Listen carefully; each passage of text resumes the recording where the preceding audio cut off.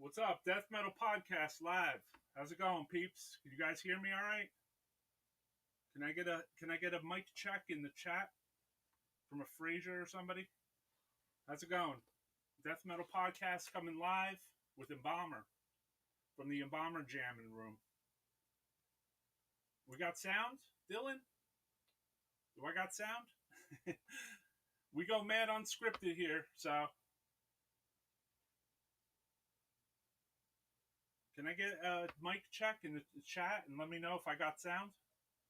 All right, and then let me know if the band does not have sound. You guys ready for this fucking shit, bro? This is gonna be fucking mad brutal. One fucking super extreme fucking exclusive right now. You guys ready? Death Metal Podcast coming at you live with Embalmer from the fucking crypts of the fucking pot room. All right, I'm a little quiet. All right.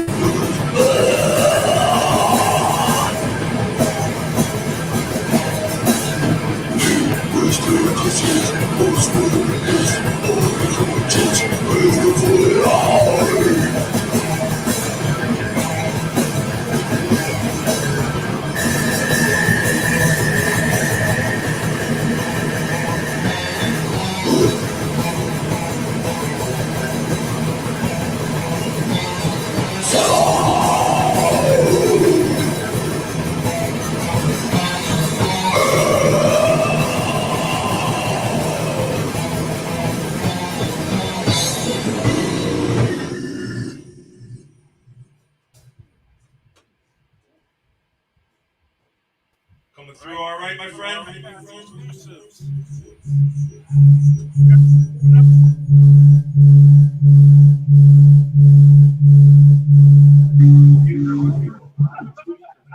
guys want to do another one? Yeah, is it coming through all right, bro? Yeah, they said the sound sounds good. The chat said the sound is good. Yeah, we'll rip a few more.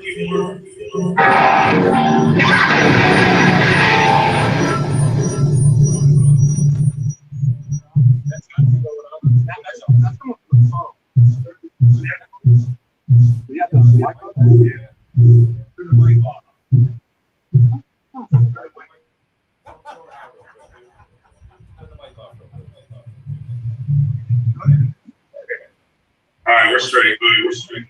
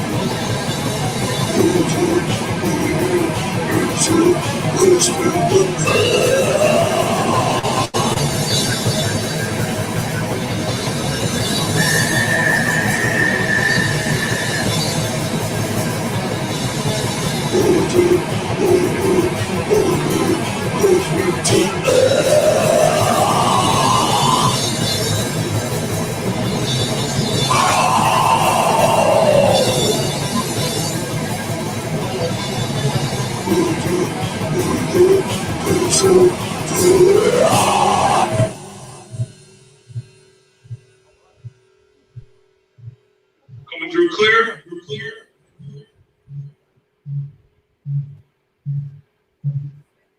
You got us, Roy. Let me know, man. What do you guys think, bro?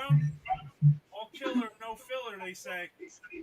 Okay, killer. Well, let's take it back a little bit, man. We'll do the title track from the Blood Everywhere 7-inch. All right, brother. After I get a quick fucking swig. Embalmer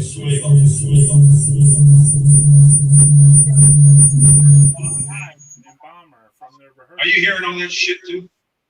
Fraser said free show. Is your phone on? Oh.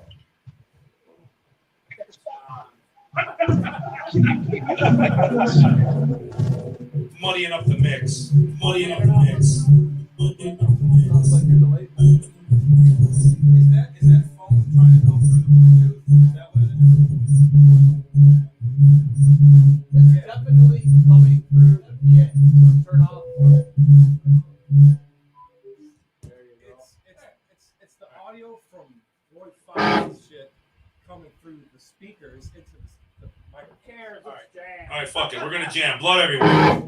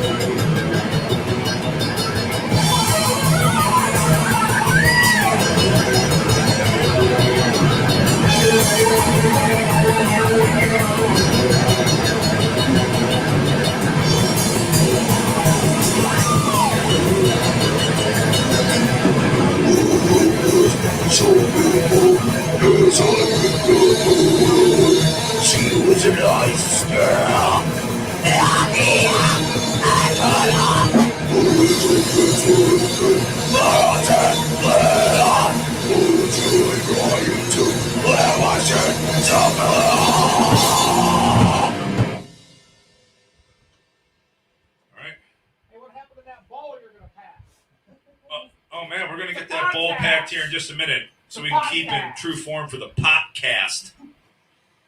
Podcast. Hashcast, too.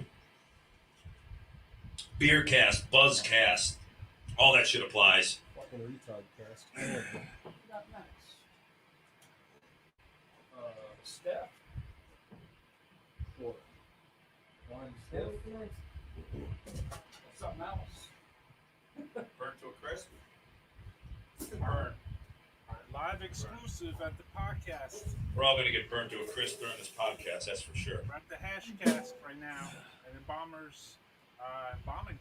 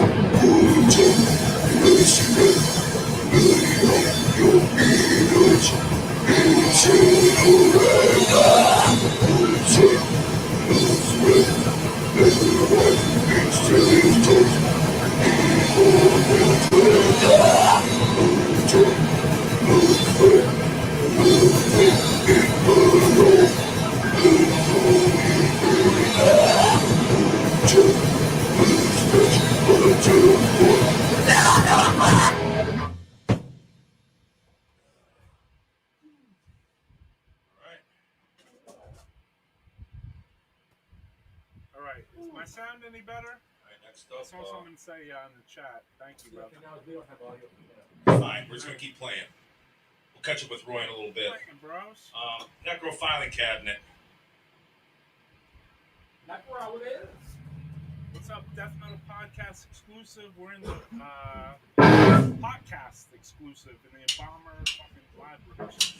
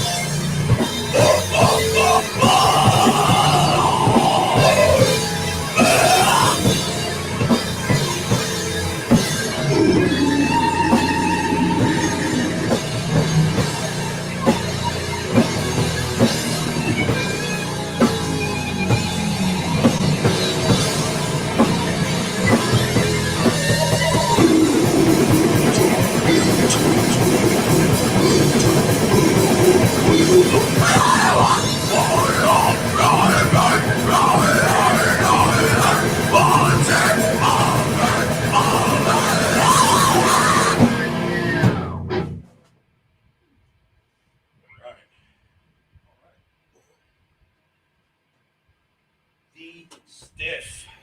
All right, can you guys hear me now, bro? Because I hear that I'm not heard. Quick swig. It's mandatory. The mandatory swig time. Can you guys get? Because does Need a Death beer? Metal Podcasts have I sound? can beer you, bro. Yeah. Hear both of us? Would you be a pal? I can be Frazier, my pal. man, can you let me know in the Spread the chat? buzz. Can you hear me now? Because you were saying I sounded low. All right, There you cool, go. Dude, don't sound so cool, good, man. I'm working with new equipment. Cool, man. Thank you. Ah, For the new year, we got oh, new it's just equipment. Squish there. All right, thank you, my brothers. I appreciate it. Death Metal Podcast 2022, straight from the Embalmer live in the rehearsal spot. This is their podcast. Into the oven. We do got to jam that. Or Embalmation. Roy's a first demo guy. This man knows.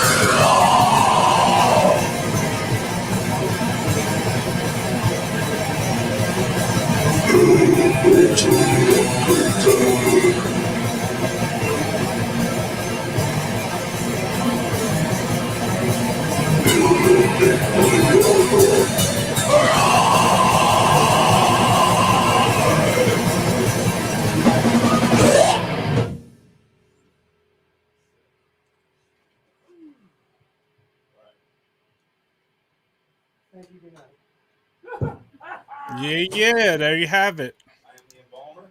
Oh, so sick. These guys they're reaching for the fridge and smokes, you know?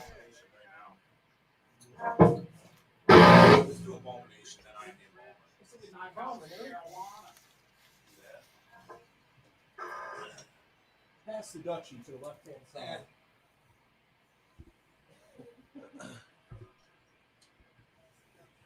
Hey, later. Gotta get this. It's laced with PCP. He looks just like the guy on the shirt.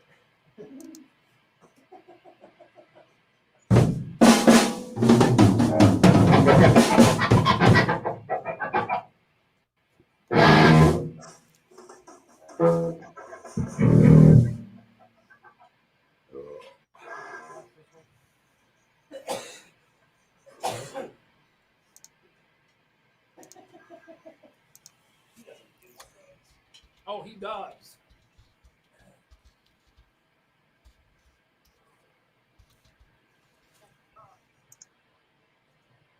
Quick weed intermission. I mean, tobacco products, my bad.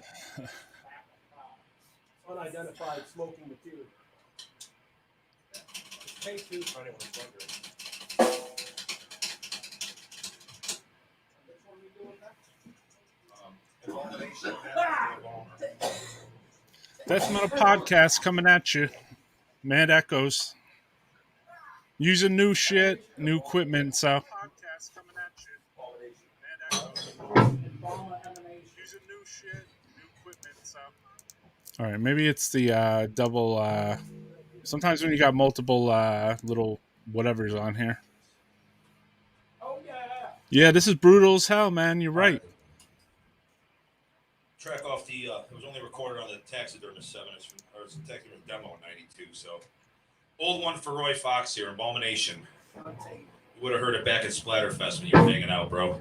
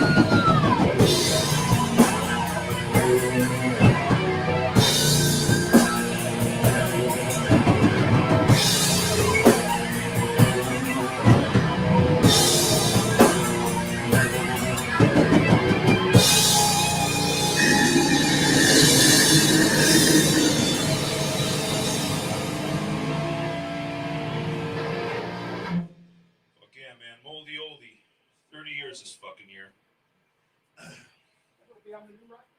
Yeah, redid it. I like you guys just little.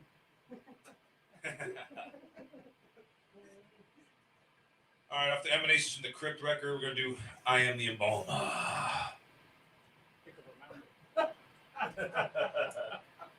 Hey, it's practice for a reason. Let's do it. I don't even know half these songs. I'm winging it. Ooh.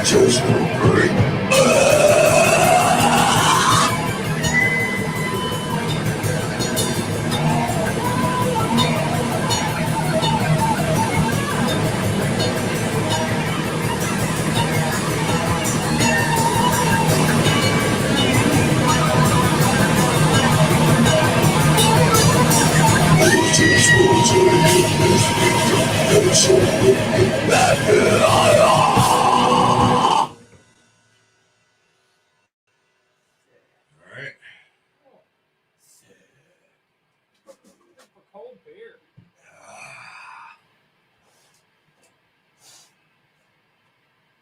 You want Emanations or a beer? who needs a beer? Someone needs a beer? He needs a beer from the crypt. We can get that handled. It's a beer from the. There you go, bro. It's handled.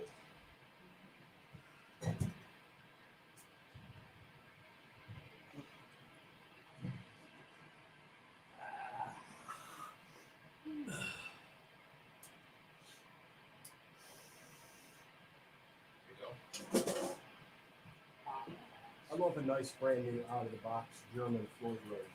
Is that what that is? I mean, it's all. I put it on this guitar today, so not that old.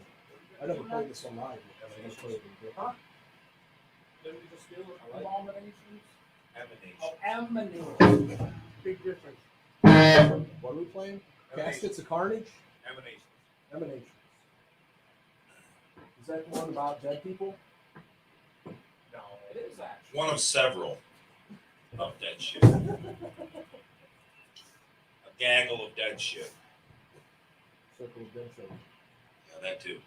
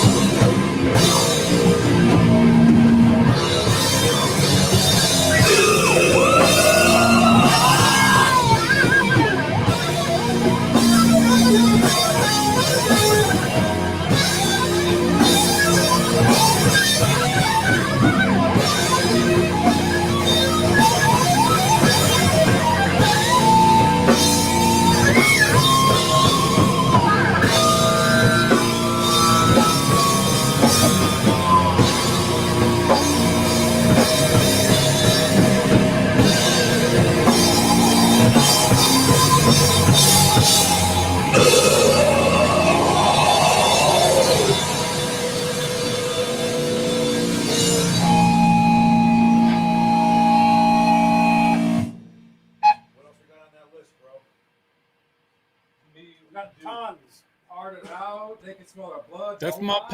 podcast exclusive, Bone box. right from the podcast. It's a Beer box. podcast. Something new. Beer box. Beer box. Beer Embalmer's box. podcast. So, what's everybody doing out there at 5 o'clock in the afternoon, bro? Because you see what we got going on right here, right? Live in Ohio, Let's go. right from the rehearsal spot.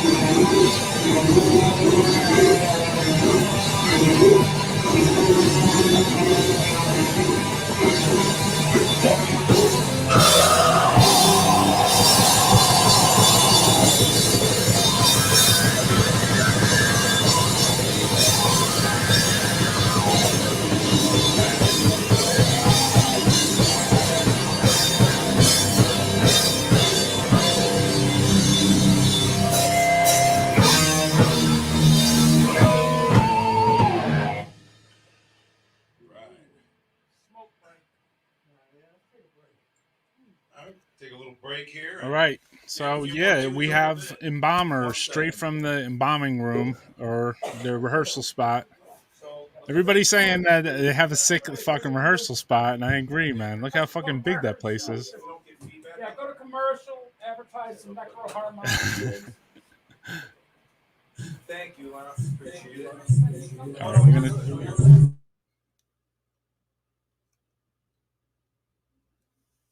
go to rehearsal. Yeah, Pentagram from Chile playing. Let's bring these guys off the screen for a sec. What's up, everybody? So yeah, we'll let them guys settle down for a sec. What's going on? Death Metal Podcast coming at you live. Yeah, that was sick. Damn, I don't know why this delays a little bit. We're on the new microphone, and then the band microphoned up a little bit, so that's why things were sounding a little better, you know. So I noticed a lot of people were saying it sounded really good. We put a little effort into the band, put an effort into trying to make it sound good. So this was really cool. Yeah, my man hit me up, Paul, and I've known him for probably almost 30 years. And what do you call it? He said, let's why don't we go live on Death Metal Podcast at the rehearsal, you know? What's up, Skip? Skip from Head Rot in the house. I see Francisco from Jamming Out All Badass in the house. He had that crazy interview with those ladies last night. Who else we got here? What's up, Andrew? Synthetic Life, Brad, Goatman, Daniel from Germany. What's up, brother? Tim from Anal Cunt. Fucking Anal Cunt. Anal Cunt's in the house. Scarred Cage. Thanks, brother. Patrick, also from Germany. Where's all my Germans? Where's all my Europeans? I went live early during the day. This is going to be the game plan sometimes. I'm going to try to go live during the day on Sundays and see if we can get to get, you know, European bands on Death Metal Podcast, because we're missing that, right? I'm going to try to get some people, try to get some friggin' European bands. I'm wearing a Ruin shirt. My man Mike hooked me up, long sleeve. Going crazy. Francisco getting mad shout-outs. He deserves it.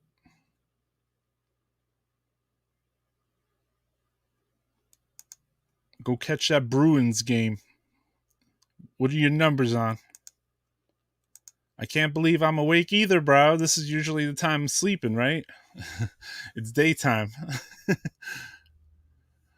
So, yeah. My man Paul hit me up to say, why don't we go on and do like a live, and we'll do like an interview, you know what I'm saying?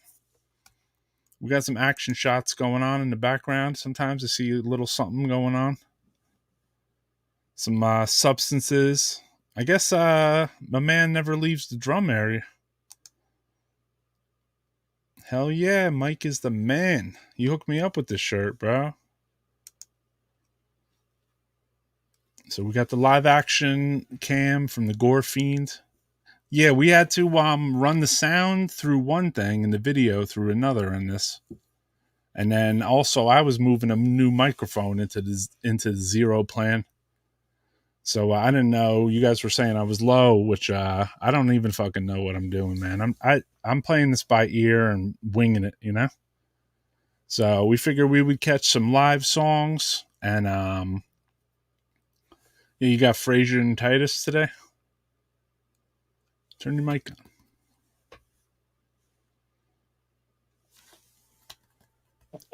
Can you hear me now, my friend? Yeah, yes. Yeah. All right, what's up, Royster?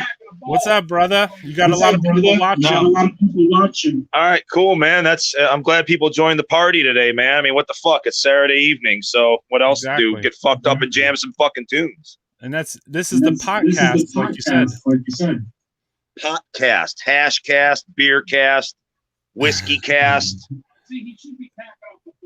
What's up with that rehearsal room? You guys have a really slamming rehearsal room. Hey, man, you got to have the right environment to create the right sickness. You know what I mean? So we got fucking flyers, fucking flags. Jolly Roger, if you need some fucking flags, shout out to my boy Roger Mortician. Got some other fucking essential posters, old shows we played. Roy's got his 91, 92 shrine behind his fucking drums there with old ass fucking flyers. So, you know, typical death metal shit. You got a big rehearsal room. Yeah, 33 by 11, man. So, you know, we're not like some bands practice in a shipping container or a used store or whatever the fuck, like Morbid Angel and all them down in Florida. So, you know, but yeah, man, we try to keep it sick. It looks like we try to keep the jam room looking like our bedrooms when we were 15, you know? Sure. And you guys got a good sound. Everybody was commenting on the sound. So whatever we were doing there, like your sound. All right, cool, man. Yeah, shout out also to our boy Noah Buchanan over at Mercenary Studios. He lent us some fucking studio mics so we could run some shit through an interface instead of using a shitty ass, you know, telephone or laptop microphone to get this. Even though that'd be super underground, you know, we could put a rehearsal demo out, you know, after the podcast and shit if we did that. But, you know, we're trying to be a little more advanced than that and be some modern guys. I'll put out the rehearsal demo. I got to record it. We need Sakula here with his audio booter, man. We'd be in good shape. Oh, yeah. Shout out to Sakula. Yep. He's at home working on new Vadiat. So if you haven't checked that out, check it out. VADIAT, Vadiat, new shit. Yeah. We're going to get together and talk with the boys? Yeah, I mean, you know, jam a couple more tunes and then do an interview. Right. I mean, if everybody wants to hear a couple more songs, we'll play a few more songs, man. I want to hear some more music, man. All right, cool. Then that's what we'll do. Hey, my man Carl from Oz saying your place looks like a death metal lounge.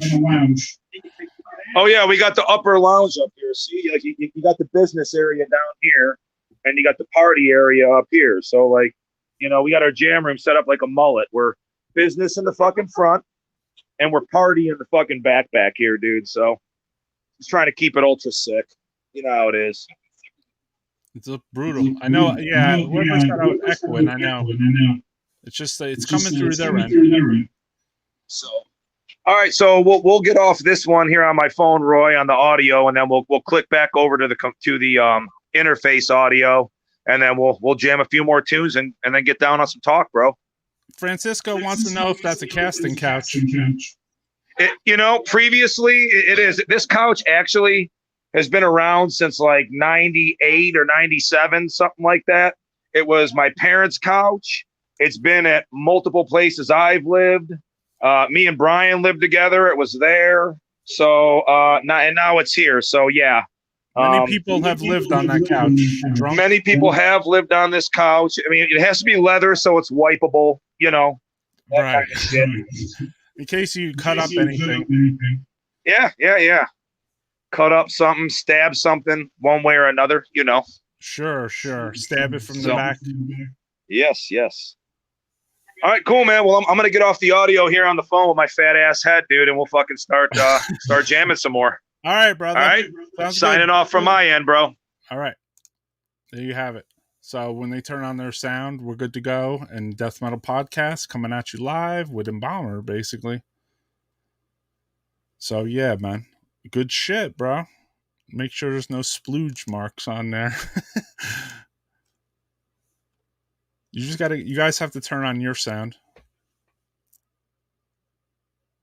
Yeah, and get Paul in the shot.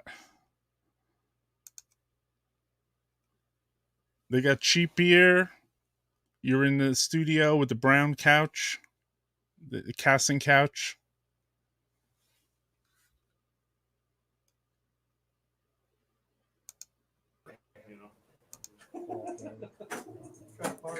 All right, there he goes. Now we got the sound in the room again. We're Cool, good? man. Yeah, you're good. I'm out of here. Death Metal Podcast exclusive, January 8th, 2022.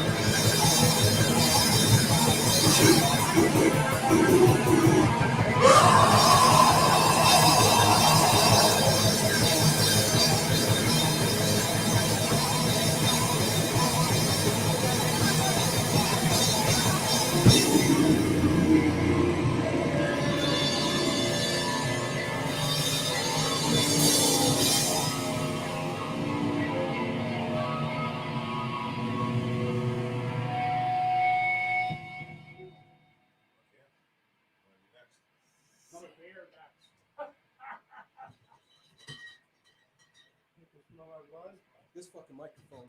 Yeah. Sir, I keep forgetting you're there. They can smell our bud. I can't smell it, so you can smell it. You didn't bring none, motherfucker. The guy that don't bring no weeds bitching about weed the most. But you guys all have. He ain't had weed in a year, but, you know. Under the bucket. Hey, man, who's packing up a bowl? Someone else do it, because I can't pack it, but, you know. One of you motherfuckers get your shit. Hey man, as long as you bring the riffs, it's fine. Oh, we bring them. Usually you do. Where's Steve to smoke? You're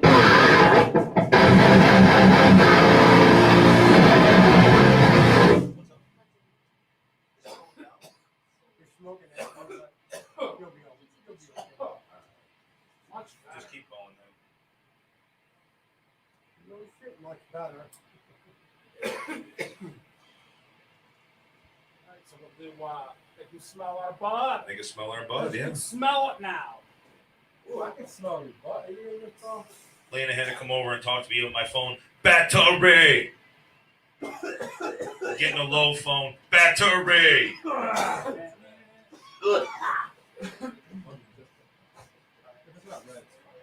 But it's okay. We got other phones in here. If that one gets fucked up, we'll just plug someone else's shit. All right, let's go. Time is of the essence. Let's fucking rip. Let's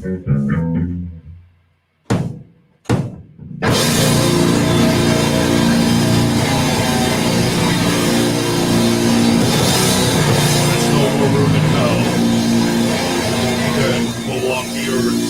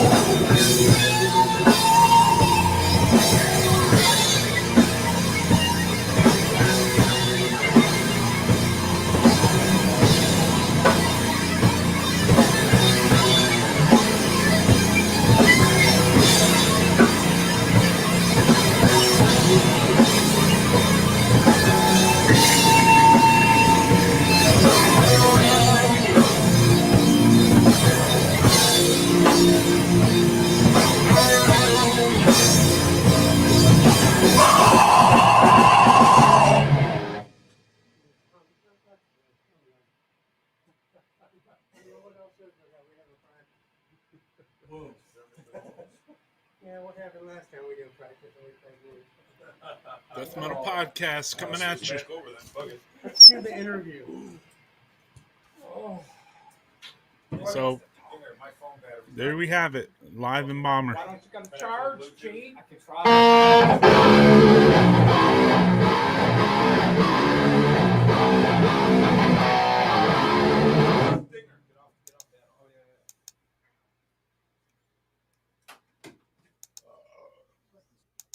All right, so I'm gonna just shut the bands off for a second so they can regroup. How's it going, everybody? I hope you guys like the live stream today. I see there's a lot of people tuning in, about an hour in. No, I'm not in a 5-hour live stream at this stage. What we're gonna try to do is we're gonna try to do an interview too. I have to say this band came out and just represented super hard, dude, because there hasn't really been a band that's come on and like just came out and just played their songs, you know? It's like everything is all check out our YouTube, check out our Bandcamp, all that stuff, you know what I mean? Which is cool. I mean, you got to get your music out there, right? I appreciate that 100%. But this band actually came on. This band came on. And they repped it right on the spot, dude. You know? So Death Metal Podcast, as you guys can see, is mad raw. We're just here to enjoy death metal on a Saturday. I guess it's the afternoon for me, because normally we might do this later in the day. And I appreciate everyone that tunes in or tells their peeps about it or whatever. I figured we would start off January 2020 with a bang. I hope everybody's having a good day. Let's go back to this man. He got to spin his thing. Hold this for the interview too, or no? Otherwise, we'll be in position somehow. I don't, you know what I mean? I'll let the Embalmer be off screen for a minute. So how's everybody's 2022 going? Pretty good. It's a couple, if we get into talking about music with the band, got a couple things I want to show people that I got as far as good death metal for other people that want to listen to it instead of just talk about listening to it, hitting likes, like you gotta buy the products, because that's the way. And I'm not saying that because I run a record label. I'm saying that because it's a good way to support bands, especially if they're having trouble playing out, basically. So it's really cool that these dudes came on here to play a live set. Not a live set, but a set right in their rehearsal spot, basically. So it's really, I think it's important for bands to show and prove, I'm gonna just mess with this mic a little bit because I'm new to this. Maybe I'm getting messages saying you're fucking ugly, Roy, or your sound is all fucked up, bro. You look like shit. So shout out to everybody. Let me see what we got here. That was ripping. Sometimes the band tries to communicate with you through the that's just spams, death metal fan spam, which is cool. I don't think they're gonna play any more songs, but I don't know. They mentioned something about that to me earlier on the phone. Happy New Year to you, dude. Richard Santos. Richard Santos, I want to have you on my podcast at some point if you're down with it, because you were telling some fucking stories that were kind of bugged out when you were talking to Francisco. So there's something hidden in your zone. I don't know you that like too well, so it's cool. For real, dude. Thank you, my man. I shaved today, which is rare. And I put my contacts in because I look like I had my glasses on. I was like you in the old days, Tim. I had my glasses on. Not that we don't have to wear glasses again, you know. Trying out this new microphone I got. Those guys, it sounded good on their end because they brought a laptop to the party and they brought phones to the party. So basically, if you guys thought it sounded good, it was really on them. And me, I'm still testing out whatever I got on here. So yeah, I want to do that, dude. I want to get Richard Santos on here. He has a lot of good stories, dude. So it's a bet. I look like shit and I sound good. Thank you, my man. I appreciate it. I saw you last night. You were stuttering because there was women on. So anyway, a death metal podcast coming at you live on a Saturday, a little bit earlier than normal. I figured I would try to do something different. My man Paul from Embalmer had hit me up and said, why don't we go on there? You know, we'll come live in our rehearsal studio and we'll go live on your show. And then if you want, we'll do like an interview or whatever you want to do. And I was like, all right, let's do that, dude. You know? So maybe a couple days ago we talked about it. And then you guys just got to see it, man. And if you didn't get to see it from the beginning, check out the playback because these guys were really ripping ass basically in the studio live, which is nice to see. With all no offense to anyone that's in a more projecty slip your riffs around band, but it's nice to see a band go live and just play their songs like a band at a live show or whatever. So it's they have a pretty deep and cool rehearsal room, man, right? Like I was seeing all kinds of old really weird posters and death metal flyers, which I really am into, you know. You guys, anyone on here in a band? They got a good rehearsal spot, or what would be the situation with everyone's rehearsal spots? You guys are in like a 10-foot room by 8 foot in the closet, or because I could see definitely that Embalmer, they got it linked up and it makes it comfortable for them, like it said. You got a broken leg? I'm sorry to hear that, my man.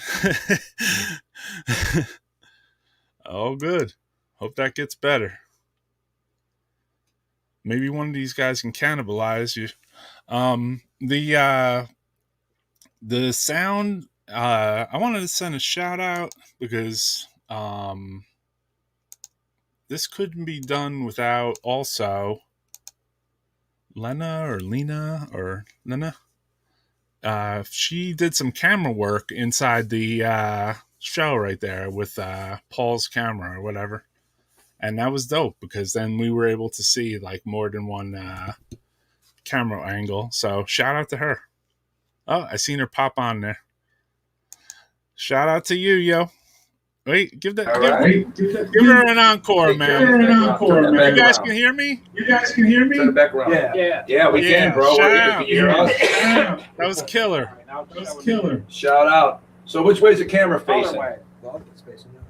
There you go. The only thing we got to work on is that I could hear myself, like, before I talk. Dinger, can you change the camera so it's facing so she can see what she's filming? On this or On the phone.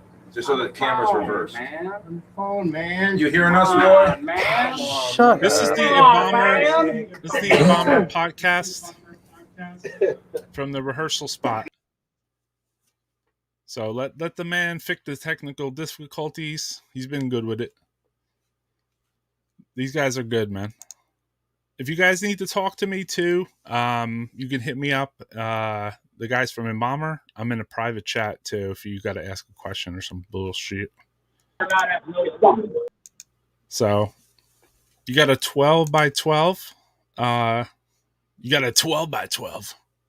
12 by 12 room that smells like sweat, beer, and ass. That's what you're rehearsing in? Very cool. The whole basement hasn't rehearsed as a studio right now. You guys worry about water ever? Sometimes I worry about when I have my equipment in the basement. The water, like I'm like just scared of water for some reason. Seems like everyone gets fucked over by like water. Let's see. These comments are coming in weird as fuck, dude. In the 90s, Hideous Mangalus shared a rehearsal spot with Postmastro Rochevore in Bentonville, Pennsylvania, and he used half their drum set. Sick. You heard it here on the Embalmer podcast. So smoke them if you got them. We'll see if we can get the angles with the band. I'm going to let them go on the stream so they can see that they're going sideways. We got to turn your phone the other way, homies. Are we good? No, you got to turn your phone. Vertical? Yeah, like that. Yeah, vertical. All right. Hold on a second.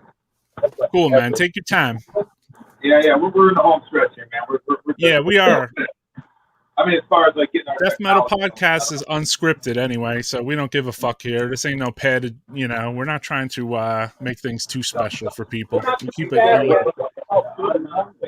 it like a crusty demo. That was. This whole show is like a crusty demo. But did it change? Are we? Does it look correct, Roy? Yeah. Hey, I got a question if I could ask you guys. Yeah, ask us whatever. You know what? When you were live before, could you put that microphone back on and then shut this one off? Because it sounded way better. Okay. You want to try that real quick? Yeah. All right, cool. I'm going to take you off screen for a second. Okay. Cool. Let's try that, right, peeps? Death metal fans from Death Metal Podcast. We're going to see if we can get the sound really nice. Because when they were playing live, it sounded super good. Not that we can't hear them now, but I want to, we'll try both ways, right? And then we'll see what happens. They just got to turn their mic on their Embalmer cam, and I'll turn the mic off on the Embalmer crypt. So if those guys can hear me, which I think probably they can. Rats rehearsal space. We found rot rehearsal space infested with rodents afterwards. I thought you said rat because Sam Biles was involved. For some reason, like Rat the band and Sam Biles seem like they're some of the same thing. All right, so let's see. Can you turn on the Embalmer microphone?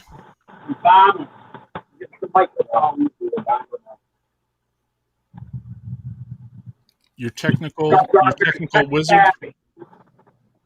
We're getting there, bro. Can you get that up? Listen, I can hear you guys, but you know that Embalmer cam that you just shut off? We're working on it, bro. How about now? Any better? Right. Oh yeah, that's better. Let me shut off your Okay, mic and yeah. see how it sounds. All right, let's test it. Can I hear yous? No.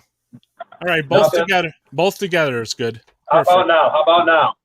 Both together is great. Right, everybody? Yeah. So you can hear me? You can hear Yeah, us? both together was much better. We're good. We're perfect. All right. We're Let me go golden. let me go piss on the side of the building real quick. I'll be right Yeah, back. take your time, my man. Take your time. We'll chill with your band members. How you guys doing, man? You know what, man? What's up, Roy? Roy and Roy. We're the double Roys. We're the old school Roys. Yes, we are. We're the only Roys. Right? You know any other Roys? Hell no. I don't know any. I knew one that worked at a pet store when I was like 10 years old, dude. So there ain't no Roys. My son is Roy. I got a what do you call it? I got a candid shot of Roy. It ain't evil. This is just him just chilling at a fest one day, and I surprised him.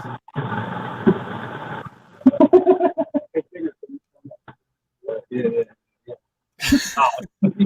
Claire, you can put that back there. Oh, Roy. And I could see the guy from Devourment behind you there, the singer. You got a little bit of hair there on that thing, Roy. More hair there. A hairband? Actually, Roy, you stop. Roy needs a hairband? He has no hair. Let's go for that jigsaw nowadays. Yeah. Let's see here. You better, bro. I'm back in the mix. You gotta let beer out. You can put more beer in. That's the way it works. All right. I don't think the Embalmer cam changes the volume at all.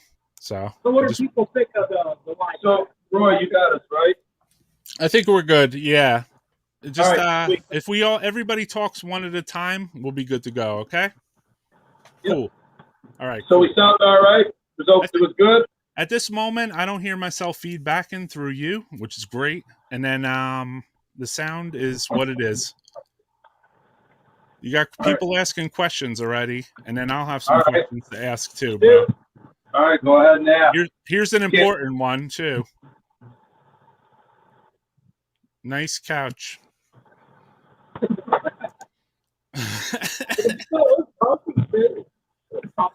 He's been going since fucking cleans up well. 97 or 98, man. Still comfy. You got Skip from Head Rot saying, "What's up, Roy, Paul, and Brian? What's up, guys? What's up? Skip? Head Rot in the house. Head Rot is in the house, dude. Yep. Gulp and guts. The Embalmer couch is the best couch." It is. All right. Does anybody else have any questions before I want to talk? And Roy, if you could, we can't see the chat because the laptop's on the floor. So if you would just ask us whatever they got, whatever you got. Yeah, I'll throw the questions. I'll throw the questions at you guys like it's a game show, you know? Yeah. Does that work? Yep. The buzz is right. Was Paul conceived on that couch? Sam Biles wants to know. No.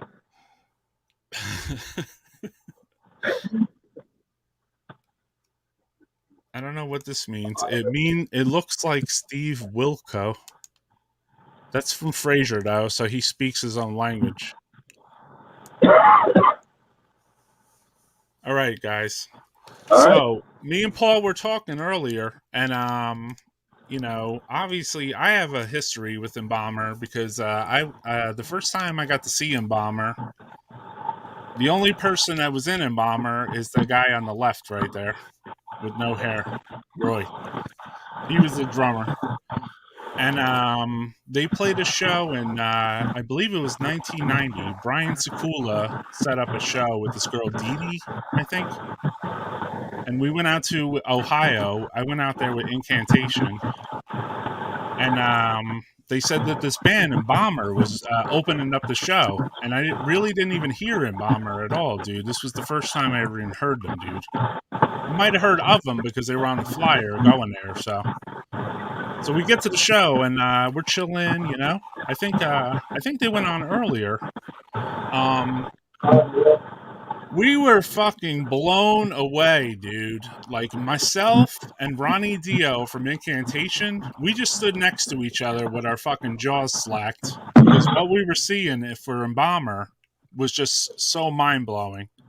So back in the day, you guys were jamming with this dude I saw a photo of, and this is how I remember. This dude, Toby, was your first singer, this guy Toby or whatever? Yeah, Toby Wolf.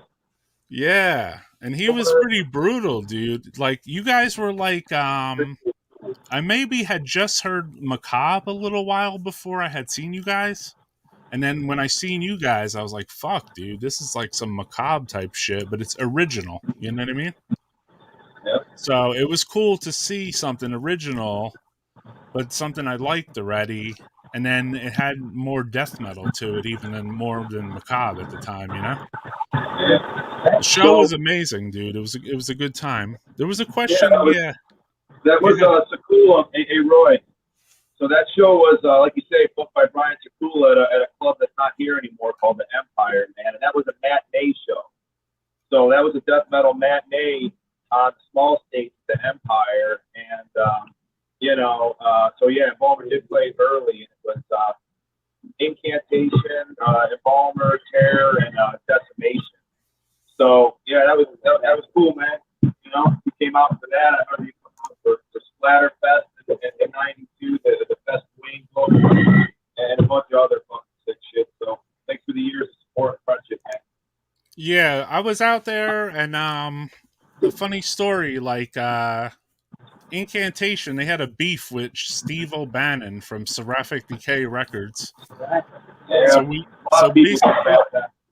we went to Steve O'Bannon's cash machine and to his house, and we stalked out his house and his cash machine. And basically, because we were going to beat him, basically. And there was probably like 5 or 6 of us, too. So if he would have answered the door at his house, it probably would have been a kind of bad news for him. Instead, we basically just smashed his mailbox off his front lawn, ripped up all his mail, and spit on his porch. And then we moved along, you know what I mean? It wasn't going to happen that day, you know? Yeah, man. I mean, on one hand, we were really lucky here, you know what I mean? Because that shit was so local and accessible, and, you know, so many cult releases everybody, you know, is all into. I mean, I love the releases. I didn't have a problem with Steve O'Bannon, but I wasn't on Steve O'Bannon's record label either. So, you know what I mean? Yeah. Yeah, I mean, on one hand, like, I think a lot of the releases he put out, he used to take demo tapes, basically, and then press them onto 7-inch shit. I mean, a lot of bands got on the bigger labels after being on there, but on the other hand, like, if you make a deal with a band to make 1,000 7-inches, and they get X amount, and then all of a sudden there's fucking, you know, 4,000 or 5,000, or about that's the main piece people have. So, on one hand, yeah, I think I guess that was probably the biggest problem, right? Yeah. But like I say, Scooter, that was involved with Steve back then, man, who knows, like, just because it's a different color, don't mean there was that many. I mean, I know there was multiple presses of a lot of that shit, but I mean, they would just arbitrarily make different covers and different shit when they package it up. You might get one with a yellow cover and a purple vinyl, or you might get one with a white cover and a green vinyl, but they put the shit together just before they mail it out.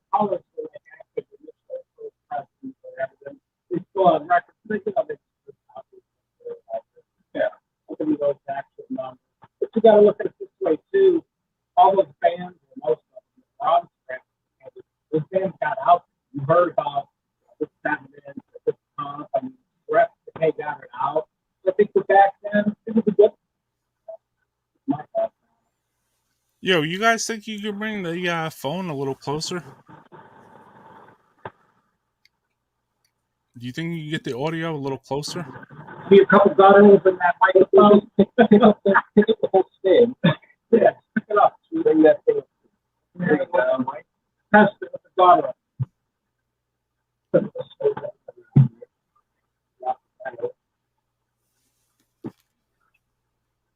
are you messing with How's that? overhead Are mic? you picking us up any better? I think so. Yeah. Yep. Oh, it's better. I think so. Just sit back, brother. All I want to right. be able to pick up some of your other band members too. That's what it is. Okay. Like Brian the Butcher Baxter, as someone said here. Brian, let's do a quick little test before that question. And Brian, say something. Check. Yeah, Roy, much better. All right, you're good. But the Butcher's good to go, right? It's all piffy right. time. Someone said it's piffy time. Now we just get right up to that mic. It's what time? Piffy time? It is piffy time. So, 11. I was letting people know that this was, as you said, the Embalmer podcast. Podcast. And you guys are live at your rehearsal spot, right? Yes, we are down here at Rock and Roll City Studios in Cleveland. Somebody was saying something about a cellar. Were they talking about the band, or were they talking about where you were at? No, we got a song called "The Cellar" that was on the main demo. That's what I thought. I had a feeling. I was like, I think they're talking about us. And interestingly enough, that song was actually during the first lineup transition. It was carried over, started to be written by the Oven lineup, and then it was carried on. Like when Toby was in the band, he helped, write a lot of the slower parts that were in that song. And and Mark, of course, it was guitar player at the time, Mark Davis. And then when Toby left and Dwayne left, and then they got Brian Holmberg, Jocko, and some other dickhead on vocals. They finished up that tune and ended up on the '93 tape, "Riding Remains." So that song was actually a partial carryover from the Oven era. Okay. Yeah, and I saw you played when you were playing your songs. You said this is a song that I would have heard back in the day. I guess does that mean you guys only played it once or something live? Well, the thing is that song was called "Embalmation," and it was always in the live set back in the day, but it wasn't on the Into the Oven demo at the time. So basically, when Dwayne put out the Taxidermist 7-inch, or not 7-inch, demo tape cassette, after he left the band and was headed towards Decrepit, he put out that tape, and there's a studio, kind of a rough studio recording of that song, "Embalmation," that's on that tape. So anybody that was trading tapes around the time with him probably got a Taxidermist tape, and that had partial live set from the Splatterfest '92, and then there was a studio track, "Embalmation," that was a crude, studio version, but it was never done properly. So Yeah. we brought it back into the set list, and then it's going to be on our next record we recorded, basically at like the last song or whatever. So just so people get to hear it, because at that time I wasn't in the band, but I would always love seeing that fucking shit, when they played it, because it's all creepy and slow and sick stuff. Yeah, I always enjoyed the band songs. Like when I used to go see Agoraphobia, they would play songs that weren't on the demo. You know what I mean? And those were my favorite songs in a way, because I was like, wow, like damn, Cremate and Hate, bro. Yeah, that's what I'm saying. Like Cremate and Hate. Cremate and Hate. You would go to Agoraphobia show, and they would play a song called Cremate and Hate, and like it wasn't on the demo. So like it was like like you had a different feeling about that song in a weird way, right? Right. It was weird. It was good. It was a good feeling now. It's like you don't get those feelings as much anymore, which is it's kind of sad. Somebody was asking, was Jocko in the band in 1990? No, Jocko joined in early '93. Okay. And Chris Webber from Rochevore is in the house, and he had a question. He said, did he say Decimation? That was a good band. Yep, that was Cleveland, like thrashy band in the late '80s, early '90s. That Jim Rapucci on vocals. He was the subject of on the Mitch 7-inch, Rapucci Mitch. So then he was the vocalist for Soloist for anybody that doesn't know. And they had played the Embalmer show, if I remember, the one that I went to years ago. Yeah, Incantation, Embalmer, Decimation, and Terror. Those 4 bands. Yeah, it was cool, man. Empire, small stage, matinee gig. Yeah, it was a matinee. It was a good show, man. It was a good time, dude. It was like, for me, it was, I think, one of the first times I met with like the Cleveland like brotherhood. You know what I mean? Yeah, and if I'm not mistaken, that was the first time Incantation played Cleveland. So if someone out there wants to comment, say, no, dude, you know, they played one time before that. Like, no, I think. No, that was the first time. Yeah, I think that was the first time Incan played. It was the first time because I went with them. You know what I mean? And for us, it was all exciting. It was exciting for all of us. There was a second time we had gone back again, but then this guy named Dave drove some Suburban. And I remember that trip differently because we went to a Greek restaurant and he ordered some baba ganoush. And everybody was like, what the hell is baba ganoush? You know? And it was like 7 or 8 o'clock in the morning. So we were getting like pancakes. And he's like, can I get some baba ganoush? And the lady was like, do you want... And then the lady spoke like Slovakian or something to him, you know? She's like, do you want it or you want it to dum dum? And he's like, the dum dum, you know? Yeah. Like, all right. Or the Baba Ganoush to a tip with a babushka. What are you going to do, dude? Fuck it. So I wanted to ask some questions about some earlier stuff. So we're just going to show real quick too. So these were some of the earlier flyers of Embalmer back in the day. The demo.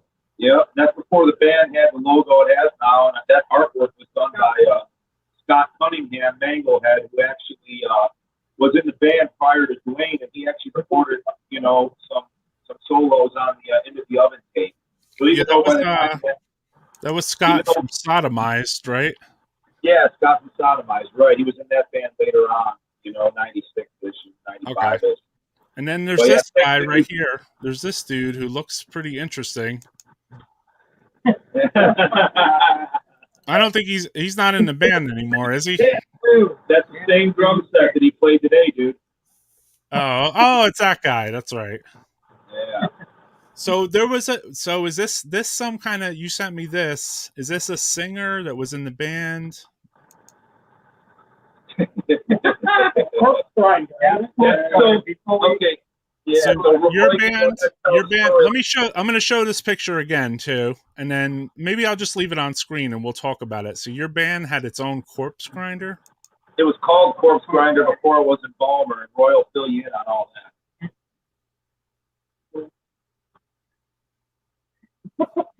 we figured out there was another corpse grinder. That's when we went to Embalmer. That's our first show with Lou Bitterman on vocals, Mark and Toby and me. That was our first show as corpse grinder. Okay, cool.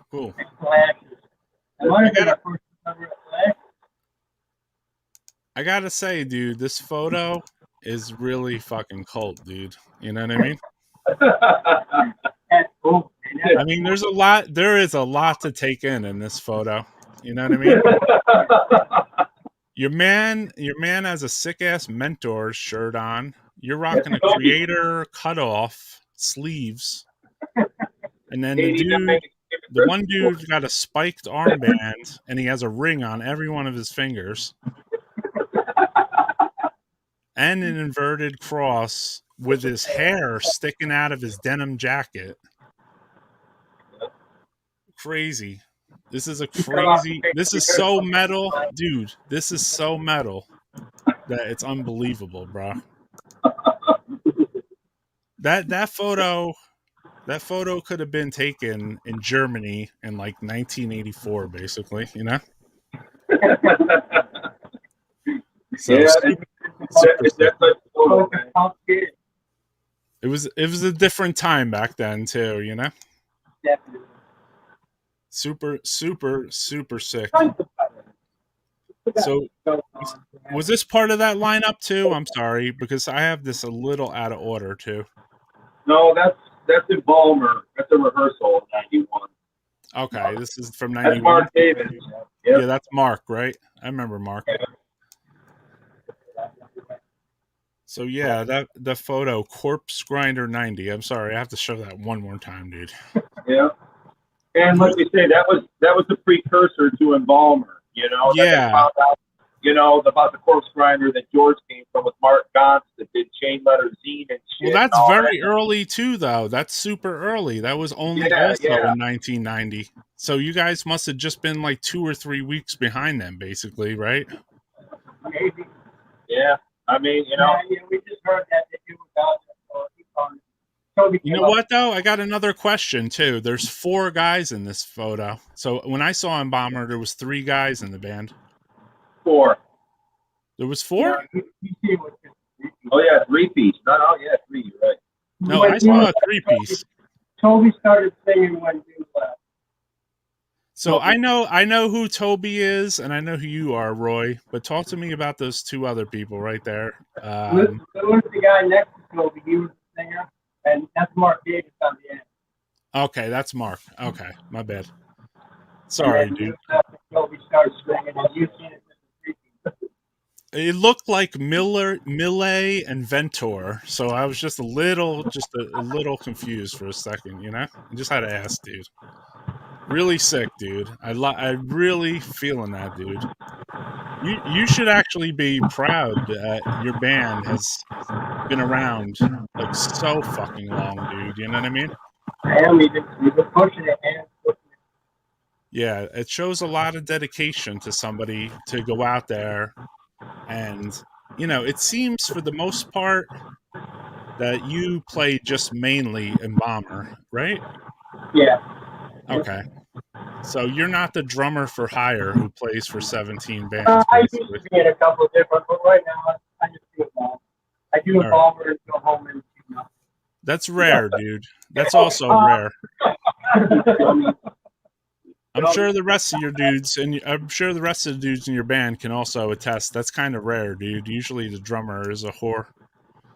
And you want to know what else is rare? The fact that there's an original member in a band that is the drummer. You know what I mean? Like usually, like the singer, the guitar player, this and that. So the fact that Roy, you know, is been through Corpse Grinder in the '80s and then on to Embalmer throughout all the 1990s till now, 32 years or whatever. I mean, that's a lot of blast beats. That's a lot of fucking keeping it sick all these years, dude. So we love Yeah. to still. Cheers to you, Roy. And the best thing about Roy though now is Roy's 100 times better drummer. He goes back on the demos and all that stuff back. I'm more raw. I'm really is built on Roy. I mean, most drummers, you know, they're really good at thirds. They're not as good. Roy wasn't as good, and now he's got.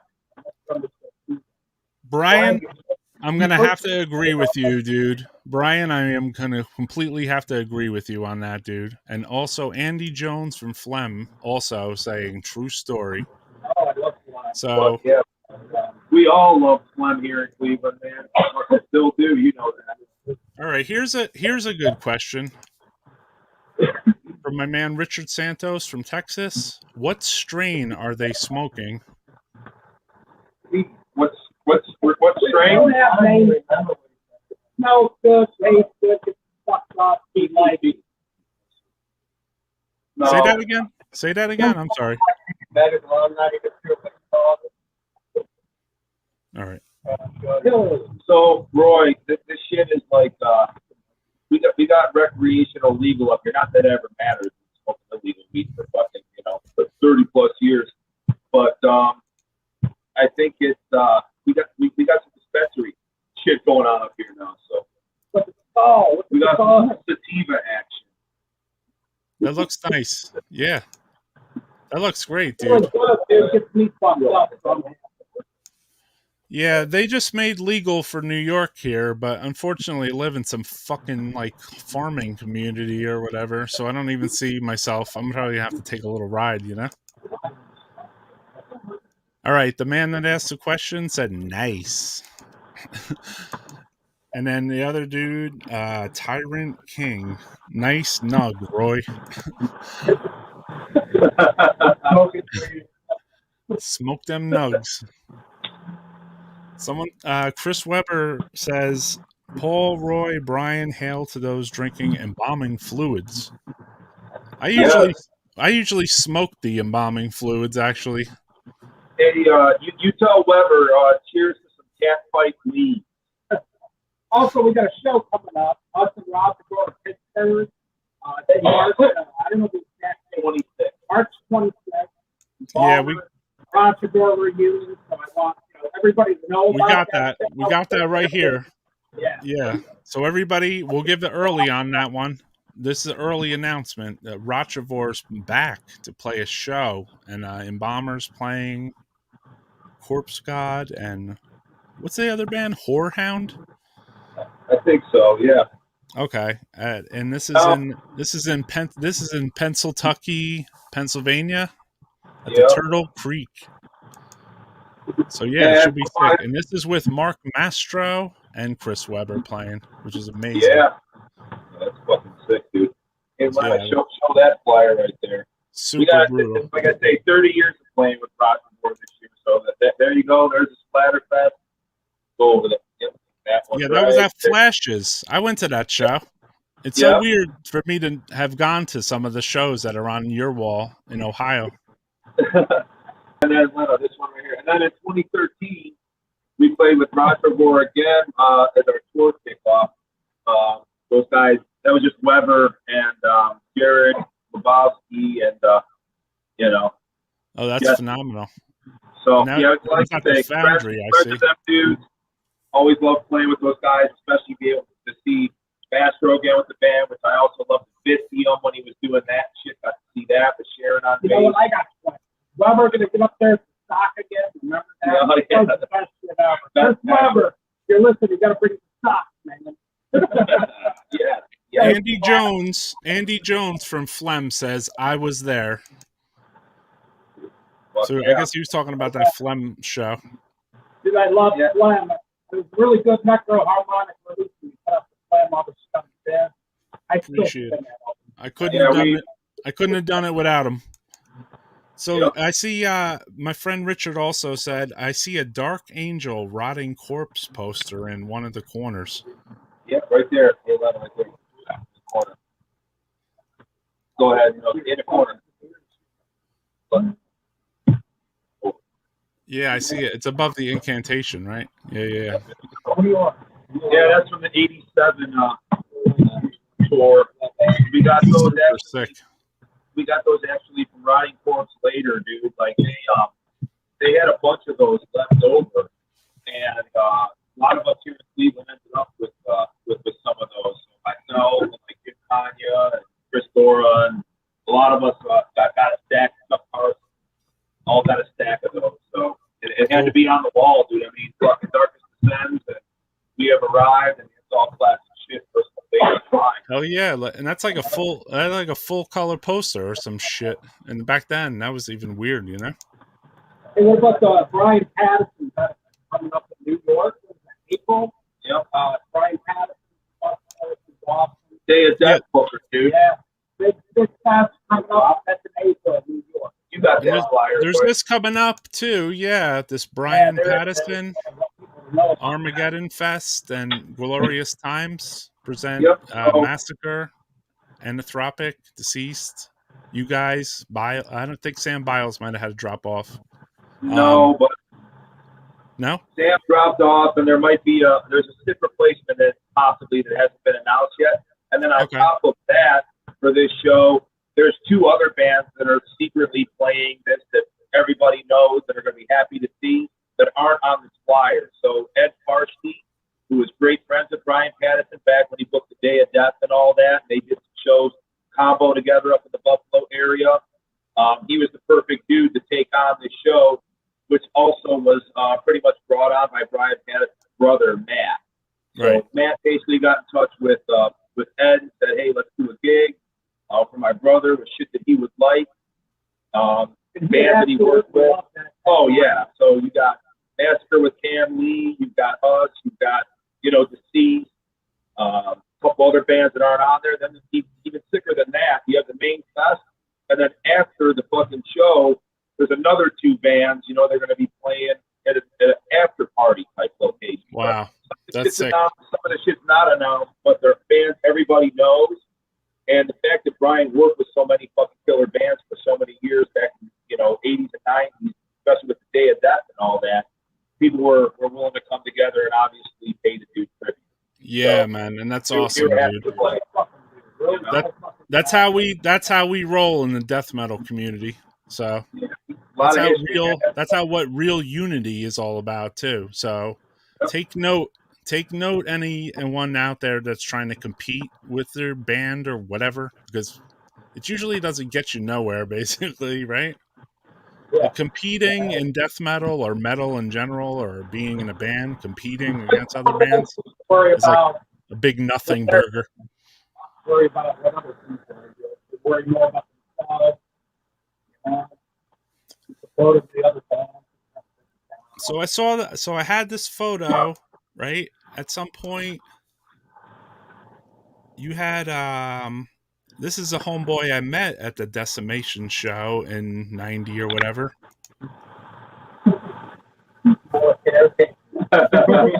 Dwayne Mars.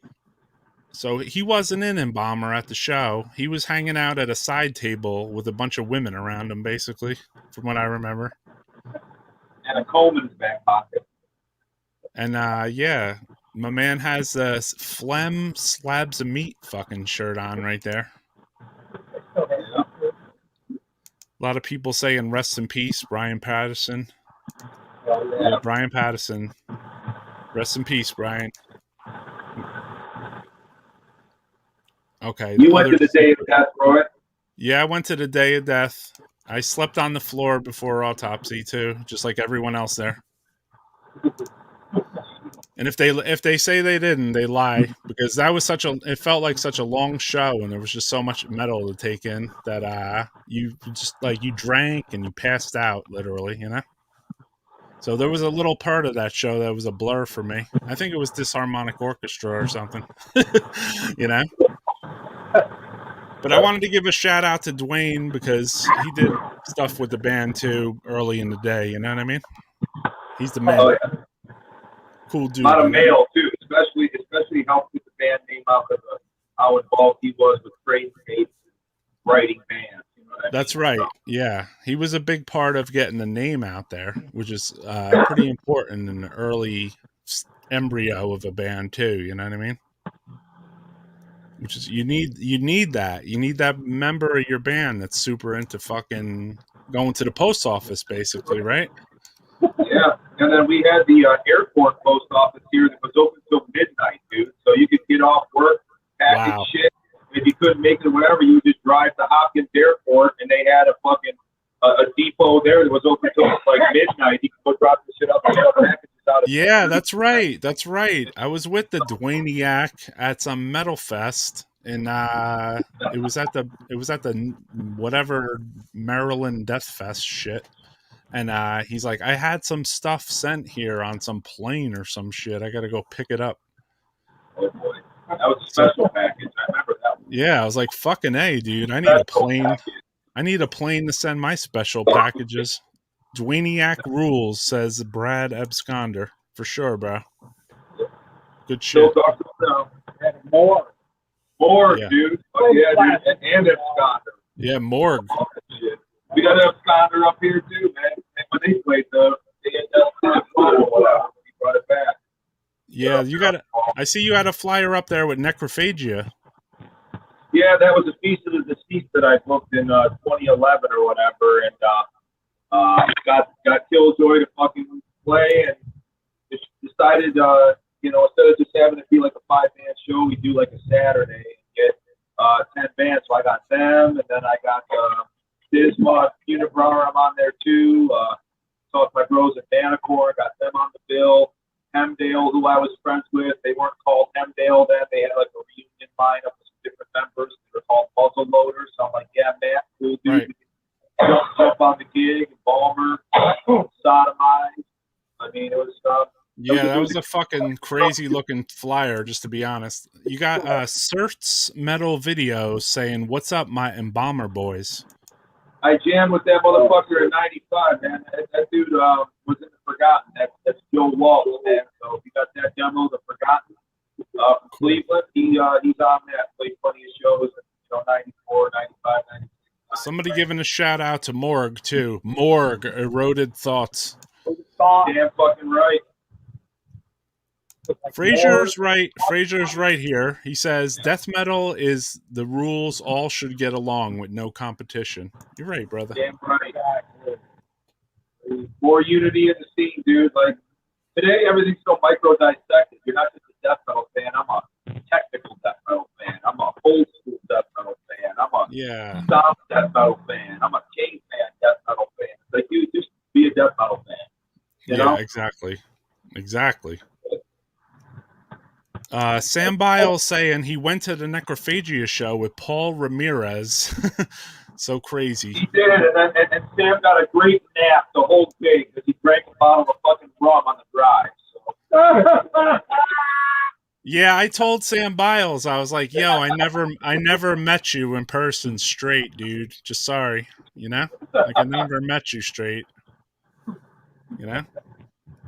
Sam likes to party, and he usually doesn't drive, so he just sits in the back seat, slugs down a bottle of rum, dude, and by the time you're starting to party, that motherfucker's already in high gear. So, Yeah. Is he at the show? Is he at the show at that point, or is he at the pizza place? Is the question, because that's sometimes what happens with some people that drink too much. They forget there's a show going on, and they like head out somewhere. Oh, he's there. He sits on the bar, you know, sleep there. Yeah.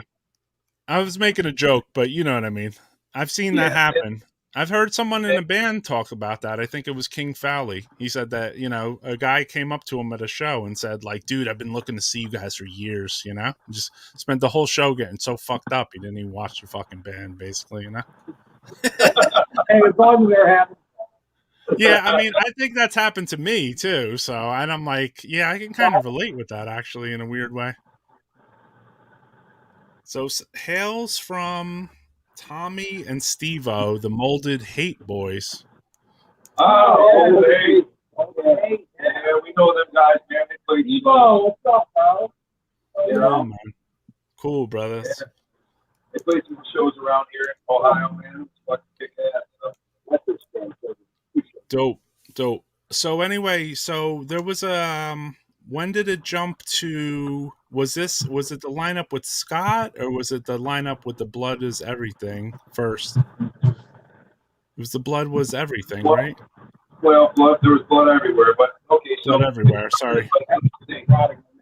That's the Rotting Remains Blood Everywhere 7-inch. That's the Blood Everywhere 7. The only difference between that and the 93 tape is the bass player. So this, anyway, is this, which one was first? This one? So that's first, because on the end there you got Scott Cunningham, and that's actually outside the recording studio when they were recording the Into the Oven demo, the first tape. So, you know, that was before Dwayne joined, and before you saw them as a 3-piece. Oh, okay. It was before Dwayne joined. I didn't realize that. Yeah. Gotcha. Yeah. So even though Dwayne's picture is on the Into the Oven, because he was in the band at the time, like Scott was involved in the recording process, and he actually knew that studio because his previous band, I think, Maddox or whatever, had recorded there in the 80s. All right, yeah, that's my first time seeing what Scott Cunningham looked like. I only know him from his letters, which was cool because you get to see someone's distinctive handwriting for years on end, and then they send you all these letters and everything, and then you get to see this, and you're like, oh, that's what that guy looks like? Like 30 fucking years later, you know? Yeah. I mean, he used to do compilation tapes back in the day, too. Mangle had Tom. So he was real involved in getting the name and shit out there, too. So, like, yeah. So here's the bloody end trail. Fuck yeah, dude. Yeah, he put out some good... He put out some really fucking good stuff. So this had come afterwards, you're saying? Yeah, so you had that picture you showed with Scott, right? And then that was the first lineup. The second lineup was Into the Oven that was stable throughout 91 and 92 was one you put up with Dwayne, Roy wearing a Clem shirt. And then this is after that. This is the 1994. There was Blood Everywhere 7-inch lineup. And then in between that and the Dwayne era, there was one more lineup before this that the only difference was the bass player. They had a guy called Brian Holmberg, and he played on the 93 demo, Rotting Remains. So after that. Cool, yeah. So there was a lot of lineup changes between like 90 and 94-ish. But it seems like at the same time, they're all like you're amongst friends. You know what I mean? Like everyone is kind of like the same bands. It's a lot like that it was in the New York and New Jersey scene, you know? Like 1 week you might have this guy in your band right here, you know what I mean? And then another week you have like I didn't upload the other guy's thing. I think this guy right here was in the band. Yeah. So yeah. And then yeah, I got some. I had some of my own photos too. I was just like looking through my shit, you know. That's how I had come up with this friggin' thing right here. Just fucking epic, dude. You think I caught him off guard a little bit? You know what I mean? That was at a show that Atheist played with It was like a Maryland Death Fest that was not in the summer. It was like in the winter. You mean this one, Roy? Audio assault. That auditory That's right. assault. Yeah, that's right. It was at that right there. So you still have the flyer from that. Dude, we got all the shit on the fucking wall. And you dude. know what? Atheist at that show, when I saw them play, I was like, what the fuck is this, dude? Because it sounded like Alice in Chains, except that they did play one old Atheist song, like Onward They Slay or whatever. How about this old ass into the oven there, a prop, dude? You know what I mean? Fucking nail props, you know? Damn, dude. We keep that shit, you know, off to the side there, tucked away. But yeah, man, we got flyers for a lot of different shit. That guy wore that on his fucking, that one dude wore that on his fucking jacket, you know? That way he got in the mosh pit and he wore that on his fucking jacket, dude. And he came out with a poser fucking stuck to the fucking thing, you know? So yeah, man. And this was an old flyer too that you sent me with the old address. You got Toby on there and you got Dwayniak. And I recognize that old Parma address, obviously, you know what I'm saying? Yep. I had gotten the demo myself from the band back then, but I remember helping spread around the flyers, you know what I mean? Of course, man. And then Yeah. you remember the days too, like you would pass ads along and you had your stamper. So you stamp your stamp on the back of shit that you would fucking send out so people would know who was passing it when it went on to other people and then promote your own shit at the same time. So that's it was like a double plus, you know what I mean? You stamped up the back of other people's flyers, and that way you kind of. I have a lot of those actually. It's a cool thing. I was showing one the other day. I had one from the guy from Abruptum. Was it it or all? Which guy? It was I think it was, I don't even know. It said something. It said, well, I think it was all, and it said all 666, and it had two inverted crosses on it. I don't know if it's on the table right here, but yeah, it's probably not though. I try to actually clean up my fucking house for once, which is rare. I just wanted to know if it was all. Yeah, hold on. I just got to kill these. Someone's saying, all right, no, that's badass BT shirt, Paul John. Oh, hell yeah, man. A lot of people are complimenting your shirt, homie. Good shit, man. Yeah, they came. You remember that tour with Sacrifice and Believer, the Christian band, remember? Believer, yeah. Yeah, both thrower, Sacrifice and Believer. You got a question, which is pretty broad. Who's y'all's influences y'all look up to? That comes from Fraser Dawson. From a drummer standpoint, Steel First, autopsy, Barrel. I'm just looking for beer, marijuana, little good Yeah, but same here, man. Other substances, but back, I guess when they started or whatever, it would have been Terrorizer, Morbid Angel, a lot more extreme shit that was out there. Roy was pretty much the first dude in town here to be doing blast beats and that type of drumming. That's what we're going to do. All right, we got Oscar Matter from Ceremonium saying, "What's up, maniacs?" Oh yeah, what's up, What's going on, Oscar? Yeah, Ceremonium was supposed to play with Embalmer out here in like '95, and they got here late or whatever, and they ended up playing it like where John from Incan was stay in house or whatever, dude. But you know, they were technically booked together here back in the day at a place called Shots out on the east side. And they like I say, they took them a long time to get here. The show ran early or whatever, so it was pretty much almost done by the time they got there. And then, Yeah, that sounds like a typical ceremonium show. so, but they did play, man. But it ended up being a house party for their set. Oh, sick. Oh, so you played a house party out there. Sick.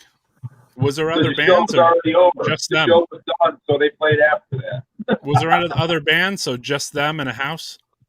No, it was Ceremonium, Embalmer, and like Hemdale, and like maybe there's a couple of bands on there. I don't remember, but it was at least them. Blood Coven, maybe. I think Blood Coven played. It says Oscar said I was sick from White Castle that night.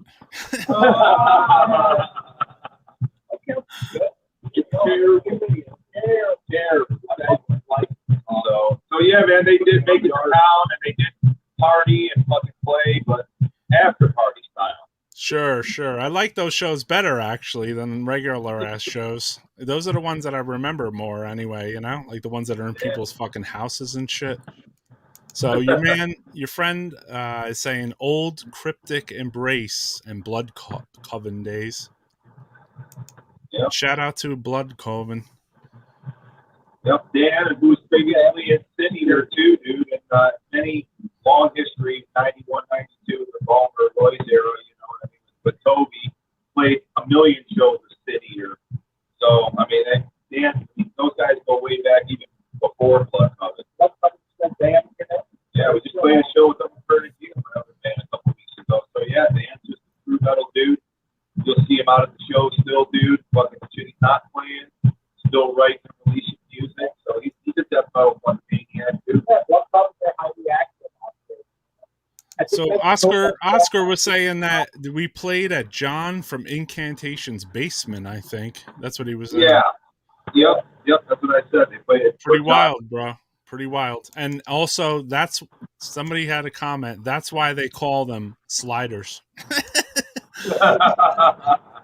Yeah, I don't fuck with White Castle either because the same reason.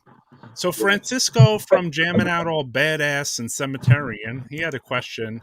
What's Roy's opinion on double kick blasts? His single kick blasts are tight. Single kick. He doesn't even be on double kick blast. I'm old school single kick. You gotta go with single kick. I think double kick more like cheating. You don't want to cheat. Single for sure. Look at that. And then Steve Holzer, he said, "What's up, Roy? Can't wait to see Embalmer again. Can't wait to hear the new stuff." And yeah, if you didn't check out earlier in the podcast, they were on and they played. I don't think they played any new stuff. Yeah, we did. Oh, you played some new stuff. So Played a bunch of new shit. when this is over, go back and watch it from the beginning because the band played in the studio, in their rehearsal. I keep saying studio because it was so fucking banging looking, but in your rehearsal spot, you were playing live. It sounded awesome, dude. Yeah, there's a few tracks we played. Actually, the new album, Dave's on. We're just waiting to put it out. We've done some artwork, and we're really pumped. The thing we do is we get together, we jam, live. We're not like that's top death metal or nothing. We get together, party, and jam. So, all the new material that we have, everything's written that way, and we're like our best record. It really is killer. So, like, we working with the artists in here. We're able to Wancho do it again, get the Embalmer live cover for us or whatever. But he's working on something really sick for us. So the music, all done, dude. Just waiting for that artwork, and then I'll try out the layout right quick, and fucking we'll get on to a release date. So yeah, you just have a new. Yeah, someone asked at the very beginning. They said something like, "When's the new Embalmer coming out?" So you just gave you dropping mad exclusives on here. Oh yeah, man. We're just waiting on artwork, like I say. So once we get that, very shortly, next couple of weeks, I'll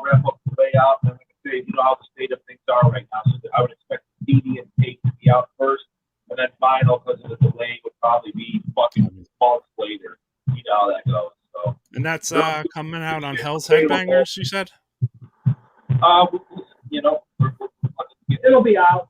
It'll be out. Okay. It'll be out. We're really pumped. You heard it here from the Embalmer podcast, live at the rehearsal spot. Just had to throw final that in stages, there. man. Hard work is all that we need, like I say. And smoke them if you got them, because this Oh, band. we're smoking all right. We got So it. it's time for the smoking. I have to take a piss, but I'll stay on for. I got to ask a long question so I can take a piss or something, you know? It says, Andy Jones says, tell the drummer next door to shut the fuck up for a little while. Oh, yeah. We're got neighbors here.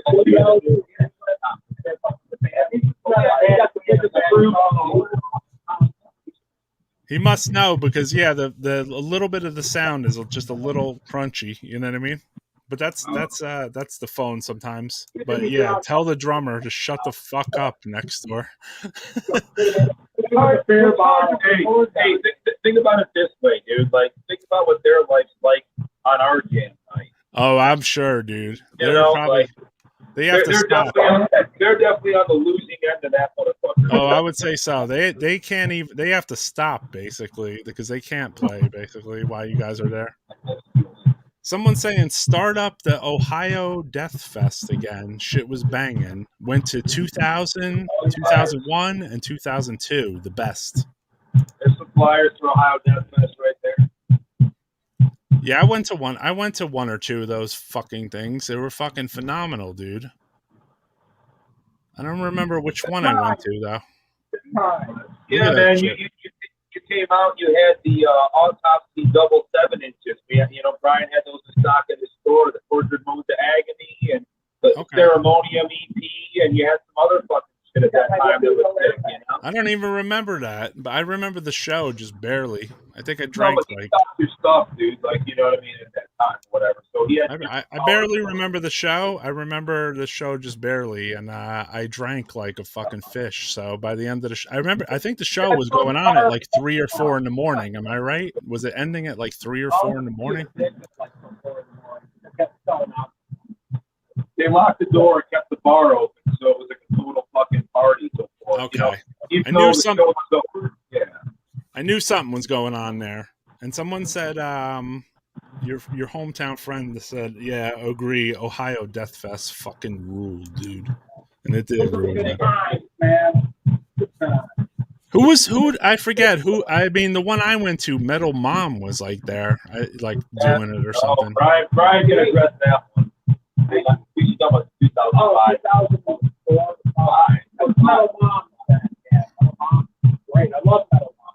She was nervous. She was mad nervous. Yeah, probably. But yeah, I love Metal Mom. Great. Of course, yeah. Hail Metal Mom. I mean, if you go back, Metal Mom was one of the first fucking death metal fest throwers ever, right? Yeah. Yep. Hey, so here's some homage for Metal Mom. There's Michigan Death Fest 2, Michigan Death Fest 3 that Embalmer played. First one that I was at, and then, Death Fest 4 or whatever there. Yeah, I went to that Michigan Death Fest. I think Andy, I went there. Yeah, that's with Flem right there, Michigan Death Fest 2. Because I remember fucking A, dude, an autopsy. That was phenomenal, dude. Shit was phenomenal. All right, you just got to turn your camera around again. That was sick, though. All right, Brian Sekula in the house. We lost you on the audio, though, bros. Just log back in and log out if you have to. So I'm just going to kick them out of the stream and then let them log back in. No big deal. Hold on a sec.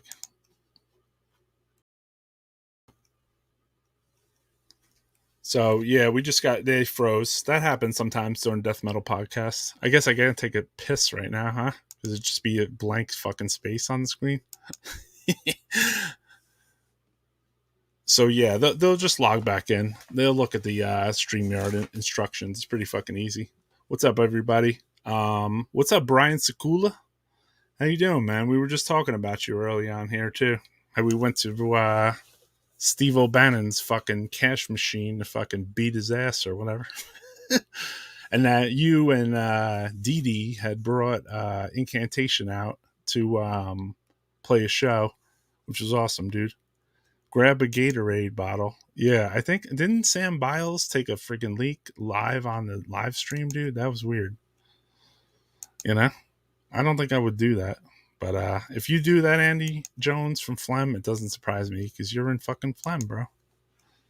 Maybe you'll be in Rochefort. So, what's up, everybody? It's earlier than normal. We did a live set of Embalmer, where they played a bunch of songs. They played some new songs, some old songs with amazing, good sound. And, this is how we do it on Death Metal Podcasts. We try to, either go up in a band's rehearsal place or interviews or, sometimes it's just discussions about death metal or metal. You know what I mean? It's a little of everything. You know what I mean? Yeah, you're back. Just turn the camera around or something. We see your casting couch. All right, let me put you on. What do you call it there? See, you guys got to take a piss. Let the co-hosts take a piss while you drink. Yeah.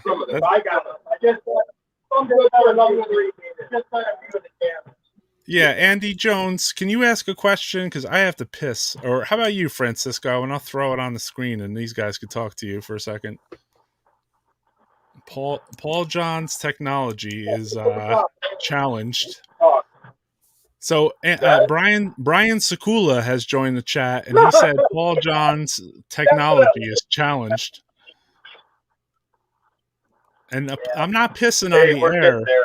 Listen, Sam Biles, I'm not taking a piss on the air. So when you got to go, you got to go. But, I see somebody saying what's up to Chris Dora in the house, I guess. Chris, what's up, Chris Dora? Brian saying what's up to Roy Stewart. A lot of Ohio heads in the house watching this tonight. Thank you, man. I appreciate all the Ohio love. Every podcast I've been doing is all Texas, so it's nice to see some Ohio because years ago, that was this place that I felt like we went the most with Incantation. You know what I mean? And even with Phlegm, like I drove out to Phlegm in the Phlegm van. We went to Ohio one time, and another time we went to like the Michigan Death Fest or something. I saw Phlegm multiple times. Michigan, I saw Phlegm. From Ohio, I saw Phlegm multiple times.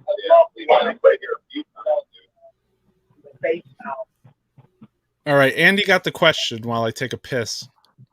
Oh wait, here's a little bit deeper one, maybe though. Any Kanye stories? I mean that could be its own podcast, obviously, but I remember one time, I think it was like 1990 or 1994. I think it was the first times I met him. And we got their heavy baseball match after I think one of the shows was last week. I almost think it was after the office. Yeah, Kanye was there and we were talking about demos and things. I think that was one of the first times I met him. Check out this guy with his headbands with the baseball. I think the bouncer was it the bouncer? I can't remember. Yeah, sometimes it's flash. But Jim, he was always a character, a really funny guy, definitely entertaining. Good guy, really good guy. I think it's a meeting like 2012 or 2015, but look out. I'm about the tax credit. Yeah, I mean, he was around forever. So I mean, we all have different kinds of stories. Throughout the years, the person I think was like for Embalmer, he loved the early era of Embalmer, especially like with all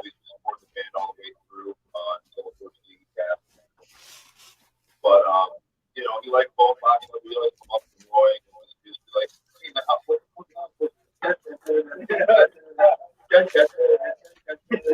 like, you know, that's how that song comes in. But like, he would always do the air drums and shit. Even like a lot of stuff he would help write with Gunslaughter. Like, he wouldn't play guitar, but he would sit there and go, no, man, it goes,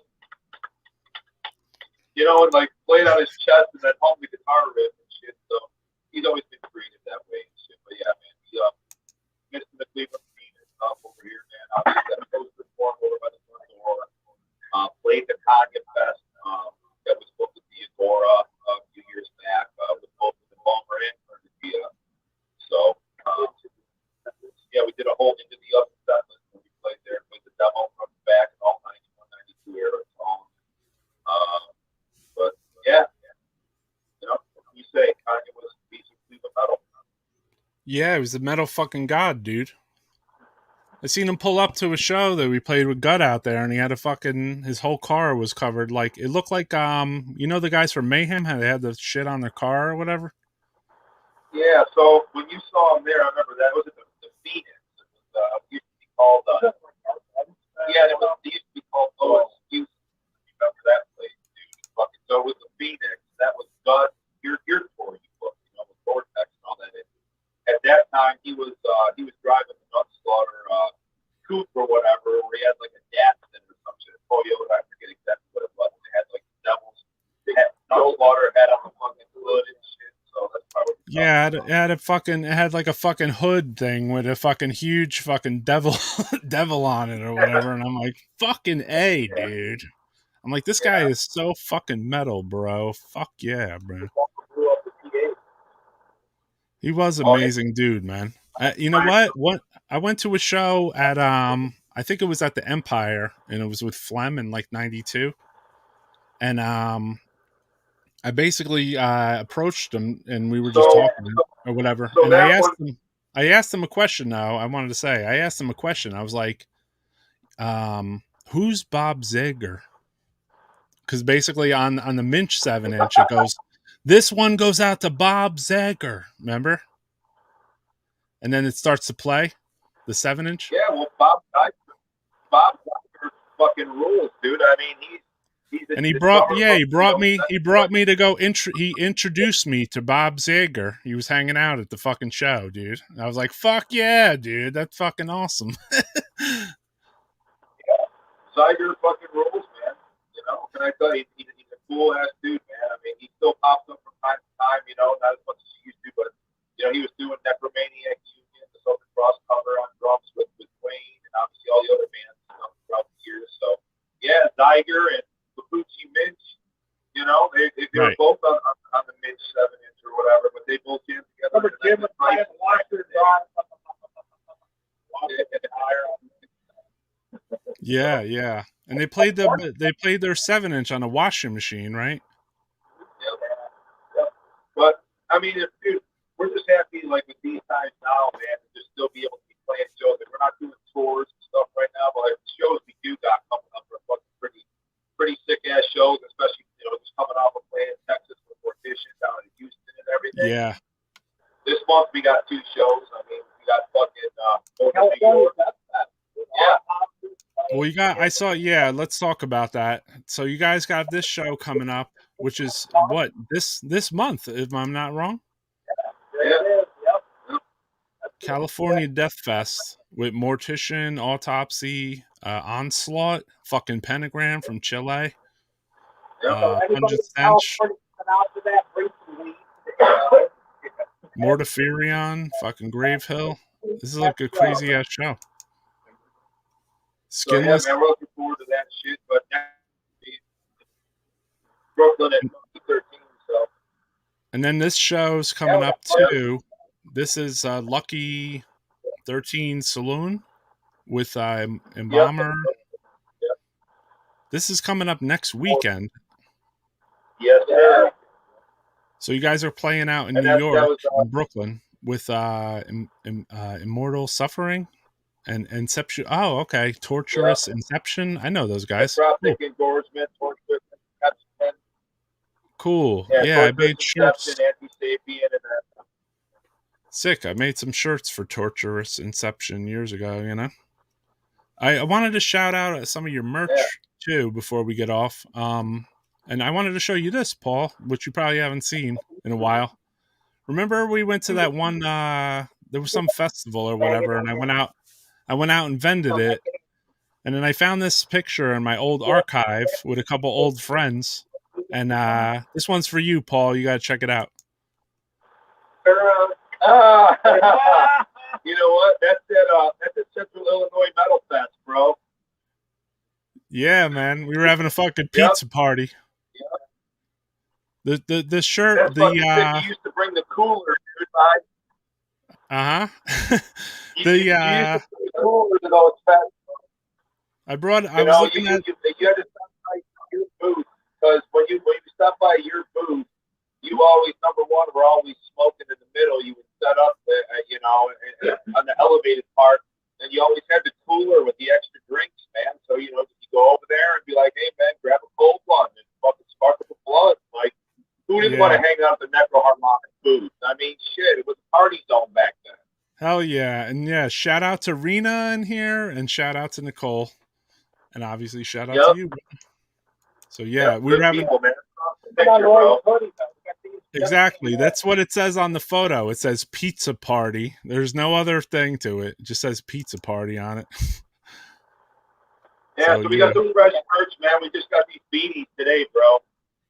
Yeah, okay. Yeah. So is that available? Let me see here. I brought something up here.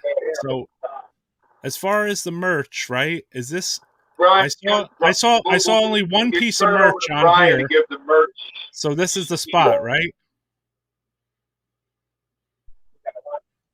You guys broke up a little bit. But this is the spot to get the beanies, right? Hey Roy, you got us now? What? You got us now? Yeah. You got us? Yeah, it was breaking up a little bit. You right? Oh, okay, yeah. Brian will give you the scoop on the merch. Yeah, we got the brand new beanies. Came in yesterday with like Roy's wearing. We got Into the Oven demo shirts, which are black, full white, blood everywhere, long sleeve, short sleeve. We also have the weekly shirt, you got these new shirts, right? Yeah, I have one there. Yeah, those are moving, but we still got a few. If you want one, order one. And you guys are selling some of these, right? This is your band. This is your other band that we didn't even fucking talk about. Oh, yeah, Regurgitation. Yeah, we just got a bunch of vinyl in. Vinyl comes with a poster. I got 2 stacks of those left. And then also, probably here real soon, we're going to have some new Regurgitation. There you go, Oscar. That answers your question. Fucking any vinyl. Somebody says Embalmer vinyl, which is remix, remaster. Yeah, this thing looks crazy. Yeah, that one comes with the posters, and we also have the Embalmer emanation from the script. Comes with the poster, clear vinyl, 3 bonus straps. Yeah, we got some really cool vinyl. Super sick, dude. It looks fucking crazy. This record looks fucking insane, dude. Leather patches, too. You know what? I just want to give your band a shout out. I want to give your band a shout out because you guys actually took your vinyl and made it look like your cover instead of making it look something different, which kind of sometimes looks a little weird, right? Yeah. But you got the reds and the greens in there, and you got the reds and the greens on the cover. I saw somebody was asking a question about this record too. They said that someone's hanging out in the back corner behind a tree and they're waiting to get their turn or whatever. Oh yeah, definitely. You got a peeping Tom. You got a peeping Tom, bro. Super brutal. Super fucking brutal. So yeah, we're here with Embalmer. We have a lot of new shirts. We got another like that style shirt coming out. That'll be out probably next week. Shirt and long. So we got like 100 new merch for all the shows coming up. Somebody said they need a beanie. What the fuck is it? A beanie. They need a beanie. Somebody wants to buy a beanie. What Roy's wearing. Yeah, he's rocking it. Give me the fucking mic. All right, so that beat is the Roy's wearing. Enjoy your beat. Man, we got maybe 20 of them last so on her new fucking shirt. But I think the main thing that we're really talking about is the beat that is done and going to be coming out. All right, listen, we're breaking up just a little bit, so I guess we're going to wrap this up, boys. So again, everybody, check out this merch store right here, and there's a lot of stuff up there from what I saw. I didn't see too much on the regular Embalmer Big Cartel, maybe just one of the albums. So they got a new album coming out. Everybody should check it out. Shout out to I see Jacob from Dismemberment in here saying what's up. But yeah, that's my a lot of maniacs. Yeah, a lot of fucking old school death metal maniacs tuned into this tonight, and there was a lot of people that stayed on and watched for a long ass time. Yeah, I mean, we'll check out the jam from earlier. Yeah, check out the jam from earlier, everybody. A lot of fucking really good sound, 6 songs. Just a real, like I think I said this earlier a little bit. This is what a real band looks like, basically. A band who could go in the fucking studio and play a bunch of songs and they sound good. And then they go up on the stage and they do the same fucking thing, dude. I think that's the best way to present ourselves to people. We're alive. Yeah. And you know what? We're not desktop, death metal, all that bullshit. Like, come to practice, jam for hours, really strong, high. So it's real. It's real. Yeah. Make live, we play it live. And that's why I thought it was important to just, you know what, let's just jam. Yeah, there was no bullshit. You hear jam all these things. And music is what really matters more than anything. And just get together and have fun. That's what it's all about. 100%. Yeah, there was no we bullshit always out got there. people up here hanging out. We always got people up here hanging out, so it's like, at any given Embalmer practice, this couch is usually full of people that are just here hanging out that are friends of ours. If you all come down, and the place we jam at is a big complex, it has 100 jam rooms or some shit in it. So you got a lot of bands from Cleveland that jam up here. That people will pop over and burn one or say what's up or catch a tune or two or drop some shit off. So it's like a little mini community here too. Oh, that's cool, man. Yeah. That metal music needs that too. We need our communities, So yeah. That's the way of life. This is fun. Yeah, I mean that's why I do this too, because this is the way I roll, basically. It's the only way I know of my life, basically. So I lost you guys. You guys got frozen up in the chat. Sorry. I gotta knock you off the screen. So no baloney Anzalone. Sorry, guys. If you guys want to hop back on, you can, but you got knocked off the screen. I mean, it's froze up. You just got here. If you just got here, go back to the beginning, right? And there's a whole live session of Embalmer playing live at their rehearsal studio. So this was tonight. What was our Embalmer? It wasn't a podcast. It was the podcast. So definitely check it out. This is definitely cool, bro. I really fucking enjoyed this shit. Thank you for anyone that came through to chat or ask questions or whatever. Cheers to you, my man. Shout out to Ohio. Hell yeah, I've been around for... You're 42 and you've been around for death metal. Exactly. It's a life thing, man. The scene, sometimes the metal scene is like a lifelong thing, dude, This thing really works weird sometimes.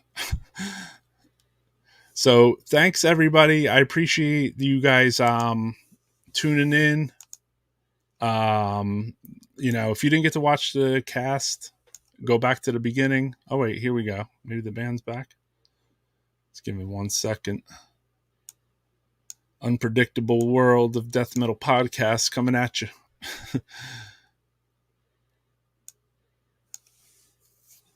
So also shout out to Lena. I hope that's how you pronounce it. If so, I'm sorry, Lena or Lena, for inside cam work, because the podcast was fucking slamming you. Appreciate that. It was really good. Yeah, man. Thank you, dude. More episodes are coming. There's going to be episodes that I'm going to try to do from Europe, basically. That's the goal now. I have to go live during the day. So if you notice this show was earlier than normal, because maybe I'm trying to slide it forward a couple hours. And yeah, it was a little shorter because I was going to go live on a Sunday, but we're not going to go live this Sunday. We might go live next Sunday, depending if I'm in the studio or not. And yeah, so I appreciate it, man. Cheers to you. Everybody saying their regular old whatevers. You guys are all maniacs. A lot of Texas in the house. Thanks for dropping in, Brian. I appreciate it. We talked about some of your other bands too. I don't know about that, Oscar. It would be cool though. All right, my man. I appreciate everybody that tuned in, and I appreciate Embalmer for letting us peer into their fucking cave. Totally fucking sick, dude. Super brutal. Probably one of the best death metal podcasts I think we ever did, man. So shout out to those guys, bro. I really appreciate everyone that tunes in every week and all that stuff. Subscribe, tell your friends, kill people, all that stuff, man.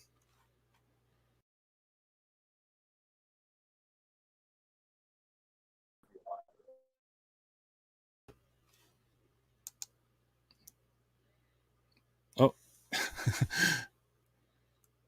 the band is back. You got to turn your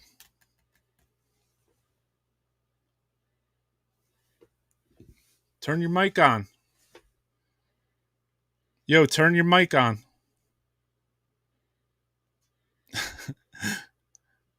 No, not that one. The phone one. Yeah, there you go. There you go. I was just about to shut the show off, but you guys got back on, so we could talk some more. No, turn it back on.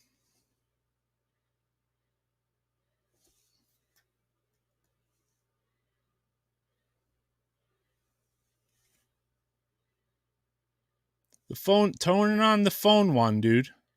Turn on the phone one only. There you go. You're good. All right. You're good. All right. I can hear you guys. All right. So, Roy, you got that rehearsal bootleg demo out? What is it? I'm talking with you, dude, saying you got that rehearsal demo promo out. Oh, yeah. I recorded a rehearsal demo while we were doing this, just so you know. It'll be out in the end of this podcast, so pre-order. I made an advertisement. I made an advertisement while you guys were offline, and at the end of this, I'm going to be selling a live recording of the show. That's awesome. Oh, yeah. And there's going to be no digital rights for you guys either. Somebody asked for you to play Slabs of Meat by Phlegm. What about Slabs of Meat? Awesome. They want you to play it.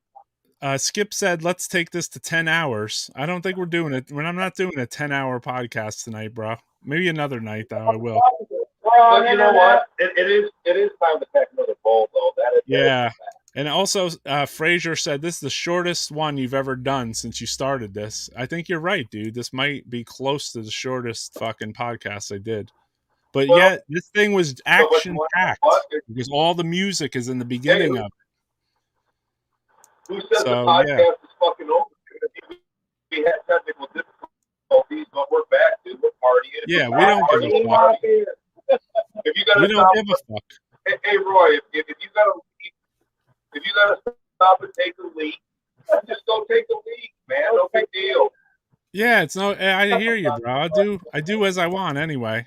I don't this is not really You know what? You know what the thing is too. Like, even though I did this podcast with, which was like an interview with Embalmer, I didn't bring any questions or anything. Basically, I just asked fucking. You know what I mean? Like, I guess I know you guys enough to be able to talk to you without even bringing a sheet of questions.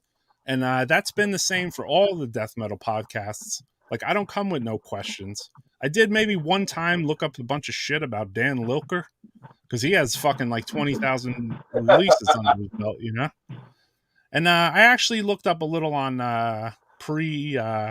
pre-Malignant Altar, because I didn't know too much about insect warfare. So I usually just, I just free ball it here. You know what I mean? I think that's better, right? Like, there's not enough. There's too much, like too many of the podcasts are too like clean, right? We need to have a scuzzy like demo, like a bad recording, you know? Yeah, I mean, that's exactly what this is. This isn't any mix or master or anything like that. This is, a couple of studio, just microphone, Exactly. multi-directional microphone, here catching shit, and what we Keep play it is real. what you hear. So that's Yeah, it, man. So Francisco wants to know, ask Paul about the Cleveland Browns. Ask me about the fucking Cleveland Browns. Ask me about the fucking Cleveland Browns. Fuck the fucking Cleveland Browns. I mean, You know what? Many other better things going on than the watch football. We got jams, we got shows, we got new material. There's too much going on to be worried about. Following what you're about. I am a proud fucking Fairweather fan, because you know what? I'm just Only Brown fan he is. Let's just be honest. What is the Browns? If you're a Browns fan, why are you a Browns fan? I'm not a Browns. I can give a shit. It's an excuse to get together and drink beer with people, and that's it. Now they've sucked for fucking 25 years. They fucking blow. Now I try to give a chance because they seem like they were going to do something, and what happened? They shit fuck bad. They suck shit. They're always going to suck shit, and they're always going to let you down. So in the interim, we make success out. Break up you fucks. Hey, guess what? I'm from New Jersey, so we had the Jets. You know what? We had the Jets in New Yeah, Jersey. they're terrible too. Might go put it in an old demo from 92 and Frank Wow.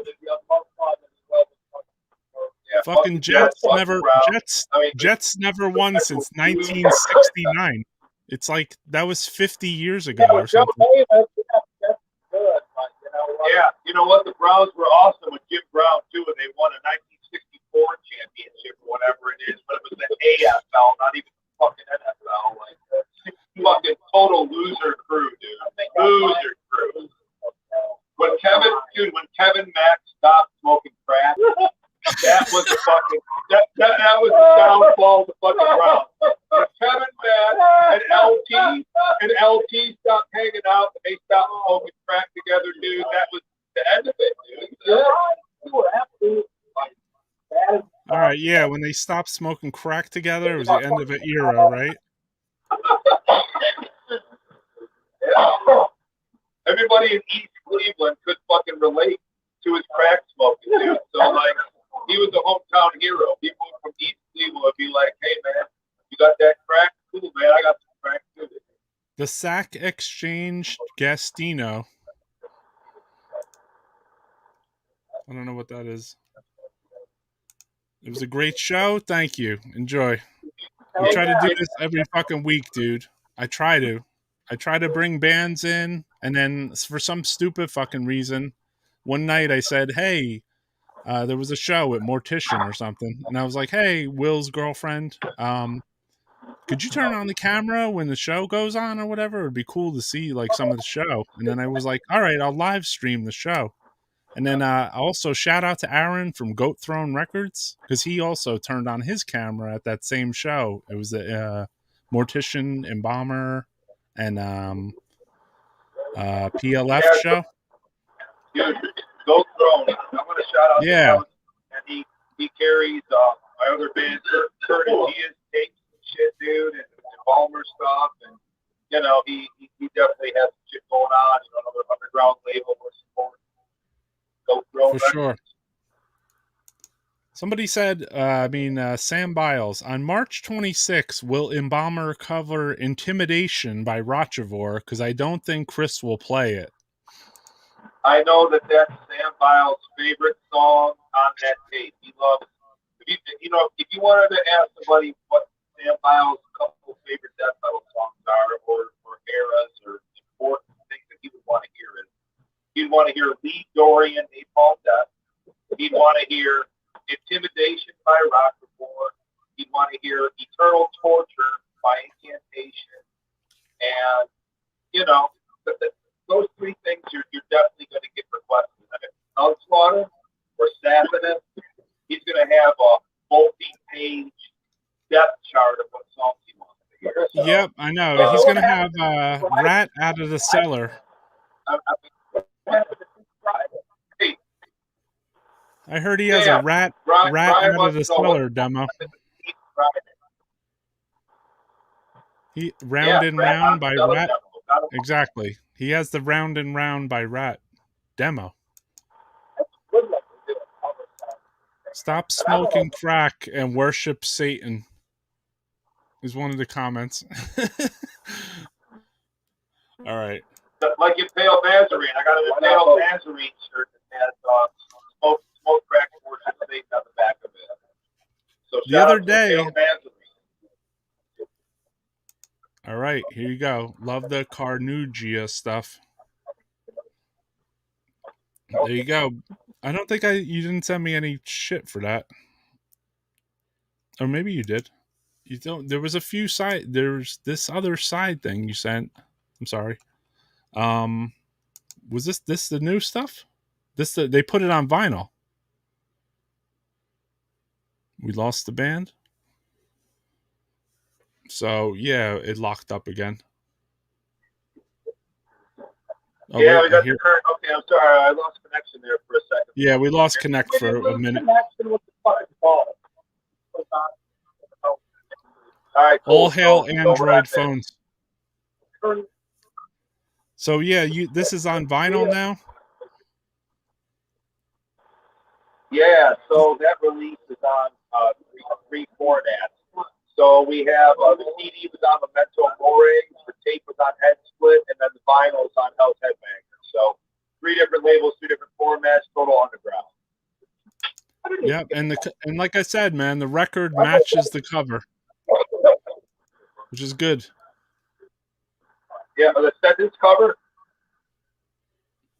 No, I was saying like sometimes you see vinyl that comes out now and it doesn't look like the right vinyl for like the cover, you know what I mean? But your stuff looks like the cover. There's been like a big flux of vinyl that does not look like it works with the actual record, you know? And this record was also put out on LP. This is an LP version, right? That's the good part. That comes with the big poster too. So okay. Everybody wants to get a hold of us. We have copies of that. But one splatter vinyl, 3 bonus tracks. And it's got the big posters. So yeah, we got them. Order one up from them. Cool. Yeah, support the band directly. What do you call it? Oscar from Ceremonium said the vinyl looks great. It does. That looked great. So here's the Embalmer vinyl too. The bottom line is, dude, Hell's Headbangers did both of those releases on vinyl, and I mean their fucking product on vinyl is total quality, man. Gatefold, poster, splatter vinyl. I mean they don't spare any cost when they have to put down a fucking filler release, like, you know, Die Hard and Edit. So, you know, we can't thank them enough. Just, you know, number one, for both of my bands down and being so cool to Embalmer all these years, basically giving us any format, any fucking, you know, extras, like, hey, you want to do like these panels or those panels or this color, that color, like, those motherfuckers don't go back. So, and then there's another side band in all this too that we didn't talk about. This is another release, Thou Shall Not. Yeah, Thou Shall Not. So that's Don, our other guitar player's other band. He's had it for a long time, so I'll Sure. Yeah, we just signed with CDN with debut, label debut, right?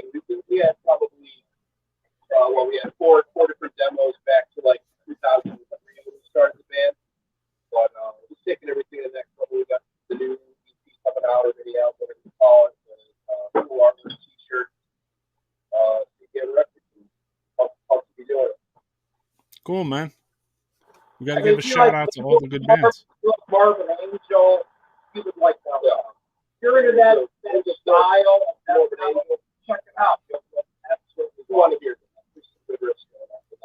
Even though, you know, like I fuck with CDs and tapes, so like I love vinyl too. Don't get me wrong. I'm down with whatever vinyl, but I still fuck with CDs and tapes too. So I'm happy when I see CDs, and I'm even happier when I see tapes for some weird reason, because it brings me back to like being a young kid again. You know what I mean? Not only that, but you know what? Nowadays, you're gonna make it available in all formats.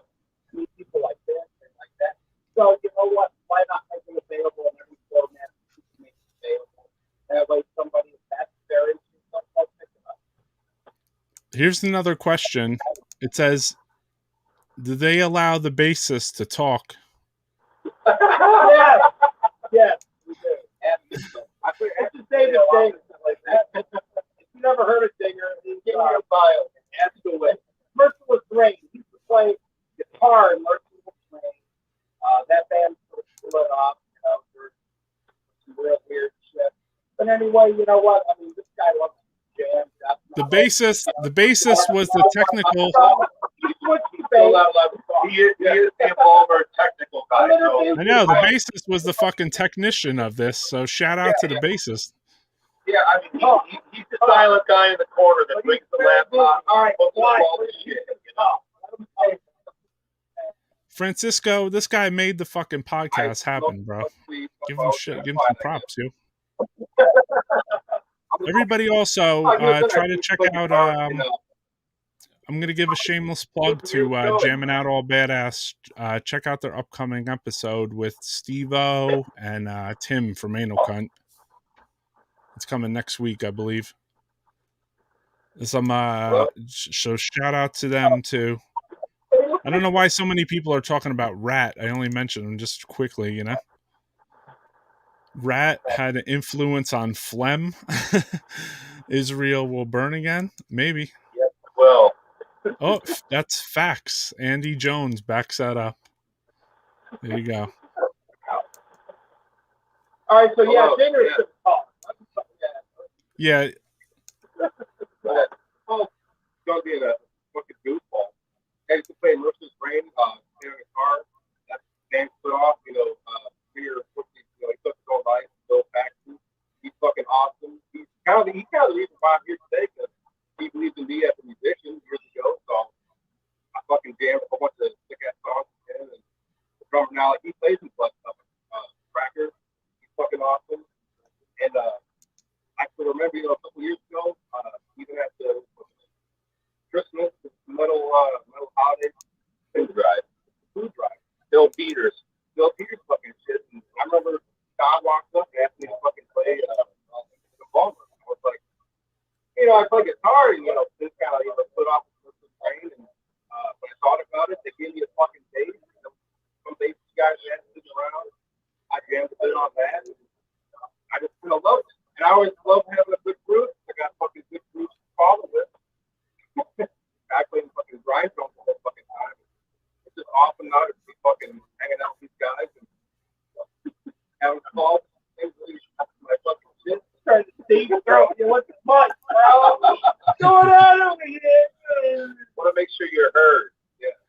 I'm kind of getting heard with bass too. So if you like bass, Somebody said, now we know why you didn't let the bass player talk.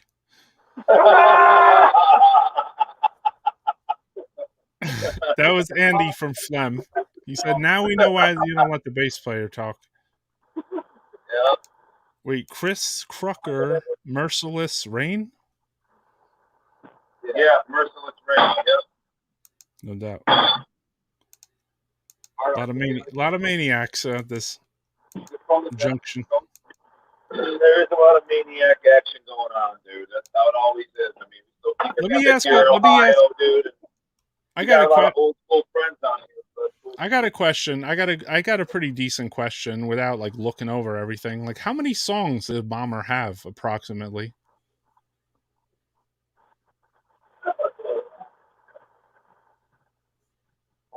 well, 30, probably 34. Yeah. No, I mean not as many as some other bands that have like much more albums out, but I'd say what. Like, That's because it's all killer, no filler, right? I mean, there's somewhere 30 to 40 songs. Yeah, all killer, no filler. Okay? That's how it should be anyway. You know what I mean? All killer and no fucking filler. Yep. Don't So need yeah, no filler. exactly. And this is obviously, I didn't show this, but this is the current lineup, just so you guys can get a clear face. And then if Frazier wants to fap to this or whatever. Yep. So stairs, picture at the jam studio. Yeah, so now you got. Yep, that's us. Same lineup from 2020 to 2022, obviously. Yeah, so that's so we're doing good then. Yeah, it seemed you guys have a really solid lineup, and then also I seen more action from Embalmer as far as releases and all the last, X amount of years. Just like just keep man, moving and moving. Yeah, the best fit. I mean, yeah, man, we really love the new disc. Spent a lot of time on it, so I mean, can't wait for that to come out. I mean, so you can either sit around and wait for that to come out, or you can stay active. And like we're glad to have opportunities like California Death Fest and friends that want to book us in New York and allow us to bring us to Texas and shit. So that's all the underground, man. I mean, Right. Roy, like we get those opportunities because we've been involved in the scene and we know these people and they know Embalmer and know us personally. So. Right. Outside of doing like major tours and shit like that, it's always cool just that people will think of us to put us on some fucking kick-ass lineup, that we can go play and, stay active. What about I never really asked this, but what about Embalmer like rolling around Europe maybe? So, we did it at the right time. Had a couple opportunities for that, like wherever in the past. We want to get the new CD out. Like in the past, like a member could go, this other guy could go, whatever. But that's not the case now. So, like, we a goal, and especially for a guy like Roy that's been doing it this long and all the rest of us, like we'd like to go there at least once to go do some things. So, realistically speaking, if we did that, probably Right. center around being like, a couple anchor fest, like a party stand or a mountain Right. death or whatever's still available out there. You guys would roll out for a fest maybe, but maybe like going on a tour is just a little too much maybe. I mean, It's not always worth it, right? I mean, it's not too much. I mean, we would do it for sure. You know what I mean? But usually the good thing about the European fest season is that, like, you have a lot of shit, like, you can put on either end. Or they got a bunch of on multiple different weekends. So it's easy to do a tour, like, in between. Play this fest, play this fest. Some shit in between, like doing regular dates on the band. So and it could happen. It would probably be like something like that. Yeah. So I think it'll eventually happen. It's going to be the right moment. Like obviously right now, dude, I mean, Yeah, it's not really the greatest time to tour, obviously, like right now. But I think the fans of Europe could, they would like it if you guys did it, Yeah, they would love it. But we want to make sure that's good for them too. Of course. The right opportunity. Here's a really decent question. Question to all. Okay. Who was the first extreme underground band you heard from Cleveland? For me, probably Purgatory or fucking Destructor or. I mean, if you're talking about first to or like earliest stuff that is out there that I heard? Well, from Cleveland, yeah, I think they're trying to say the first extreme from Cleveland.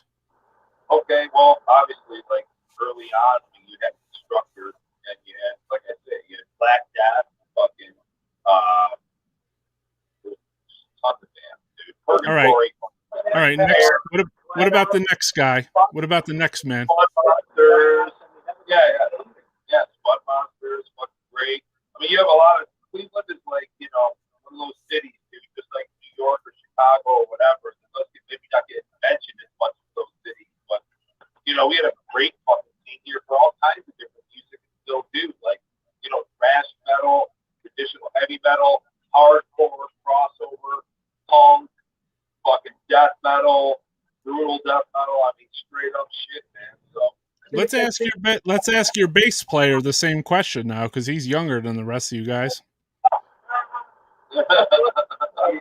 For me, I want to say it was honestly Doug's fault. It was like at the time I was getting into more extreme music, I looked up anything you know, named like Unspot. I was like, that sounds cool. I actually looked up for a band like that. Oh, well, it's not from like Finland or Sweden. I'm like, from fucking Cleveland. I'm like, you know, hometown, and you know what else? And I think from there, that's personally how I found these things. Because you find out one thing is from your own city, and you look at other fucking like, you know, Embalmer itself. Just fucking, you know, being the band now too, playing some old ass songs like old box, heavy as shit. Fuck yeah, dude. Fucking Ohio always had a special place in my heart, man, just to be honest, because the trips I took out there, the fans were so fucking cool, dude, you know? Like, everyone was like... Shit coming out of Ohio, man. Even in like today's day and age, you still have new, younger guys, you know, that are in really good bands. Like a lot of these bands are really good from Ohio. It's just old, great old. Yeah, there's a lot of stuff coming out of them now. And that's what really makes it. You know, it's like, oh yeah, Ohio's a cool band. Ohio's always, you know, pumping out good bands. fucking, well, even now, you got younger bands. You got, of course, they have and all those types of bands. Yeah, you know, This guy's right here. He's right, too, and I saw them live one time at CBGB's. Destructor is badass. Yes, they were. Oh, yeah, that's early. But my favorite shit of that era is like Purgatory, dude. And Purgatory tied to the tracks. That's a classic. Did they have a tie-in with Destructor, or is that Boulder I'm thinking of? Boulder is cool, man. Boulder had Jamie in it just now at midnight, but that was the previous band with Boulder. Okay. Yeah, because I saw Boulder too one time. They played also in New York. I got to see a show and Boulder played, and they were fucking really good. They won me over. I like when a band wins me over live. You know what I mean? Because I never heard them, so it's like, oh shit. The music's live anyway, man. A lot of the New that's metal. That's not real metal. Yeah. Live really works, man. You know, Yeah. For experience in death metal, the live show, the live performance, that's a really good price to pay. You know, so I think that's the most important thing. The whole life. Yeah, sure, do whatever you want, studio or little computer, but you have to play live. That's what it's really all about. All right, I'm going to ask Paul, the death metal historian, a question. What do you call it? I got to ask you a question, Paul. What have you seen change over the years, like with the clubs? Because, like, in one era, you had a certain set of clubs, and another. You know, can you talk to on that a little? All right, man. So, yeah, Brian knows, Roy knows, like we all. All right, yeah, I know you all know. So, but I mean, like, so we've always been lucky here because, like, some cities you go to, they got a problem. They ain't got no fucking clubs, right? Or they had a club, and then as soon as some shit closes down, there's really nothing to take place. So I guess what I can say for Cleveland is, like, even though, like, the ones that I grew up as a little kid and on throughout my, you know, musical career going to shows that aren't there anymore, like Flashes and like the Empire and like some, you know, not really shit going on at the Variety Theater anymore. Places like that,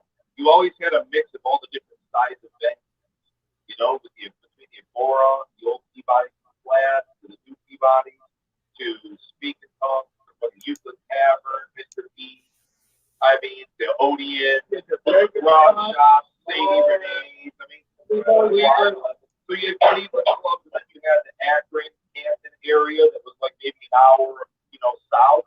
Then down there you had Columbus. So Ohio's had a good fucking scene, but like in Cleveland, like everybody knows for the 80s and 90s, like Flashes in the Empire was shit. Both of those are gone. And then in probably like the mid 90s, the Red Eye started having shows, and then the Fantasy was doing stuff. So those were the clubs predominantly I grew up. The Flying Lemon, of course, became the Hi-Fi, and then after all those times, you had the Flying Machine, where Brian had his Ohio Death Fest. That was like more on the west side in Moraine County, where those were at, like where those parties should take place. And then you had an era where shit was going on in Parma, where you had Jigsaw, you had a couple other places where they had shows around the Doris neighborhood and all that. And then after that, it came back more around Lakewood, where the Foundry, and now that's Glass, Cleveland, and then you got the Aurora, the Grog Shop, and all those are going on. So the bottom line is, all I'm trying to describe, because nobody that's not from here understands anything about this club. But the thing is that we've always been fucking really lucky that as certain legendary clubs have closed down or gone away, there's always been other clubs that have kind of picked up the slack and available bands to play. Like, there hasn't been very many times in Cleveland where there's been a desert of like, hey, bands want to play here, there's no place to fucking play, there's no fucking club to do a show. Like, it might shift from this to that, but we've always had like a rich amount of clubs doing fucking metal. Which is really important for for bands to thrive. You know what I mean? So the more clubs, the more the scene will thrive. Bands from Cleveland don't play in Cleveland. Play other places. They do play probably once a year in Cleveland. But there's other younger bands obviously coming up with the system, open and do stuff. They're fucking awesome bands. They're at that point in their band career. Like other bands, like they play out of state, usually do a Cleveland show and do a lot more out of state shit now. You know what I mean? So it's always cool when we can get together with other old school bands that we fucking used to, that Embalmer traditionally played with, put together a cool show here or jump on it. So, yeah. Those are the cool ones to play rather than like opening for some major tour package at the bigger venue. You know what I mean? Like, I'd much rather play on. So my friend from Singapore is commenting. He says, I see an Abhorrer poster. Yeah, I see it too. Yep, Up People of Blasphemy, dude. It's right there. That was great. Oh yeah, dude. Yep. Rumpus of the Undead, right? Yep. Well, that's the 7-inch from Charlie Infection's label, from what I remember. Yeah, man. I mean, we got to have the right shit on the walls to support all eras and all countries. Someone shouted out Decrepit too. Tons of Decrepit flyers on the fucking wall here. Tons of shows that Embalmer played with them. Tons of shows that I fucking watching them. Brian, Don, Roy. I thought it was cool in the comments. When somebody was commenting, and they mentioned at the end of the comment, they wrote "stagnated corpse," and I'm like, "Whoa, okay, damn, Rob Malzone." Now you're talking really fucking back to Richie Perjanic and fucking Rain, Randy Scott, Kino for a little while, but it was also with Decrepit, and like their vocalist ended up passing away in that band, But that was a cool demo. They were stagnated and then stagnated forward. So, right. Yeah, with 11 and 4 there. You remember there was an opening band. They handed me the demo at the Milwaukee Death Fest 2 or whatever, and then I had listened to it on the way home, and I was like, "Fuck, this is fucking good." I think it was like a live thing too, and I was like, "This is fucking good, man. This is some really brutal shit." I don't even think the mic. I don't even know if that mic is working. Just to be honest, I noticed that over time, but we could still act like this is what do you call it? Can you hear him? No, I can hear you guys. It's sometimes it's crusty. No, I heard Brian, but I'm just saying, like, occasionally, I don't know if that mic is actually active or not. but it's all good. The You guys, technical guy's not talking, so he's going to troubleshoot the root cause analysis here. yeah. And I'm going to take a shit on the side of the building real quick, so I'll be right back. Is that where people do that? Yeah, because it's right around the corner. Like, we got the very first room in Rockville City. So, right around the corner, we got there. It's too far to walk to the house to get to the lab. Yeah, otherwise you're going to walk clear through the whole fucking building. If somebody was coming around the corner, is there a chance that they might get shit on or whatever? Or just piss? Actually, I just took a piss probably like 10 minutes ago. We came walking out from the last house, and we sort of almost butted heads in the corner there. You said you guys are in a compound, right, with a lot of other bands too. So yeah, Rockville City Studios, Cleveland, Ohio. But we got the best room out of the whole place. I got a question for you guys. I always ask questions about gear, dude, like guitars and stuff. So maybe we'll start with the Roy. Like, what kind of drums and stuff? What's your premier gear over the years? I bought them in 1988. They're an Imperial Star. They don't make them now. But yeah, I bought them in 1988. Yeah, I'm a Joseph guy. Cool. How about the bass guy? I play an LCD B205 5-3 bass. Yeah, I got that from Card Glass. I could do 500 last first. That was my year recommendation. He also plays.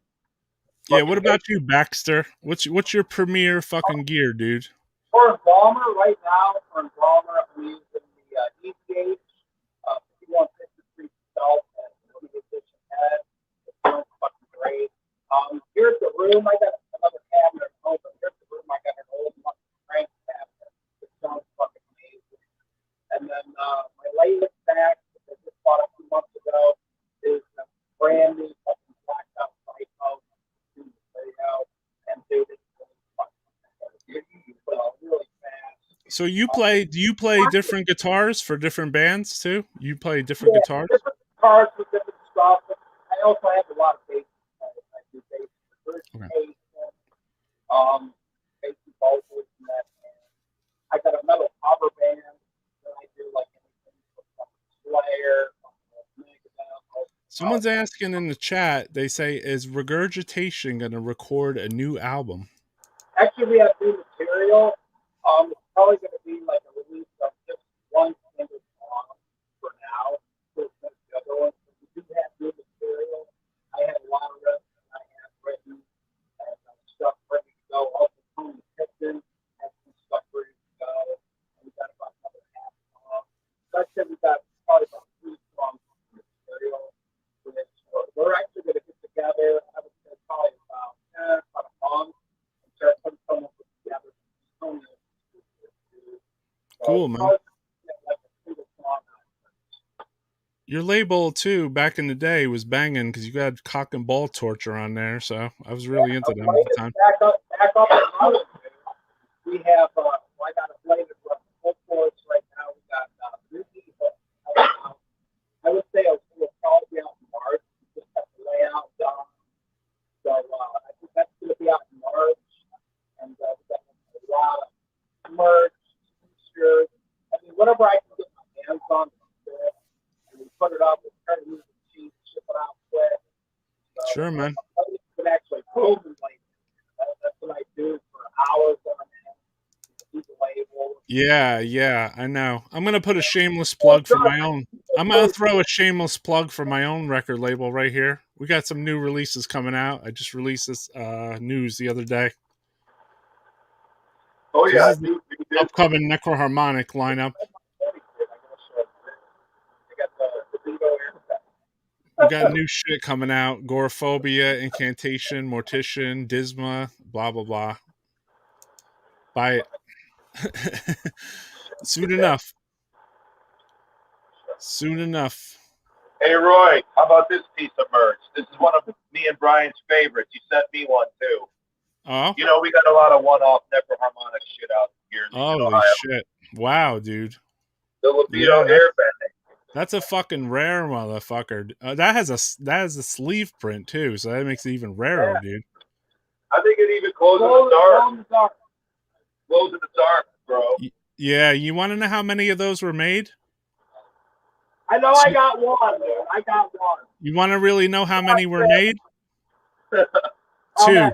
just two. Oh, well, I got one. I love this hoodie, dude. I wear it all the time. I mean, Nice. I love necroharmonic. It's so underground. You gotta love it, dude. You Super underground. Underground fucking shit, dude. From necroharmonic. Man, wait a minute. Fucking you get your shit. It's so fucking cool. I mean, I try to think like, well, what would I want? You know what I mean? Like, what would I want personally? I would want, you know, And something it's cool. stuff, I mean, people need to support necroharmonic and a lot of these underground releases. It's a really different thing. A lot of people aren't going to put that kind of stuff out. And necroharmonic always. I mean, for my record label, you know, we're underground, so like a lot of people are sucking the fucking balls of the barcodes. You know what I mean? So like, I don't do that though. I just basically put out what I listen to, and I don't even know how to do any other. You know what I mean? Like, I just have that path. It's just like, this is what I listen to, so this is what I'll put out. Personally, But dude, you always have been that way. And I mean, like, you know, because me and you have been in contact for years, Brian and all of us, dude. Like, I mean, you put out shit that's all in our flavor. You always put out shit like, oh, Autopsy Double 7 is great. Your boys fucking around your area, ceremonial 7 inch. You know what I mean? So, some other sick shit on tape that you did early on. But now you do mortician, incantation shit. I mean, Yeah. who doesn't like that shit? And the fact that you have the vault of so much, like, you know, tape versions or like audio recordings of stuff that, you know, various live shows or audio booths and all that kind of shit. Dude, that's a lot of shit's high quality sound, man. And like, you fix it up a little bit, that shit goes right on a fucking awesome double. It's weird because it's like, that's like the crypt. Slam, all the fucking but of course, we anticipated that release for a while until it came out, and when it did, it was totally worth it. But what did you get? You didn't get some bullshit two panel tray card. Yeah. You get the slam, or you get the mortician, or the incantation, or any of that harmonic force molestation, any of that shit. What you're gonna get? You're gonna open the booklet. You're gonna have old flyers. You're gonna have a story about shit. Story. You're gonna have rare pictures. You're gonna have all that stuff. And if there's enough material where it doesn't fit on one disc, fucker's gonna do a double disc to make sure that all that stuff that needs to be on there for that release is the definitive version of what that is. You want to hear all the phlegm? Well, here you go. Just get this and you're set. Yeah, I got into a position where I almost put out the Cadaver demos, and then you know, Cadaver from Norway. And basically, like, the guy had sent to me all these demos and the live early demos and a bunch of rare, even like a rare demo that no one heard. And then I was like, "Yo, you got to write me a bio. I got to know the full story of behind Cadaver." And it was almost like the story of Cadaver in the bio. It was like, it wasn't there, so I was like, "All right, I'm not going to put this out," basically.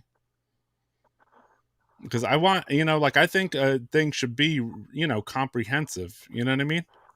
Oh, absolutely, man. And you've done a great job always with that because it's fan based. I mean, you know, you're a fucking, you've always been a male free. Yeah, I don't, you know, sometimes like it feels weird when people tell me, you know, like, I'm like, you don't have to pat me on the back. I just do what I fucking do, you know? But I appreciate that though, you know? It's cool, man. It's a two-way street, dude. Like, we're still doing what we do, and, you know, Brian had a label, and, you know, Roy for a million years, and known me, and you're doing your thing. So, I mean, it's just old cooperation, man, and, like, you know, homage to each other, dude. Like, for a long time, man. A long time, bro. A lifetime. Shit, I went to Roy's shows before I even met my wife or had kids. and I've been with the woman for almost 30 years, so that tells you something right there. That's what I'm saying, man. So, long time, man. You know Ohio rules to me. I'm glad to actually see some. I'm glad to see some Ohio shit repping because I've been repping Texas so hard. I mean, I could plug you in with some other Ohio shit, man. You know what I mean? I mean, you plugged me in anyway, but I want to try to get more bands to come up on here. Hold on, I got get other bands to do this for you, dude. There's a few people in the chat that want to say what's up. This is Frank Gamble, Chris Gamble from Gorephobia's brother. Says what's up, cool show, and keep it up. Bloodstorm, right? Yep, Bloodstorm. Yeah, man, we know, we're aware. What's going on, brother? Good to fucking Ryan see you. Sukula said, I remember when you used to live in Kearney and you were single then. That's right. Okay, we got Carl from Hod. Carl from Hod and Pius Levis says, Killer Stream, Embalmer kills. Time for some football. There you go. Watch the Embalmer again.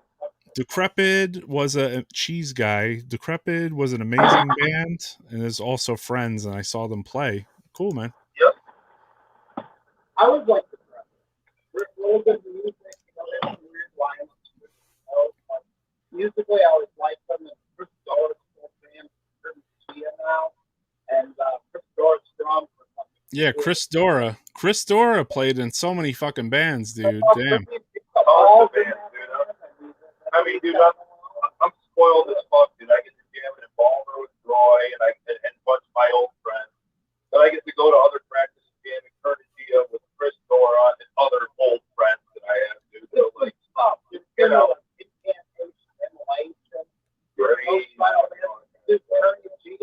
Check it out, dude.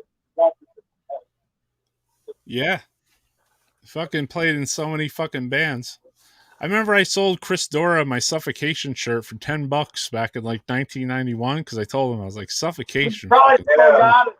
He does. He told me the story about that with the Jesus Wept shirt. You're like, yeah, man, here you go. I think he traded you something for it, actually. Yeah, and then he made fun of me at this festival because I was standing there watching Suffocation, and he tapped me on the back and he said, "Hey, remember when you sold me the Suffocation shirt?" And I was like, "Yeah, I remember." He's like, "It's pretty ironic that you're watching Suffocation right now." I was like, "Yeah, they're cool." I was like, "It's cool though, you know, it's cool now." Maybe at that time, the thing is, I wanted low tuned music. That's why I probably didn't listen to them that much back then, you know. Right. There's also an infamous label from Ohio. So you're talking about Seraphic Decay, I'm sure. Yeah, we spoke on them a little bit, not too much, but they were definitely trailblazers. A lot of good stuff on Seraphic Decay.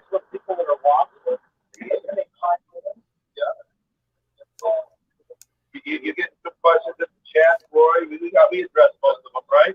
You don't just have one good label from infamous from Ohio like Seraphic Decay. You have Hell's Headbangers, dude, right? That's right. Well, Hell's Headbangers, them. You know what's cool about Hell's Headbangers is I've known them personally for so long. They were like younger kids. They used to come into my records, you know. Right. And actually, one of the first things they ever put out was the Rehearsal. And those guys, they went on to, really good with their label, and treating us good, and what I hear is, I mean, they're legit. Yeah, I've been watching J Dog's podcast lately, and he talks real shit, basically. You know what I mean? He definitely lays the law down as far as like real things that happen. But he knows because he sees a lot of mail pass by his hands, so he knows the inner tract of running a record label thing. You know what I mean? Which is it's good to hear another person talking about the same shit I see every day. I definitely would recommend them. And for people to order stuff, you want to order something on their website, you order it up, they'll fucking ship it out quick. Yeah, we talked about this, Brian. Actually, we took the Seraphic Decay tour when you visited Cleveland. Compliments of me and Fred from Phlegm tossing rocks at his house. Yeah, and we stomped out his fucking mailbox too. I don't know if you remember that. Yeah, Dismal. Yeah, haven't seen that in a while. Dismal Records from Ohio. Definitely shout out. That's Dwayne, right? Yeah, that was Dwayne. Yeah, the Descent, the Decrepit, and From the Depths, and all that shit. Fuck yeah, dude. Killer fucking label, dude. Ohio just fucking kills, bro. What's let me throw this one out there. I mean, what's the like, if you could say some like show influenced you to be a musician or something, what do you think that would be? I would say early, Say it again. early Metallica. Like I Yeah, saw early Metallica, them for sure. theater. I think it was like 80, Yeah. I think the way That tour with Ozzy, right? that was Master of Puppetry. Ozzy was almost yeah, that was like 80 dead.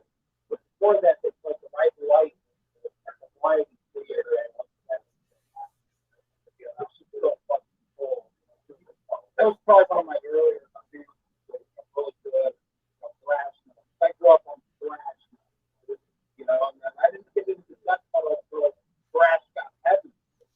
Because that's really what it did. A lot of these old death metal bands, those are thrash bands, but they just got a little heavy. This is the era that I was really into. Somebody said the Ultimate Revenge. The Ultimate Revenge in Cleveland? That played there? Yeah, like Raven, Exodus, which I love the new Exodus. Yeah, for some, that's on the big there. I they made it on that. Then I also saw Slayer, like the first started, and then I see them like Rain of Blood, and then they came to South Heaven, and then 3 times. So I was exposed to that, but back then it was crap. Yeah. And then it started progressing, things got a little heavier, and then it was concept. Okay, here's one from Frank Gamble. Bloodstorm played a show in Bowling Green. Someone jumped on stage and started slashing themselves. It was incredible. Ohio. What a great night.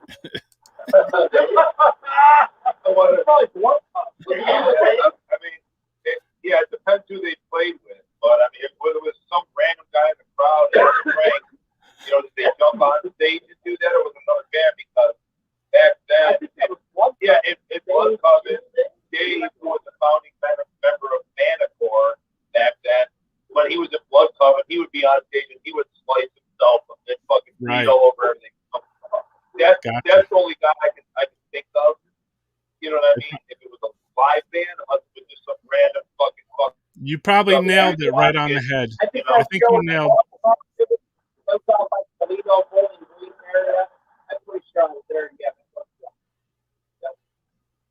Yeah, I went to a show one time and this guy next to me was bleeding all over the place. So he like kind of moved. I was like, "Fuck that, dude! Don't bleed on me." Yeah, they were Nightfall Terrorizer. Yeah, Don Decker. Don Decker was the band. Dude. Yeah. He had it in his store and available on the place.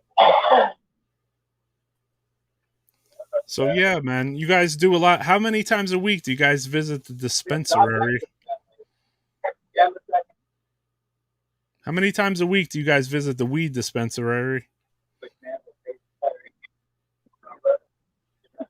All right, we're back, I think, right? Yeah, we blacked out for a minute there.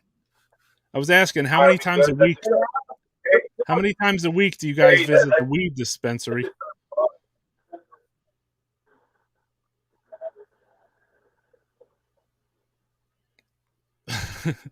All right, we're blacking out a little bit. Frank Gamble said he had to wear a raincoat because it was so fucking bloody there.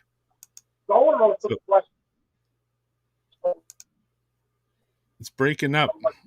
Our conversation is breaking up, my friend. So we're gonna take them off screen for a momento.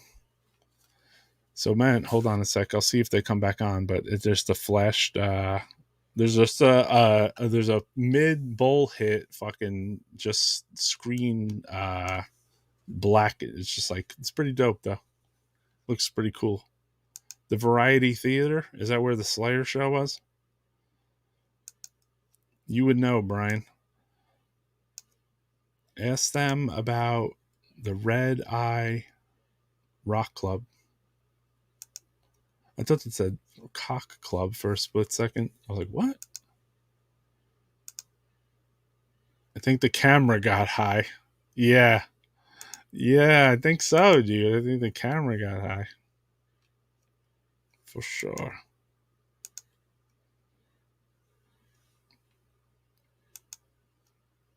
All right, motherfuckers. I gotta get the, I'm gonna end the show. If they pop back on, I'll still fucking pop it back on. You guys know me already. I'm gonna actually remove them from the stream.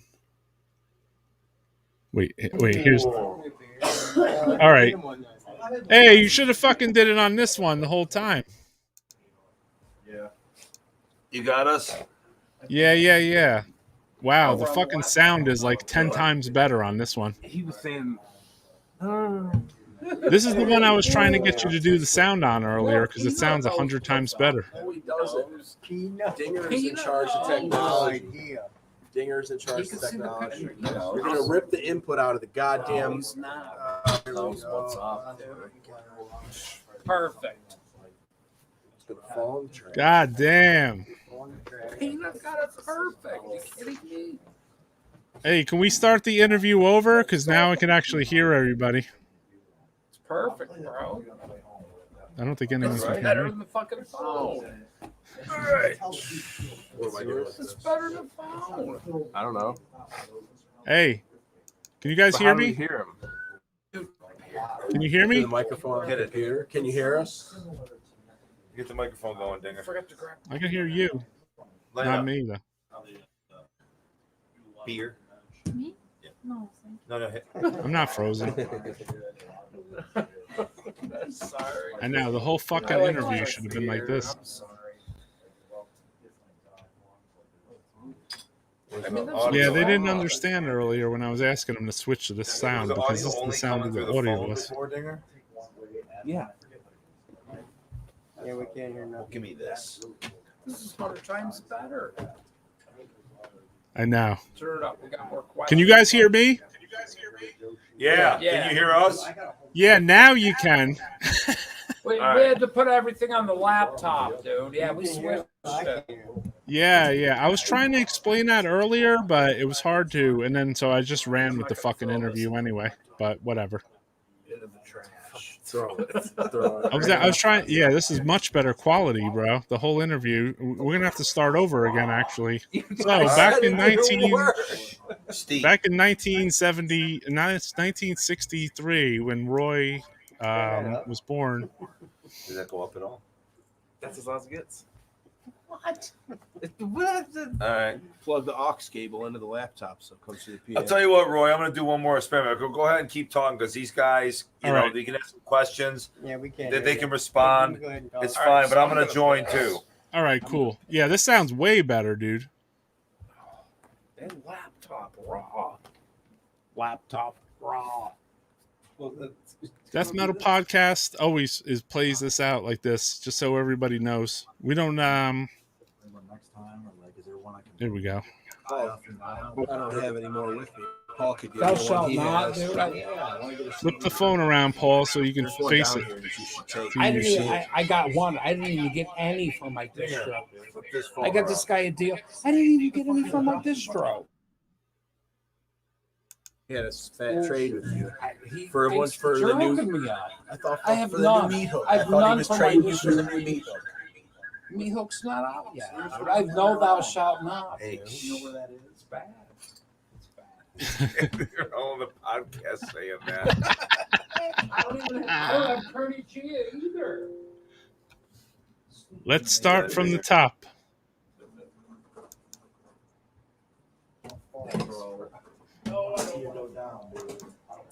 you're taxing the stream. I don't. I got no There you go. Gia, my distro. I don't like fuck you, dude.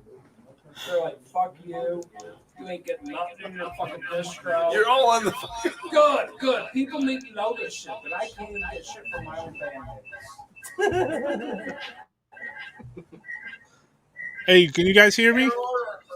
Yeah. All right, you guys sound way better now. So everyone's saying, let's start the interview from the top again. All right, great. All right. So I was like, yo, so yeah. So back when this guy was in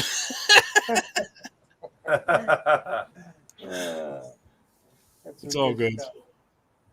We could hear like 90% of what you guys were saying, so it's not a big deal, you know? All right. Can you hear better now? Oh, fucking A, dude. It's like a fucking yeah. Hell yeah. All right, cool. So yeah, what else? What other questions? Yeah, we what got? yeah, let's bring it to the fucking chat so I could take a fucking piss, bro. Like, does anyone All have right, any cool. fucking Unless questions you want for to Embalmer? play some fucking in between music and go take your piss. Yeah, you you know what? I'm giving up on the in between fucking music shit because fuck that, you know? Like every time I do that, it's just fucking a bunch of copyright strikes, even if the band is like even if it's not even a band that's I played like Invokin's pre-Evokin, which ain't even out. Like as Funerarius, and they gave me a copyright strike because it has an Invokin riff in it. What about if you play? What if you play the Funebri demo? Yeah, it's everything is owned on the internet. Basically, like every single fucking piece of music is owned. You know, even the Funebri 90 demo. Hell yeah, shit, man. Hell yeah. Somebody was asking about Mark Davis. I'm gonna take a piss. Talk to Roy over here, man. That's original guitar player. What about yeah, him? Little shredder. Yeah, what about Mark Davis? Oh wait, here's a better question. Why does Roy Stewart love soup on Sunday? Are you serious? I don't need soup. No way. But my wife makes soup on Sunday, but I don't need soup. That is funny. His wife makes soup every Sunday, dude. All Not right. a big soup kind of guy. Can the bass player do a bass solo? Bass player, do a bass solo. Go plug in. I'll say probably some of the new stuff. You know what? On the new CD, we have like I always love bass not interludes, but like bass breaks. I have bass solos. So on the new shit, dude, we have bass parts that actually lead into fucking sick grinder riffs and other kinds of sick shit. So he has a couple of solos on the new one. Cool. Check out cool. the podcast from earlier. You'll hear something. Exactly. Yeah, I saw you guys soloing. All right, here's a good question that you guys could answer maybe while I take a fucking leak, dude. It says, any chance there will be Blood comp released, repressed on wax? Yeah, so Hell's Headbangers did that on vinyl for us maybe, I mean, shit, probably 8 years ago or something like that. Yeah. On vinyl? So, but they're interested in doing some more. So, you know, that'll definitely happen. When the time, you know, we could probably get the ball rolling on that. I mean, we do want to keep that release in stock. So, I would say a vinyl repress definitely will be forthcoming on that. There was also a CD repress. There was probably like, I think 400 copies in Indonesia that was pressed too. Yeah. But yeah, as far as another vinyl release, yes. And thank you for reminding us because we'll get a hold of them and yeah, definitely get that out again on vinyl. Yeah, definitely. Yep. I mean, another thing that'd be cool to do another like collection of Carnage, just and call it recollection of Carnage. Basically, make it one CD and then make it everybody's one-stop shop for all the early era of Embalmers. So it would have all the Into the Oven era shit up through all of the Blood Everywhere era shit, and then that covers you for early era Embalmer, like demo and rehearsal and 7-inch type shit, and then on to the other stuff. So yeah, love to have Blood Everywhere repressed on vinyl, as its own standalone release. Collection of Carnage that has that too. Shit. Whatever, Have it all. whatever. All available. Yeah, exactly. So yeah, we're down for you know what? I want to go back to a question I asked earlier. It got a little fuzzy. This one's for Okay. Brian, actually. I had Cool. put up the bladed website information. You were talking about some of the Nice. releases, but I couldn't 100% hear everything you were saying. Yeah, bladed. Basically, we just try to get a hold of whatever we can that's sick and cool, and just try to distribute it. But we do have the Meat Hook from Arizona. We got that coming out, the brand new CD, but it also has the Infernal Torture CD on it as well. And that's going to actually be the first release in 20 years through a Bladed. Cool. So yeah, that's probably. And gonna then be the out. store. Probably March. So the store now too, though, I noticed in the store you guys had like you had your regurgitation record up there, right? And Embalmer got beanies. Regurgitation, all the merch for Regurgitation and Embalmer. I usually handle all of that, but then I also do the label. So I'm like, well, you know what? Let's make it all available because it's a thing. We just want to make shit available. You know, if Yeah. somebody wants fucking Embalmer or shit, you know, Regurgitation, you know, some other good bands, whatever we can get our hands on and try to distribute, that's what we do. Yeah, know? definitely. And you guys had this too, which is one of your newer shirts, right? Yeah, and those are moving good, man. What's the story? What is the? I see it says they can smell our bud on the back. Yeah, because explain to them about the song. So basically, we have a song called "They Can Smell Our Blood." All right, and because we get high all the time, everything like people be like, "Hey, man, not only I guess we can smell your bud." Like New York friends, a couple people we knew. So yeah, blood kind of became one of our weed phrases, along with "goat any skeeb." So like, hey man, if you have somebody got some bud, like "goat any skeeb" was one, and then they could smell our bud was the other. And instead of just doing a traditional weed shirt where you put a pot leaf on it with your band logo and all that, like Right. we wanted to have like a sick zombie like decomposed coming out of the grave like with a joint smoking a joint, getting high, and then have a big ass nug on the back, with the phrase. You know what?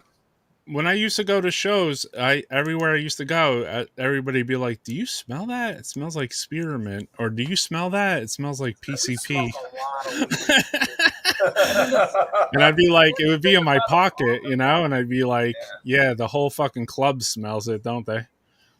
See, the thing about Embalmer is we like to party. We like to get together, have fun, and just hang out and party and jam our music. So yeah, we're always smoking weed and drinking smell beer. up the hallway down here. Dude, the thing is that when it comes to our jam room, we want to make sure everybody else gets fucked up. So we jam with our door closed and we smoke the fucking place out.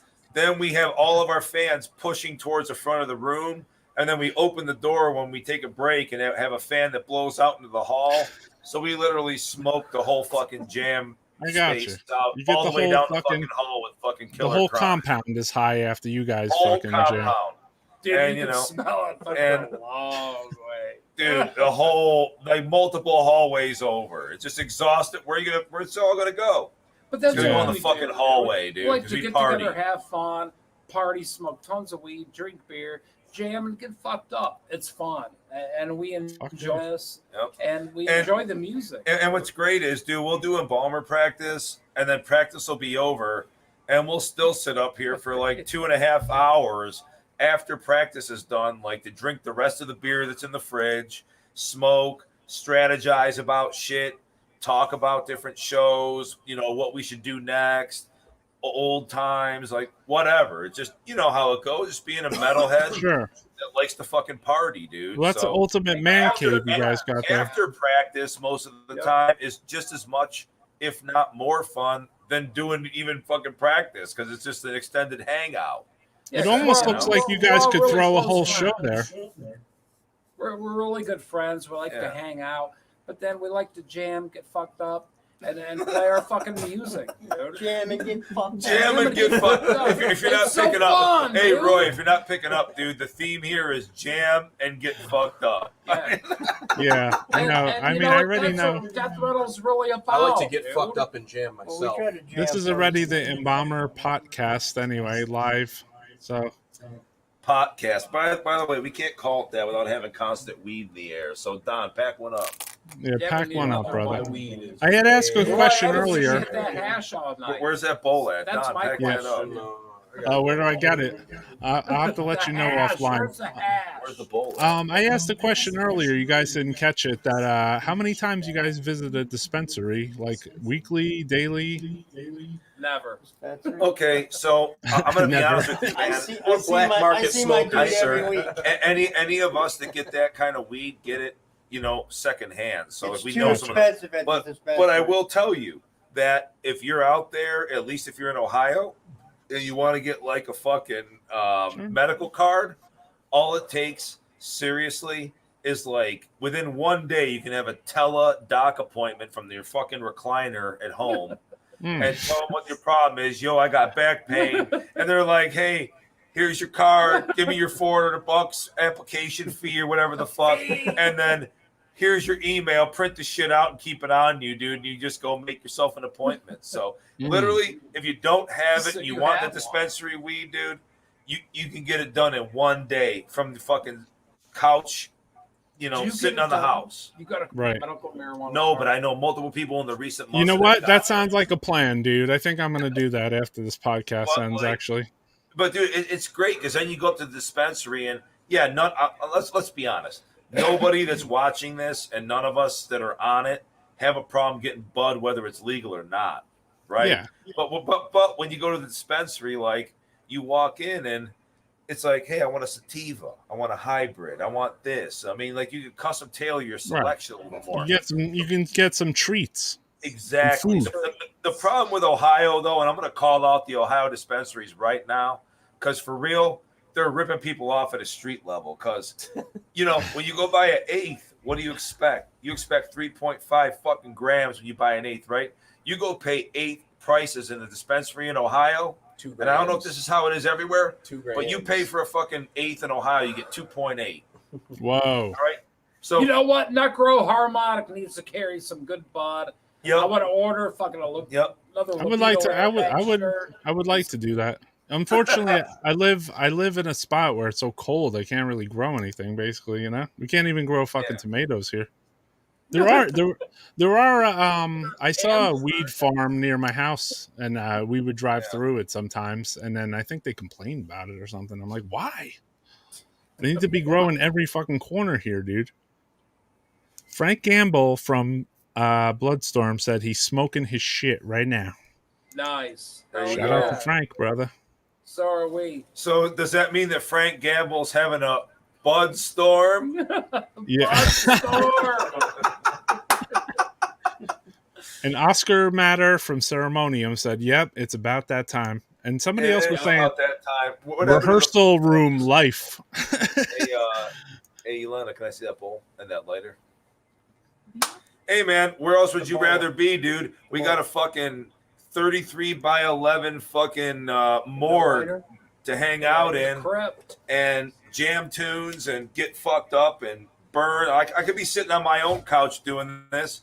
He could be sitting on his own couch doing this. Any of us, but I'd rather be. It's jamming better some while more we're here on a songs, Saturday, just getting fucked up, drinking hear all the beer till the fridge is empty, jamming and getting fucked burning. Yeah, you know, jamming, getting fucked up. Multiple people in the chat are like, "I'm smoking a bowl as well. I'm laughing. I'm puffing on Bruce Banner and Blueberry Yum Yum." Nice. All right. How about that New York City diesel, man? You got some of that, Roy? You got to connect. The only diesel I used to smoke was the fucking dips. You know what I mean? Diesel. Yeah, man. I haven't smoked that though since I was a younger lad. Maybe back at like a You gotta have 13 them- show. Them wet cigarettes, man. That's what I'm talking. Yeah, it's been a long time for them, man. Those are the ones that I would walk into the parties and they'd be like, "What the fuck is that fucking diesel smell and that spearmint shit?" I'd be like, "Oh shit, they smell my pocket." Dude, the new rocker. Dude, Embalmer used to smoke joints on fucking formaldehyde, dude. That's for sure. They have a song formaldehyde, but yeah, you used to fucking smoke all that shit. But yeah, I mean, talk about it. Yeah, man. Somebody was asking a question, which I don't see this ever happening, obviously. But Brian Sekula wanted to know Ask Roy Stewart if he would consider putting out any original Corpse Grinder rehearsals with Toby and Mark. If someone will pay Roy, I'll put them out. Okay. If someone wants to put it out, Roy, I'm sure Brian, Brian Sakula. And what's cool is, I mean, there's only a few Corpse Grinder shows, dude, but there is video that exists of them opening. I would totally put Brian Sakula can answer in the chat because I don't remember the show, but it might have been Coroner and fucking Creator. Did you play that or Sacrifice? It was actually Sacrifice and Razor, maybe, right? Yeah, I think so. Razor and Sacrifice tour. Corpse Grinder opened that gig, and there's video and audio. And I'm sure, Sakula has other shit. So this was the lineup too, right? Back then? Yeah, that's it. Those are the guys. Yeah. Roy, why don't you put it out, dude? It'll cost you some weed, but give Roy some fucking weed. Maybe some I gotta hash. listen to it. That's a prerequisite. The prerequisite for Necroharmonic to be on there is I gotta listen to it first. That's the only prerequisite. Oh, and you saw the Roy Fox flyer, so I have just a little bit ahead of me actually, but yeah. But anyone else that's checking out this podcast, that puts out like cassettes or something, I mean, like I got a couple of new cassettes recently that are pretty decent, you know. You gotta put it out on something like this, you know. Oh yeah, agreed. And there's a lot of labels that do that now. There's a lot of labels. Yeah, well, records are the hardest. Somebody said, "Tell Roy Stewart, Blessed Sickness was awesome." Roy played Blessed Sickness. I played in Blessed Sickness for a little bit. Vinny. You played on that 7-inch? I was not. Not back in the day, but he was in later era. Yeah, but because they were always friends, playing together anyway. And Vince Smith Heisler, good buddy, Blessed Sickness. Yeah, I haven't heard her name in a while, dude. It's been a long time. And then shout out to Sean from PS Records, dude. Sean Panic, he put that 7-inch out and shit. So, and also shout out to Sean Panic for putting out the released Psycho comp tapes back in the day, because some of those got me into a bunch of bands. Another comp tape guy, this long with Manglehead and the dreaded fucking comp, Dave Kibler. Yeah, fucking tons of cool comp people back. Shout out to Steve Eggs and Rob Mazzone, because I used to always tape trade with those guys back in like 90, 91, 92. Steve Eggs and Rob Molzan, dude. Like, if it's not fucking incorrect, I think you had a hand in naming Steve Eggs, right? Yes, that is correct. I named Steve Eggs for some reason. So yeah, that's correct. Isn't that strange that stuck so long?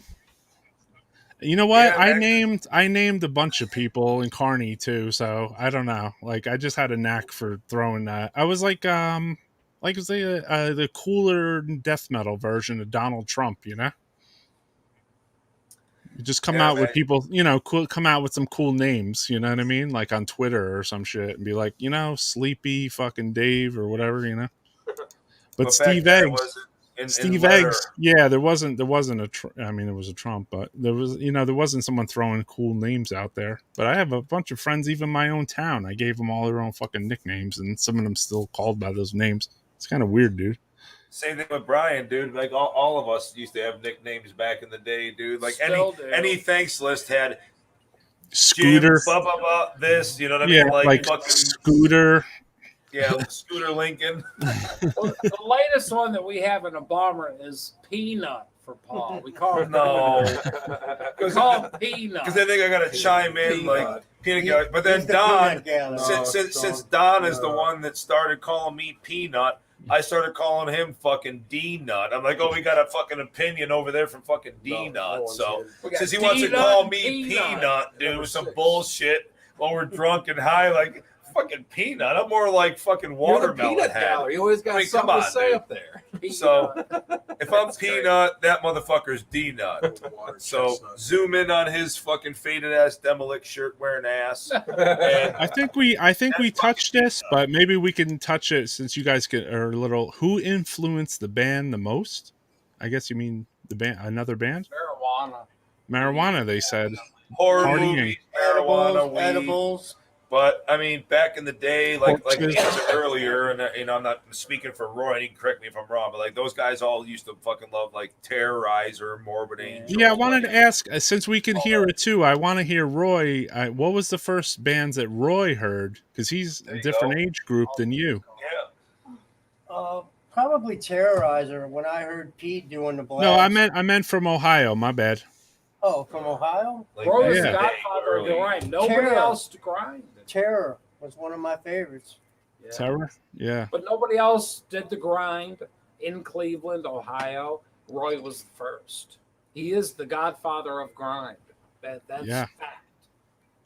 I mean, he was, I mean, when we saw that show back in 1990, dude, we were just blown away, bro. Because we were like, damn, look at that fucking guy. We wanted to play as fast as we could, and we wanted to play as slow as we could, so. Yeah. It was a really good feel too, man. It's just like rhythmic too. The drums were like very the older stuff were just like, I don't know. It had a different. Would you guys think your older stuff has a different feel than your newer stuff? Kind of. It's got a different feel, but I think the newer stuff, we just sort of took a lot from the older stuff, right, and just tried to make it better. Newer stuff's a lot crazier. Yeah, but ramped up. And I mean, the old stuff is like this. It is like so. The new stuff is like this. Yeah. Right. I mean, like the thing is, like, I personally, and I'm speaking for a lot of people, probably like, yes, if you're in a band, you're free to do whatever you want. It's your creative outlet. Great. But me as a fan, and not someone just plays in a band, I look at shit differently. So I always hated when fucking bands started out death metal, then you get an alternative rock record, and then you get fucking this and that, and some shit totally sucks. Like, you know, so even if there's lineup changes in a band, especially a band with as much fucking history as Embalmer, everything needs to be, you know, rooted around a certain core sound, and then you can build off that. So, like, you got to have certain elements if you're an Embalmer. You got to have highs, lows. I got to be a multi-dimensional vocalist. I got to have highs, lows, gurgles, all that shit that Toby and everybody else did in the band. If you're Brian, he's going to bring his flavor to the fucking riff writing and keep it super chaotic and sick and grindy and brutal. But it's got to have slow elements that are doomy and fucking dreary. Yeah, it's got to have grinders of what the band had, like, that were sick. So you could put your stamp on whatever it is that you're doing, dude. But a band that's been around this long, you don't just change the fucking sound. You know what felt good too? When you guys were jamming and there was a show, I guess you guys were playing in Tennessee with Malignancy. Like in between the songs, like you were like talking, like you're a good front man, you know what I mean? I don't know if you realize that, but you know how to fucking work and talk to the crowd, where there's some bands that are kind of like a little more shy, I would guess, or just they don't know how to, you know, like there's certain people that know how to ramp the fans up. I appreciate it, bro, because, you know, depending on how many beers and this and that, like, you know, my stage banter goes, sometimes it's really engaging, and sometimes I get off stage and I get ripped on at fucking practice for the next fucking 3 jams. Like, motherfucker, you're a fucking total fucking retard. You fucking said this on stage, you said that. I mean, like, this whatever, guy's dude. got his issues. You know, he's got his issues. Talking about bulldozers, but sometimes. at the end of the day, he does deliver. He does. One of your friends said, one of your friends from Ohio said, some people just have no people skills.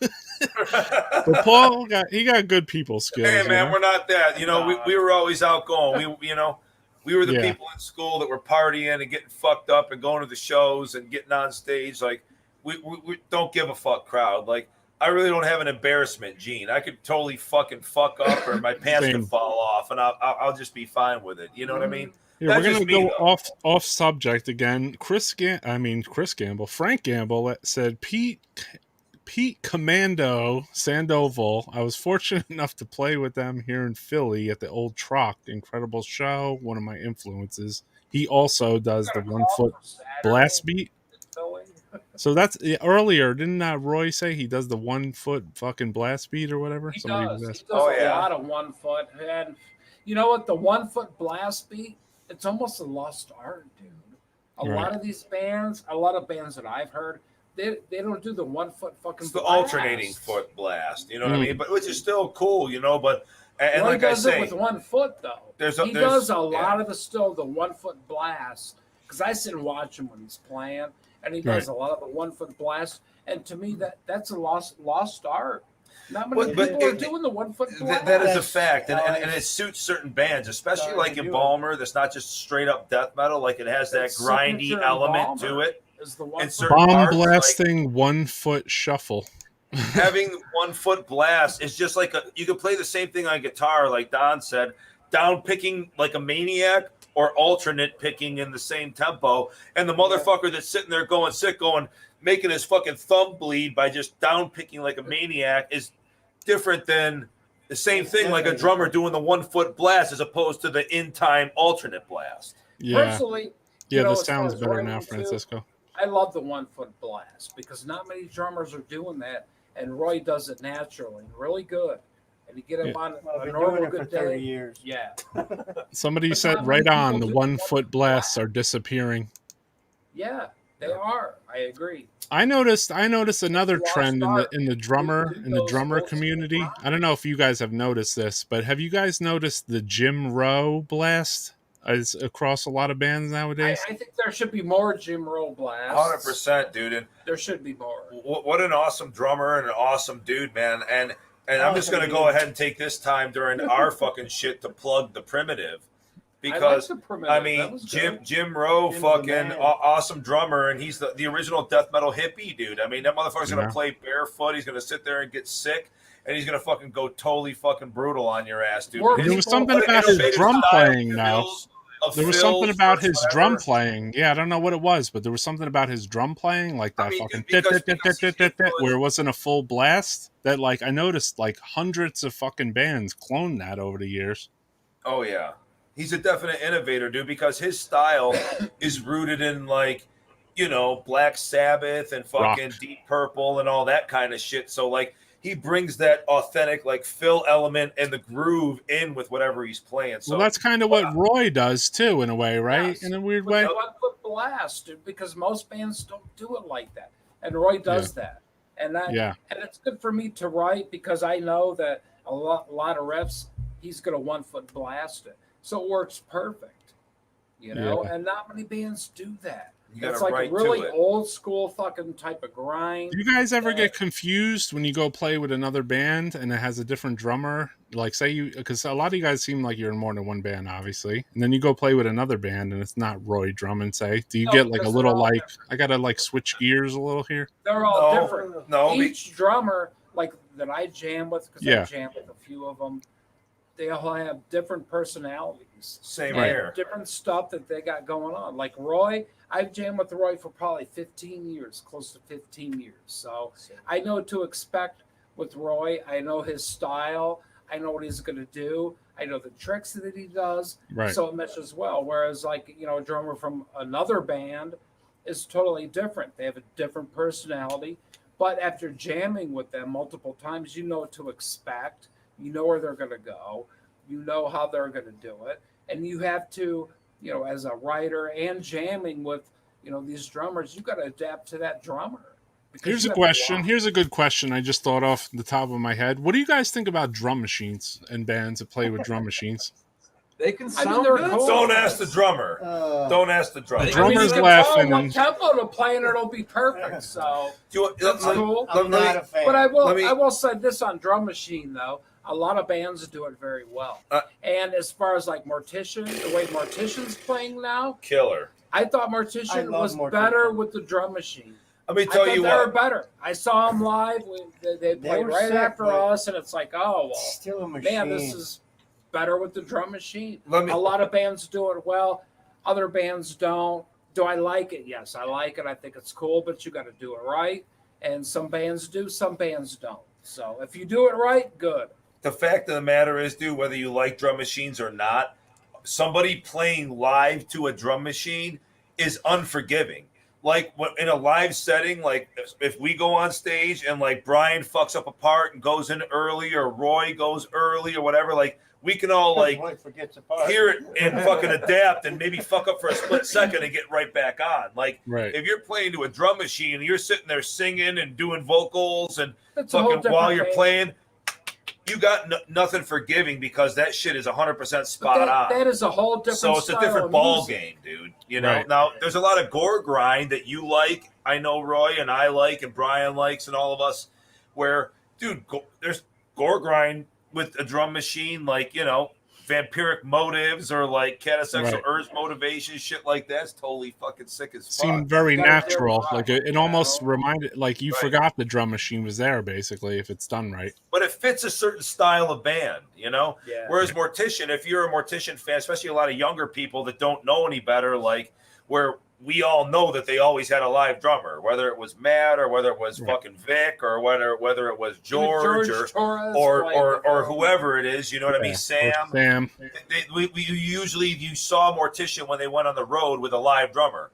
So for the last couple shows or whatever that they've done this year where they've needed one or whatever, like They you're should used stick to with- anyone that's stick heard with the them on drum CD is used to hearing them that way anyway, dude. So when Yeah. they go out there and play a tight set and fucking kill it and I fucking think it's all on Mortician time, it sounds should just stick like their with the fucking drum machine. release. So really what's not to like about that? I mean, they fucking totally fucking kill.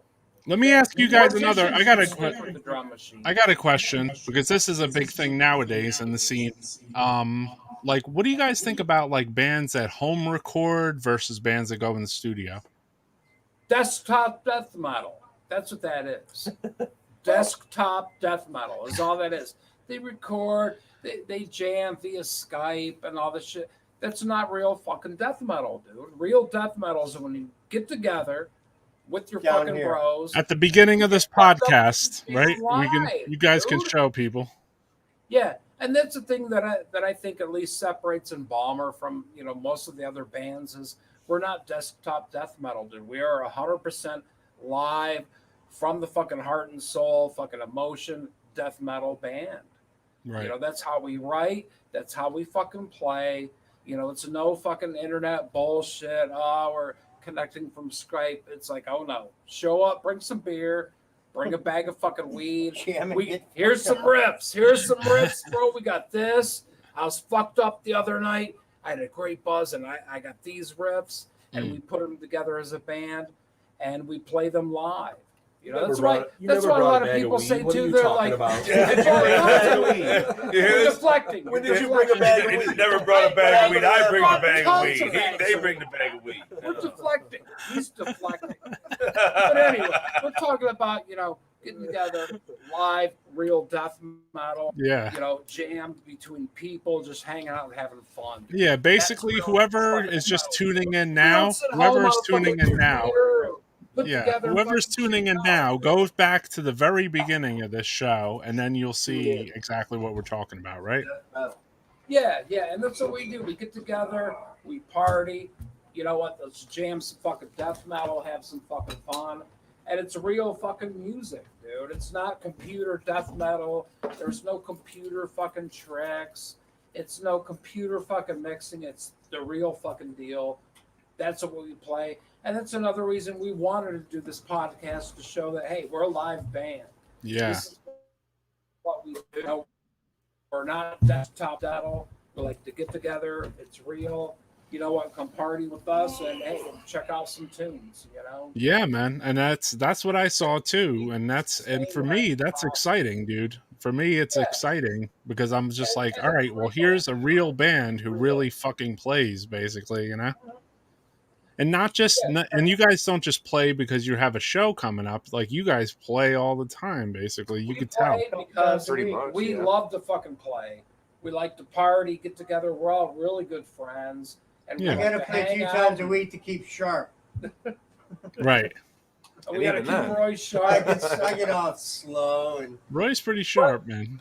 Roy shows up, dude. He does his job. He's done really good lately, I think. I mean, Roy's the type of drummer that it's really good because he gets better. He's always improved.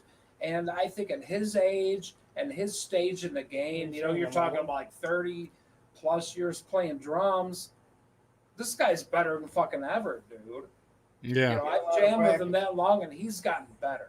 It's practice. We practice a lot. Yeah. And at his age, because he's like mid-50s. 7. Yeah. 57. I'll be 7 this year.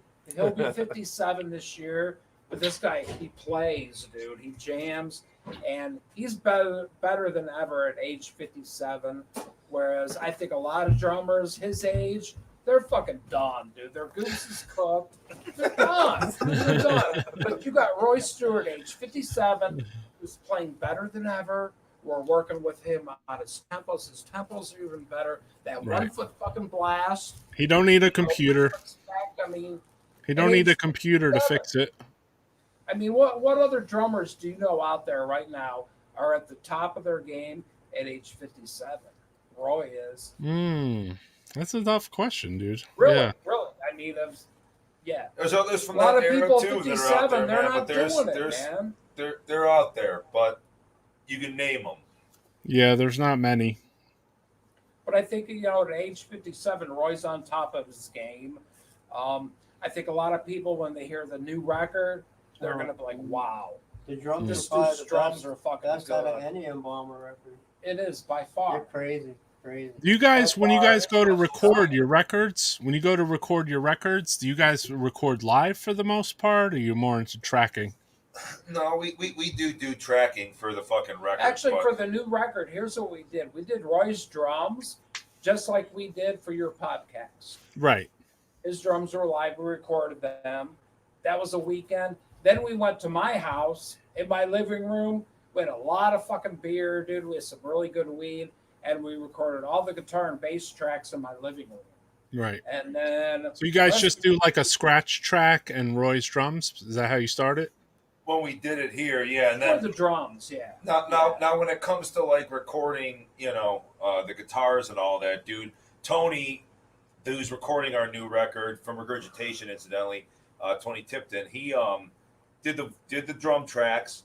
And it's not like we just plugged in at Brian's house and did the shit. Like Tony came there and set up at Brian's house, and then we made we made a weekend out of it. So like one day or a couple days were get Roy, then the other days were let's get Brian and Don, in there, and then we drove down past Columbus where his studio is at. He's probably about 2.5 hours away, 2.5 to 3 hours away from Cleveland, and I did my vocals down there. And then we worked on the mix and all the rest of that shit down there in person in his actual studio. But he had good source tracks to have the shit that he needed to make it happen. So, I mean, basically, this is almost like a live album because we really want to capture the energy that you get from a live Embalmer show. Yeah. Because people like the live show and we're a live band. So we wanted to capture that on the CD. And I think we really You captured it on this podcast. I'll tell you guys that, man. Oh, yeah. That's just a typical practice. Yeah. That's all that is. And that's what we do. Someone here, Sam Bile said that Pete Sandoval is also 57. So we'll just throw that out there. What's Pete doing nowadays? He's playing in his version of Terrorizer, He has his version of Terrorizer. So yeah, there's two. There's the Oscar Terrorizer LA. He's still terrorizing. Yeah, and then there's the Pete Terrorizer, basically with Lee Harrison and right. I forget who else in so that there's band you now. and Pete Sandoval, dude. that are 57s doing this. Yeah, it sound like good because last I heard him, there are not too many. Yeah, because by then some of the drummers, I don't know though. It's like being a drummer. I'm assuming you do a lot of jogging in a way, or whatever. Like no fucking jogging. You kidding me? I mean, on the, he runs back and forth on the field. I mean, on the drums. Hey, you know what? He does at-home lung expansion, and he does at-home lung expansion with copious amounts of fucking killer bud smoke. He eats tons of milligrams of gummies every day. He's completely retired because fucking, he's happily married and worked his whole life. So he's at the point now where he's like, fuck I get my work. workout when I come to and practice. soup on Sundays. And that's what I mean. You do your workout in practice. And he works really mainly at home with diaphragm, breathing, lung expansion exercises. Somebody said the Ohio weed diet.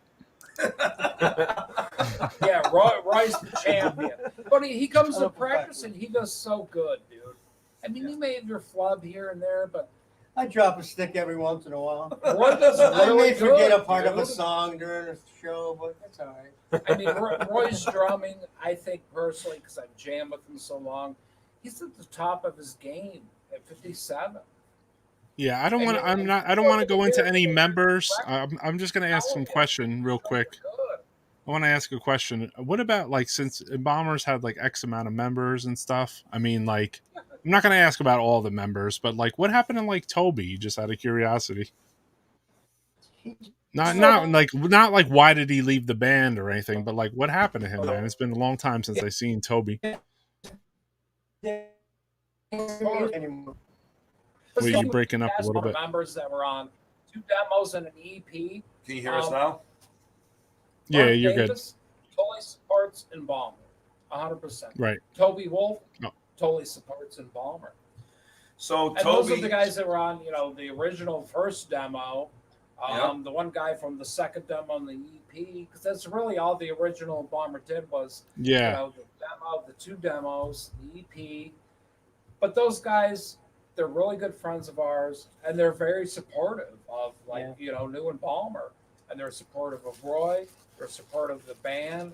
I remember you guys had a singer that you'd probably want to throw him under a car or something, right?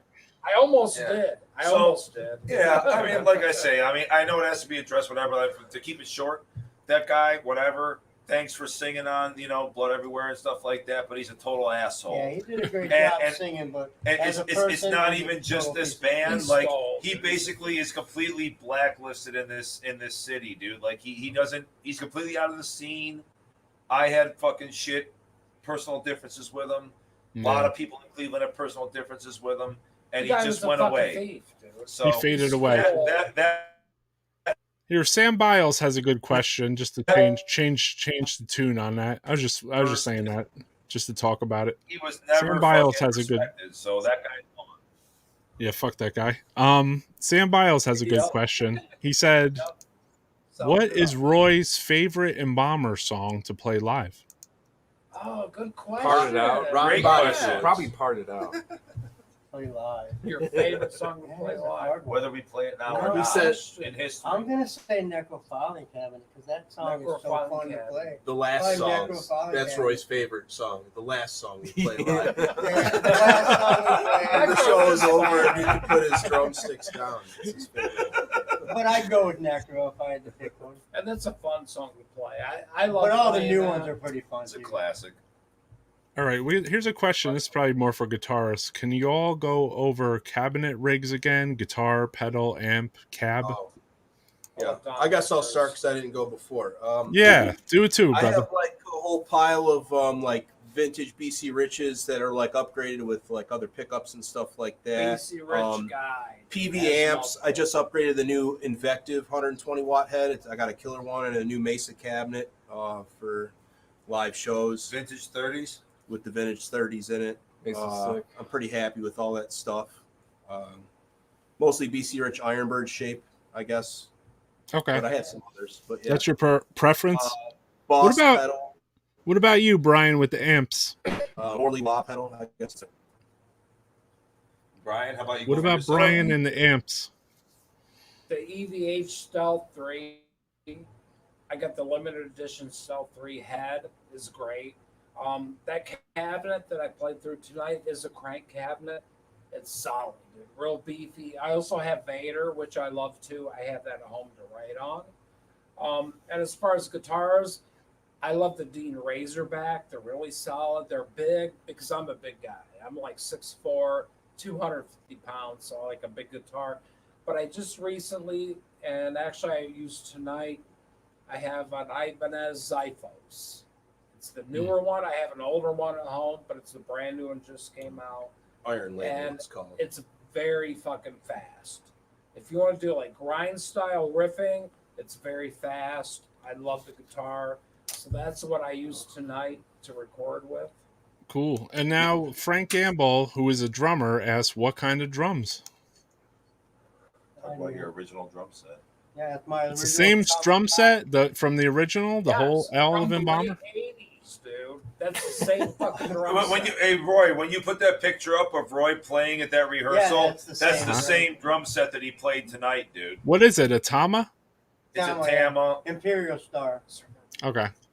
Imperial style. They're probably made I bought them used in '88, so I'm guessing there's like 80, two mid more '80, '85 probably. Same drums. The man has the same drums. No special snare? Just a Tama snare, Okay. Tama chrome snare. I call it Poppy. Poppy. Oh, I like that name. I hope that answered your question, Chris Gamble, drummer of Bloodstorm. Yeah, but here's the thing with Roy. That same kit that you heard on Into the Oven demo is the same fucking kit that you hear on the new CD. That's the same fucking Except for kit. the ride cymbal. Except for the ride cymbal. Gotcha. So, And the only reason Into you the don't have Oven, the ride cymbal is because same the kit. fucking TSA lost this fucking ride cymbal original from the 80s when they fucking came back from Las Vegas Death Fest one year, dude. Like that is the same that kit sucks, was on but Into the yeah, Oven. same kit, you know. All right, somebody said, heck yeah, y'all sounded nuts earlier. And you did. The sound was incredible, dude. This is the best sounding, like, if we could have got our audio this good in the beginning, I would say this would be the best sounding podcast ever. But it doesn't matter about the audio of the I mean, talking. as far as the interview portion, but the jam, the audio of the music is what counts. yeah, so the jam portion and the interview portion are separate. So like, as long Yeah. as the jam portion was good, and we The got jam this portion was the best fucking thing I was ever played on this fucking show, basically, just so you guys know. That's what we wanted to do. Awesome. We just want to show people our fucking music. Here's what we do. Here's what we get together and fucking, create amongst ourselves. Yeah. So I the mean, music's good. Yeah. whether we were on your show or not, we were going to have practice today. Right. We were going to get fucked up. We have an awesome jam space that any other death metal person can relate to. Like, we're not just tooting our own horn. Like, if you're into death metal, you love that there's old flyers on the wall, or there's flags or posters and stickers and shit. And you know what? Let's be honest. You probably have that shit where you're at too. You know what I mean? So look behind you, Roy. I mean, like, you got the same shit going on. I mean, it's universal. I got a bunch of garbage actually in my. I have nothing hanging up in my house, which is so fucking weird, dude. You know, If you're like, if you're a couple fucking places. freak, you're a fucking freak, dude. a couple places, yeah, a couple places. Your house and I'm gonna decorate that. So, Yeah, like, that's I need some. I need somebody that, like, like, people are like, oh yeah, you got all these flags, you hang them up and shit. I'm like, nah, I don't hang any of them up. I just hang that one up over there because it covers my fucking bottles of like naproxen because I have back pain. I don't want people to think I'm a drug addict, so I just put it over there, you know. But it's like, dude, this whole series you're doing for like Death Metal Podcast, where if you get bands that are willing to bring them in their practice spot, like, or wherever they jam, like, we're gonna be jamming either way, whether we're on this or not. Right.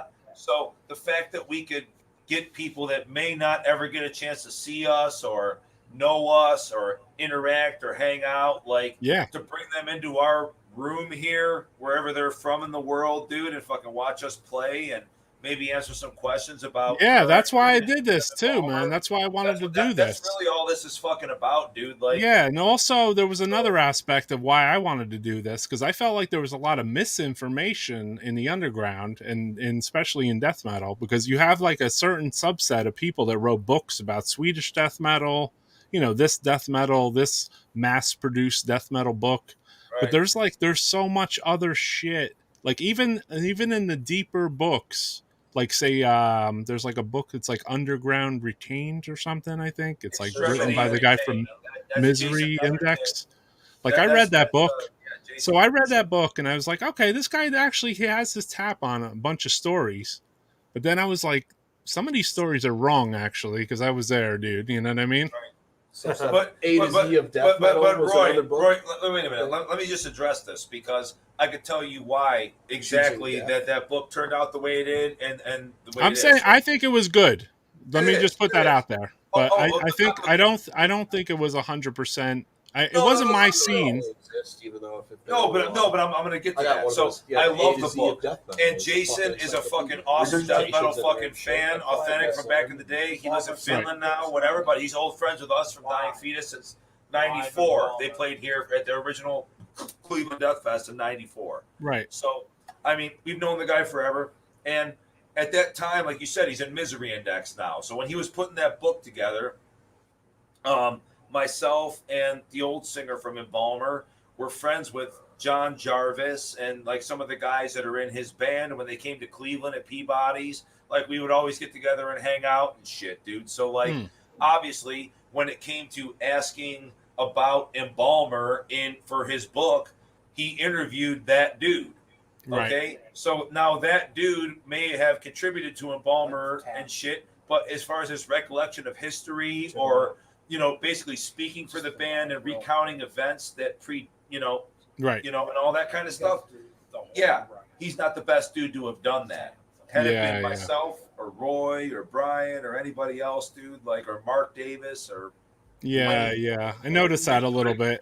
You would have a different answer. You know what I mean? So, and also, like the book was a little regional. You know what I mean? Because like he lived maybe near like Maryland. Literally, when they came to town with Misery Index, we would party, and like I say, it was not so much Jason because I knew Jason, but Rick really didn't. But then Rick got cool with like fucking the Jarvis brothers and shit. So like that's how that came about. But you know, as far as any inaccuracies, that goes right back to that. Yeah, like I felt like it wasn't really just. I'm saying his book was good. You know what I mean? Like I saw the least inaccuracies in there. So like, but there's a lot of other inaccuracies, like on Metal Archive, for instance. You know what I mean? There's like a lot of fucking inaccuracies, dude. What for this band? No, for bands in general. Oh yeah, well, it's a matter of knowing somebody. See. You know what's fucked about Metal Archives? I'll say three things. Number one, dude, is no. I'm gonna put you on solo cam for this one because I want to hear this. Good. I think Metal Archives is great for one reason. In 1990 or 89, like you mentioned, Embalmer used to be called Corpse Grinder, and they didn't know that there was another Corpse Grinder, right? And as soon as they found out, they changed their fucking name, right? So. Yeah. I mean, back then, it's easy with the mail that you wouldn't know there was another band that was called your band. Nowadays, I guess I have little fucking, like, tolerance, and they could be good bands. But when I hear a band these days called, like, Cemetery or Burial or this or that, I'm just throwing out random names, but, like, if you're throwing out some one-word random name, dude, it's probably been fucking used.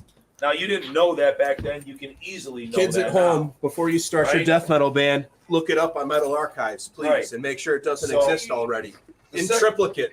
The second thing is, in like 5 different countries. You got to know somebody to make your own edits on Metal Archives. So, like, I'm not to that power level where, like, I have that user You got to have a guy.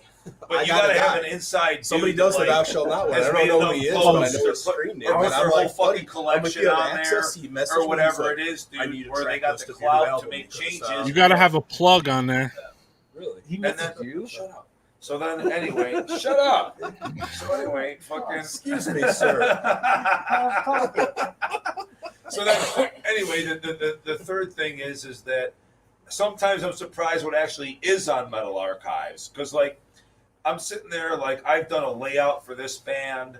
I might be in a credits on one tiny little sentence, or maybe I did guest vocals for this band and I'm in one tiny little sentence, and it's not like some major band. And I go click on my name and it's like that shit's on there. So who are these people that like read every line and input this shit? But in any event, well, whoever it is creating a Metal Archive. So like, I didn't expect you to know that I did this band's fucking CD layout. I don't expect you to know, like, that I did this or that, or that anybody else, when I look somebody up, did their shit. But somehow it stays complete. People contribute to it. And number one thing, if you're starting a new fucking band, check this shit and do a Google search, because Suffocation isn't available in 2022, dude. Okay? You know what? Fucking Crucifixion. What do you isn't mean I available can't in call my new 2022. band Cenotaph? I mean, it just.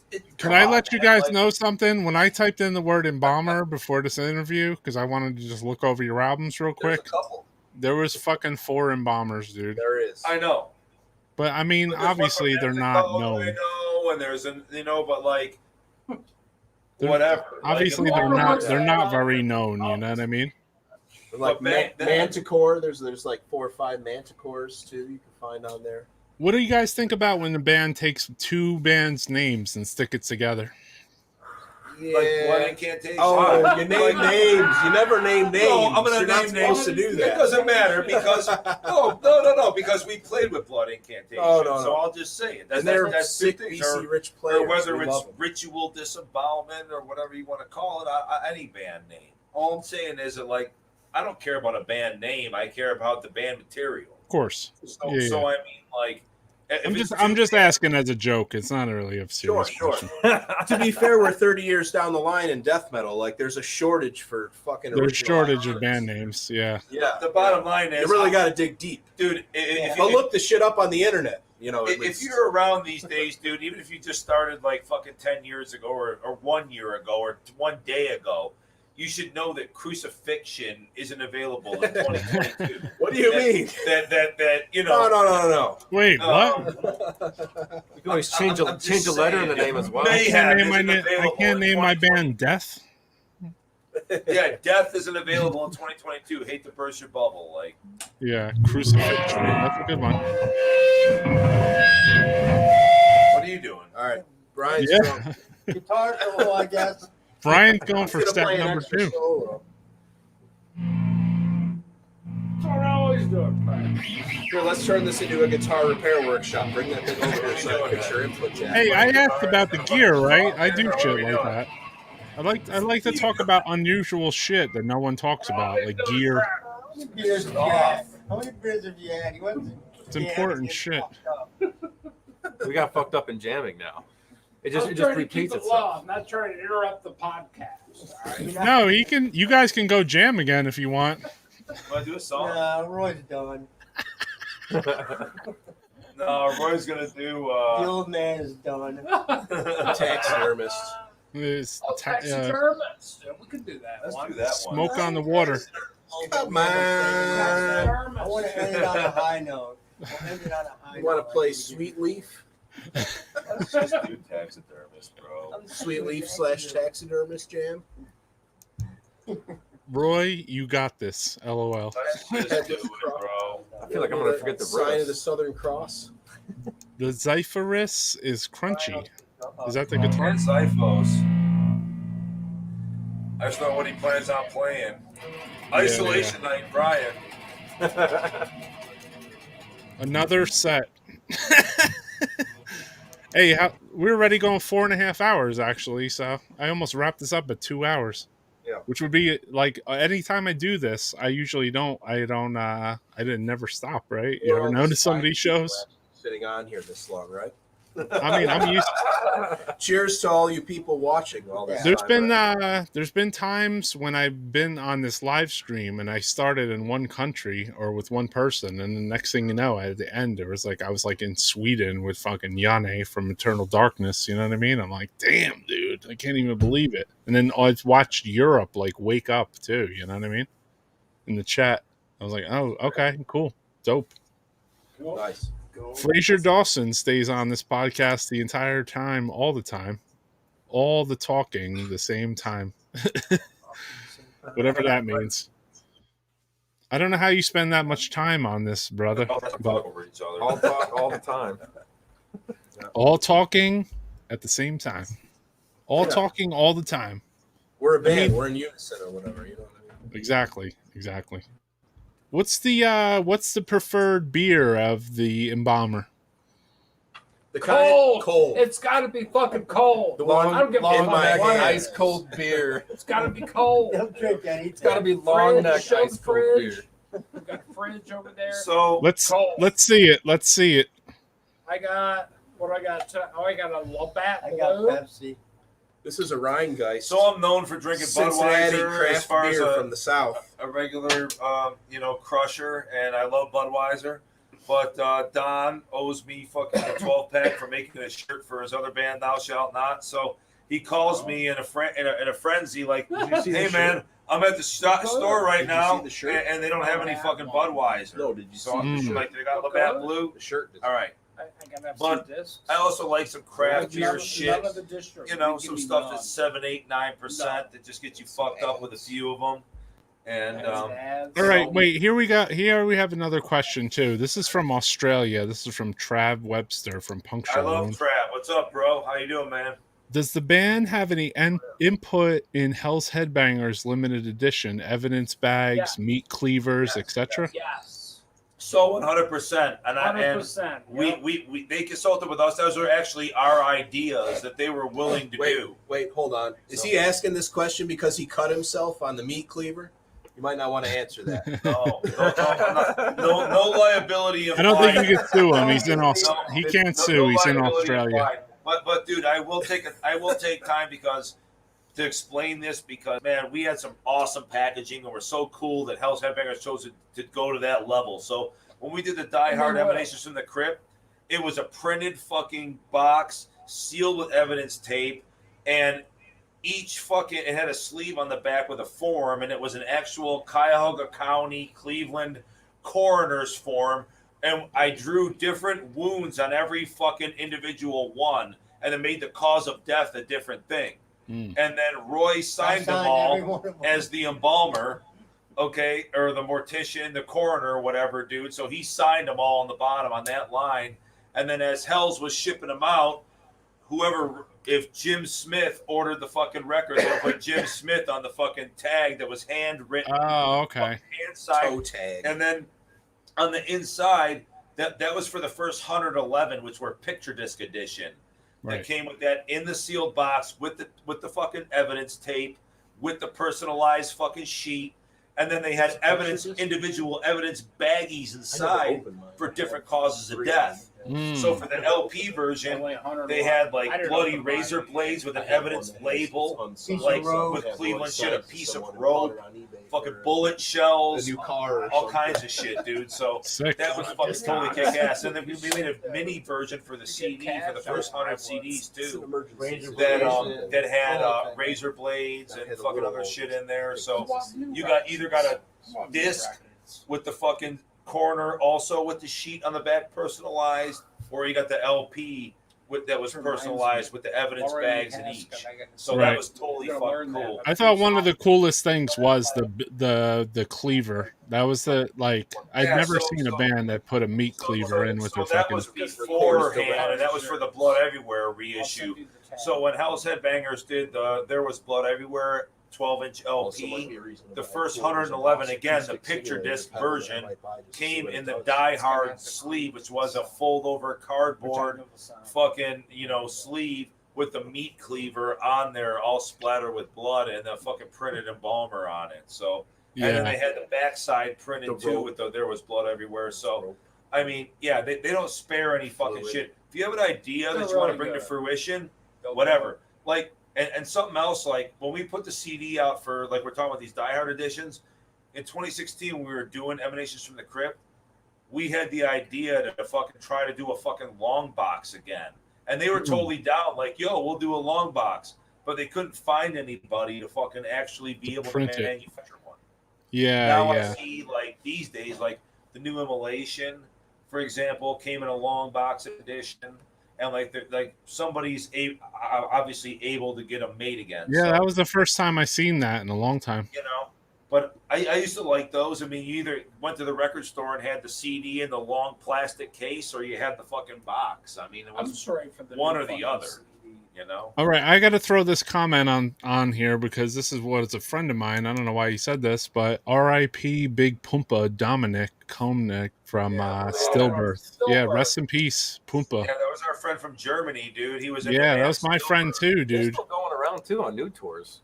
Yeah. That was my friend too, bro. Pumpa. I don't know how he died, but it's a shame. He's a cool guy, dude. It's a shame what happened to him, dude.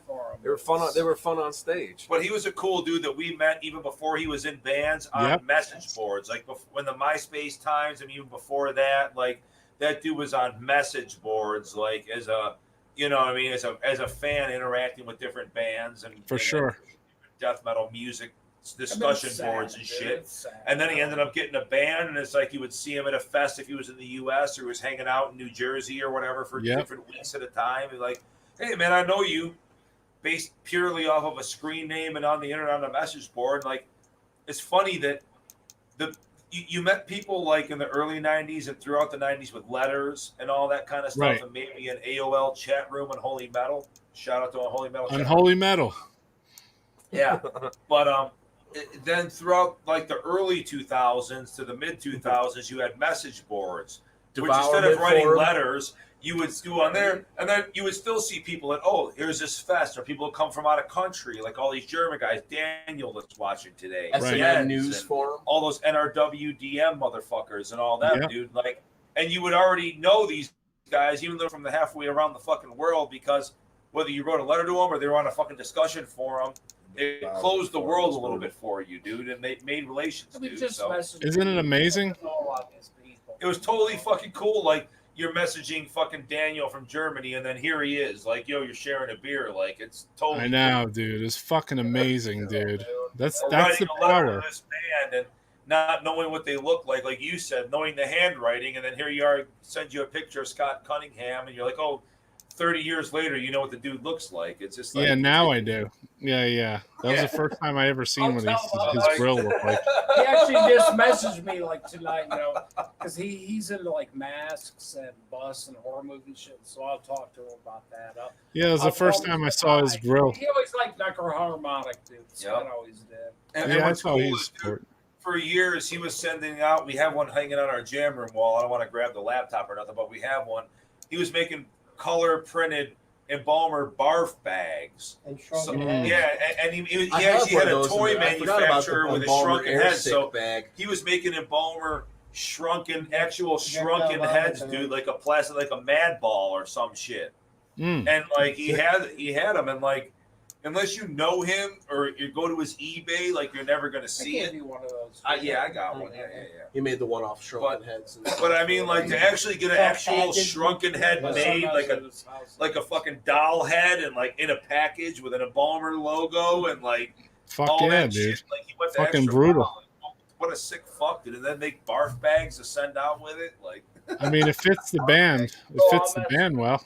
The fucking mango head, man. I got a cardiac arrest bark. Projectile vomit bags. Oh yeah, I think I have a cardiac arrest vomit bag as well. Yeah, they did those too with red bread. Yep, they did. I'm not even gonna look for it anymore. I had a picture of me and Pumpa fucking in Germany hanging out at the fucking Obscene Fest, you know? I don't think we dropped. It's a cool dude, So man. anyway, You didn't even say the name of the new fucking record. You didn't even say it the whole fucking time. So let's go. Now we can hear, so maybe it's best. Let's just tie up about the new record. So the new record is called Pathways to Putrefaction. It's going to be super sick with cover artwork by Juanjo, Castellano Rosado. It's got fucking how many new songs? I think we got Eight new songs. Is there 8, including the interlude? 8 new songs and an 8 instrumental. new songs, instrumental interlude, and then we're fucking doing Embalmation and Projectile Vomit as fucking studio tracks that were from '92 at the end of the record. So you got 11 tracks total on the fucking new album, Pathways to Putrefaction, and like I said, a lot of new content. But we put some fucking what will be new content to most listeners out there that weren't around in the Cleveland area in the early 90s. So there'll be fresh songs to you, man, but there's songs that never really got their true justice or true due from the 91 to 92 time frame that we decided to tack on the rest on the end piece. I got a question. Maybe I got a good question. Maybe we can go around the room with this because you got 5 members there. What do you guys think about Spotify? What do you think about digital music and Spotify? Yeah, we're lagging a little bit. Free Wi-Fi. Can you guys hear me? We're losing it.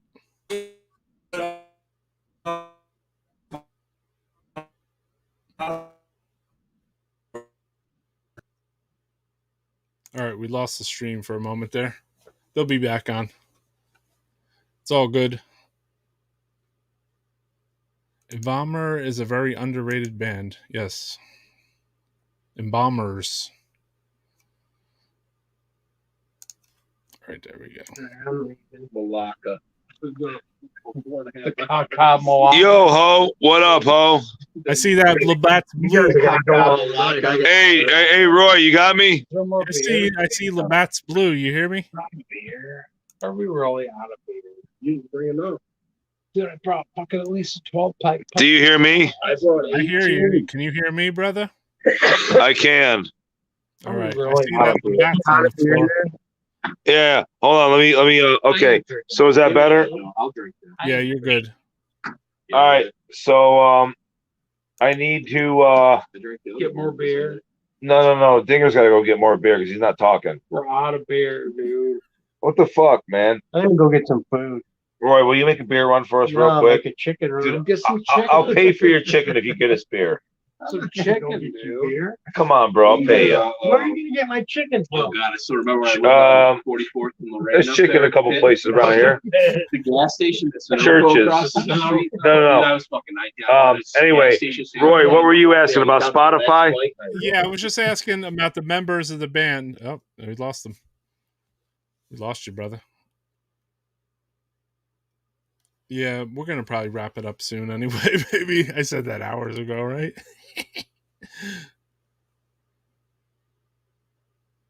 So we'll let these boys come back on one time, and then we'll say our arrivedercis. Thank you for everyone who fucking goes into the chat here.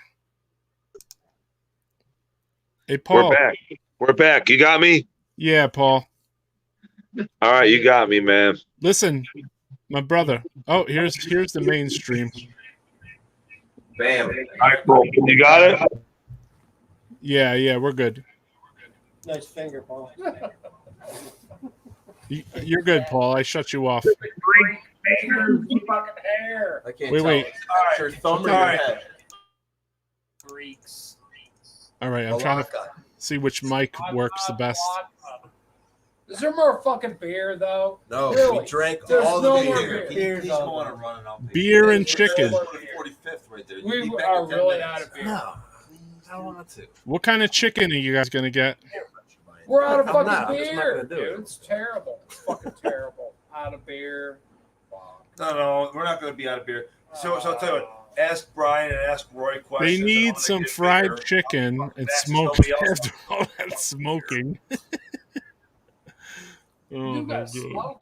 We're out of fucking beer. Fried chicken. You know what? We're not out of beer. We're not out of beer. Ask Brian some fucking questions, Who's got fried chicken? and I'll be back. I was saying, get fried chicken, have a buffet set up here. Dude, get some questions, ask some questions. Fill the content. If I'm gonna go on beer, and he doesn't want to fucking Hurry go, up, then I'll get go. some Don't beer. get more beer. I gotta try it. You'll make it just fine. All right. Death Metal Podcast exclusives. Oh Death yeah. Metal Oh, yeah. podcast. No, seriously, man. Fucking keep it Grab going. some more If I'm gonna go beer. get beer, you better keep it going. We're Totally. going. Ask away. Grab beer. Gotta have He's more like beer. craft beer. Story time. It's got to be cold. Somebody said I eat at Popeyes. Where do you guys eat it? They got some new sandwiches that are decent. Cane raisin. Yeah, but we ain't got White Castle. You gotta eat some free range grass fed chicken. You can't eat that fast food garbage. It's not good. Don't be Yeah, poisoned. I don't eat fast food actually. Yeah, try to cut it out. I don't man. either, dude. Nope. Yeah, I haven't been fucking with it like for a while actually. Try not to. A McDonald's breakfast you're guilty of once in a while, but I usually Yeah, pack maybe if I was like on the road or something. Yeah, but I don't even go out. right. Not nowadays. Good. What I was asking Paul before he wanted to get fucking go on a chicken run was I could ask you three guys. What do you guys think about like the whole digital fucking metal and Spotify and this and that? You fuck with it or you don't fuck with it? It's good for people to have it at the fingertips. I mean, to get it point and click, be able to buy a shirt because you just saw the band. You can be 2 clicks on your phone away from buying a CD or a shirt. That's awesome. Yeah. I think it's a two-way street because physical media is this shit. I mean, who doesn't want to get a 12-inch record, full artwork, maybe a colored vinyl, all the lyrics, maybe some, anything else. You have all the meat cleaver. Awesome. Right, yeah, meat cleaver, a noose, a coroner's report. You want all the things. All right, here's a good one. The bad thing about Jeff all that S. He says, "Hey guys, I'm a fan since '92 from Detroit. Maybe I missed it, but when is the new album coming out?" I would think it's probably going to be out. I'm thinking April or May. Yeah, spring 2022. Yeah. So I'm thinking a few months. I mean, the recording, everything's done. We're just waiting on the final piece of the artwork because we had it redone. So What was that? What was the original new song that you guys played? What was the name of that one? We played like a couple of them. We did. Oh, you played a couple. 4 of them, I think. Drawn and Boiling Blood, Pronounced Dead. We did the Stiff. There's 4. That was it, I think. Yeah, 4 new songs are on your podcast. Yeah, 4 brand new ones. Sick. Yep. Cool, man. There's your answer, Jeff. Yep. You can see them on the road. Or if you want, Jeff, if you go back to the beginning of the podcast, you can see the new songs, dude. Or they played them live right in the studio. Podcast as well. Yeah. Oh, yeah, that's right. Yeah, I don't know if we caught the whole set at that one. This one was a little more clear, too, so you could see what the fuck was going on and shit. Sweet. Yeah, check it out. I mean, that's us playing. We had 4 new songs. Just play it live. How do you say her name? Is it Lena or Lena? Oh, Lena. She's actually Lena. from Russia. Yeah, Lena did a really great job with the recording of the video. She's really good. And that was cool. She also designs and makes like patches, leather patches. So if you're into the patches, you're into like genuine leather ones. She makes those too. Shout out to Lena. She did a good job recording you guys. Mm-hmm. She really put the essence of the death metal in the room. You know what I'm saying? Definitely. All right. This man says, "Fuck yeah! I can't wait to hear the new shit." Basically, awesome, dude. Well, thanks you for know what? tuning You in. got 4 of them live in the jam room. So there you go. Like those live, exclusives here on Death Metal Podcast. Yeah. Yep. Fuck yeah. You know what's funny? You know what I think is funny, Brian? Were you on the phone the other day when Paul called me? Because I heard somebody in background. Yeah, it's funny how fast we could just pull this together, right? It's cool, and you know what? Isn't it? Because he just said, he goes, "Hey, Roy, you want us to be in the friggin' thing, and then we'll record whatever?" And I'm like, "Yeah, all right, cool." And I was like, "All right, what time?" "All right, 5 o'clock." "Yeah, Saturday." "All right, I'll see you guys then. Hit me up at 4:30. I mean, that's the thing. We knew we were going to jam, and it's like, you know what? We want to show people, all right, here's what we do. This is how we spend our time. You know what? We come up here, we party, we smoke a lot of weed, drink a lot of fucking beer, and we jam. And we just wanted to show people, hey, here's what we do. Here's some new songs. Here's some old songs. And show people exactly what we do, what we're about. I thought it was killer, man. Fucking A. I just liked it. I thought it was killer how fast we pulled it together, too, man. It was like nothing, dude. You know? Yeah. I mean, it's really good for the fans, too, because they can see what Embalmer's all about. And, you know, here's how we do it. This is what we do. And it's almost like, all right, you're here, which if people are in town, if you're in Cleveland or we're jamming, come on up. Bring some beers. Come over to our jam out spot. on the fucking casting couch. And exactly. Jam, man. Don't get any spooge on you and just sit on that side of the couch. Don't forget to bring a towel. We really do invite people. Hey, if you're in Cleveland and we're jamming that night, you know what? Bring some beer, some weed, come hang out, party, check out some live Embalmer. This is what we do. I think this question broke up a little earlier, Brian. This question is for Brian. This question's for Brian. It's from Trav from Australia. I think it broke up a little earlier too when we were saying it. He says, "Any regurgitation updates?" Yes. Actually, we have some new material that we're going to be doing soon. We probably have between me and Tony Tipton probably about 3 songs, but we are going to do 1 brand new song, and I think we're going to record it professionally. We're going to put it online, maybe with a video, just a fucking brand new tune. Here it is. There you go. Why we finished the other tracks. So Cool, man. I would say probably That's good. Maybe about another month. I think that's actually a respectable way to come back out, like with something, because you guys haven't done that that band in a while, right? Exactly. We did like a few. So I think it's more respectable if you just come out with a few songs and then coming out with a whole full length album. I think it's like a little bit more respectable, actually. It's going to take time. We live far away. We do have Gotcha. material, but getting it together, getting it done, recorded. So we're just like, you know what? Yeah, we're just going to get, probably one song, a new single out, boom, throw it out there. People can listen for free. Here you go. There you go, Trav. There's your answer, Trav. And Trav said, good to see Ablated Records back again. Steal that from I'm somebody. fucking back already, bitches. I don't fuck Damn. around. Where's the fucking chicken, motherfucker? Hey, no chicken. When I'm sent on a dummy mission, I go on a fucking dummy mission. Where is the chicken, bro? Hey, man. No chicken, only more beer. The corner. Literally no chicken. The corner store was sold out of chicken and heroes. I couldn't get a hero, and I couldn't get a fucking chicken bucket. Budweiser cans are the chicken of the band practice room. Yeah, dude, the Blader Records, I got to It's the only source of sustenance. It's almost like Things are bread. going so good. We have a lot Cool. of fucking merch coming out. Yeah, and everybody should check out the link. There's the link to the Ablated website. It's Ablated merch, bigcartel.com. So the rest of that stuff is probably, that's the Embalmer link. But And fucking tons of other merch. yeah, you had some other merch up there. You had some nice stuff. You got Pink Floyd The Wall in your pocket. What's going on over there? Oh, you can see my Pink Floyd The Wall box set?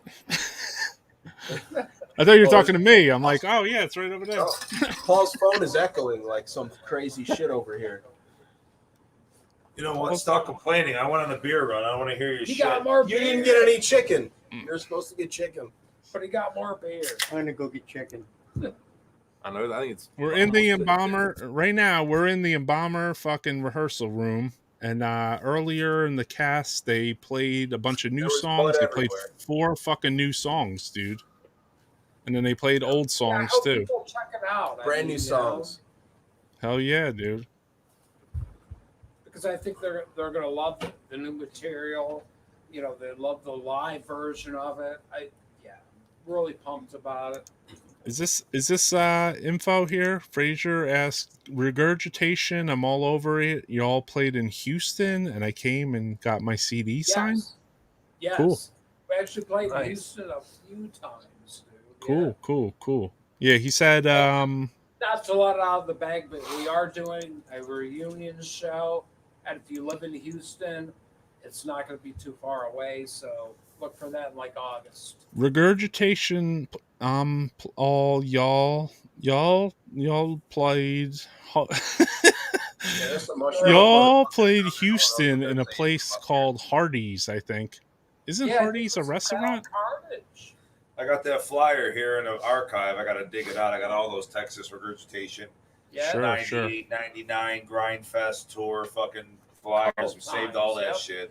So I'm gonna steal a page out of Francisco's playbook because he asked this question. What's the weirdest fucking place you ever played? A chicken restaurant or Taxidermy Palace.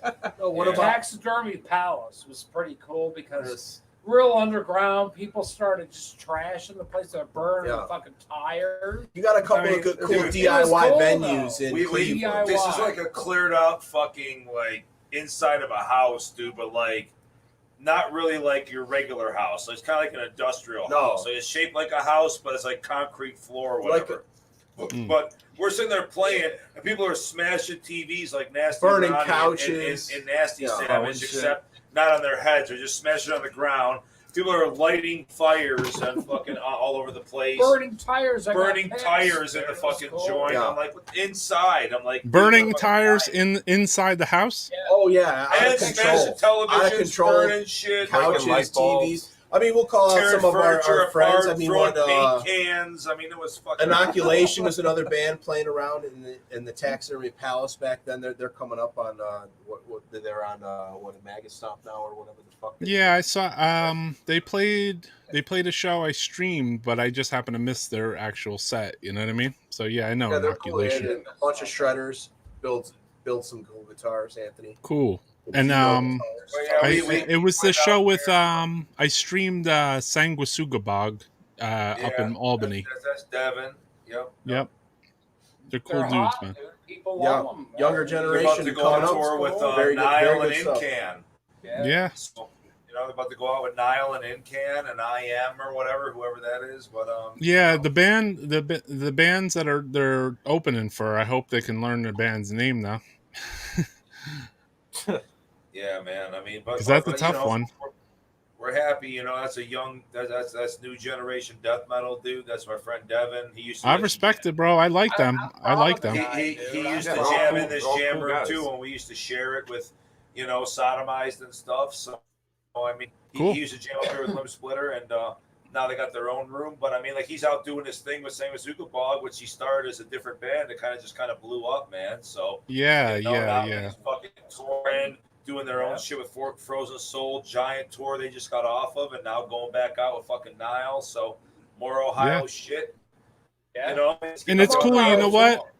I'm just gonna throw this out there. I'm gonna throw this out there, though. You guys are not hating. You're actually showing love instead of because in the older scene, you notice a lot of haters.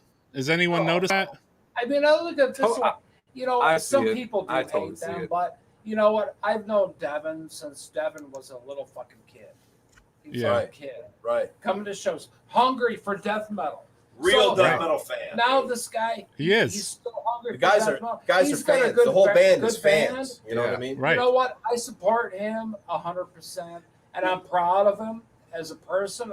Me too. You know. And what are you gonna do? You hate on Me somebody too. because when they're fucking born? Oh man, you weren't born in 1970. Yeah. Fuck you. You know what I mean? You know what? If people don't like them, they're you know great. what? Whatever. People don't respect them. Okay, whatever. But you know what? Devin's doing what he likes. I love it. I love it, man. I respect everything that everyone does. And I'm I support too. They're doing what they're doing. But the vast majority of people do. It's really only like really hardcore, dug in, underground, like that just want to be old school to be old school. Those are the Maybe people. I'm surrounded by a bunch of those, so that's why sometimes I hear people they're like, this new shit sucks. I'm like, no, it doesn't. I'm like, no, it doesn't suck. No, I get it, and like I say, like we all listen to that kind of shit and mostly have that mindset too. But like when I see someone that I'm friends with, dude, that comes up with some death metal, with some dudes that are playing some shit that are going out and getting on tours, like I ain't gonna be mad at that. Just like my other people, I support like them. 200 Stab Wounds is another band that's all out there and hype now, dude. You know what I mean? What's up, Tom? What's up, Tom from Dripping? How's it going, Tom Kiefer from Dripping? Yeah.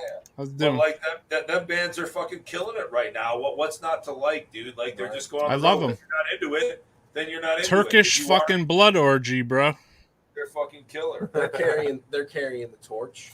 Do you guys see this tape that came out? It's Reverence in Paraxium. It's a Mexican band with members of Shoop Niggurath, Disgorge, and some other band, Cenotaph. That's Oscar Corio, right? Yeah.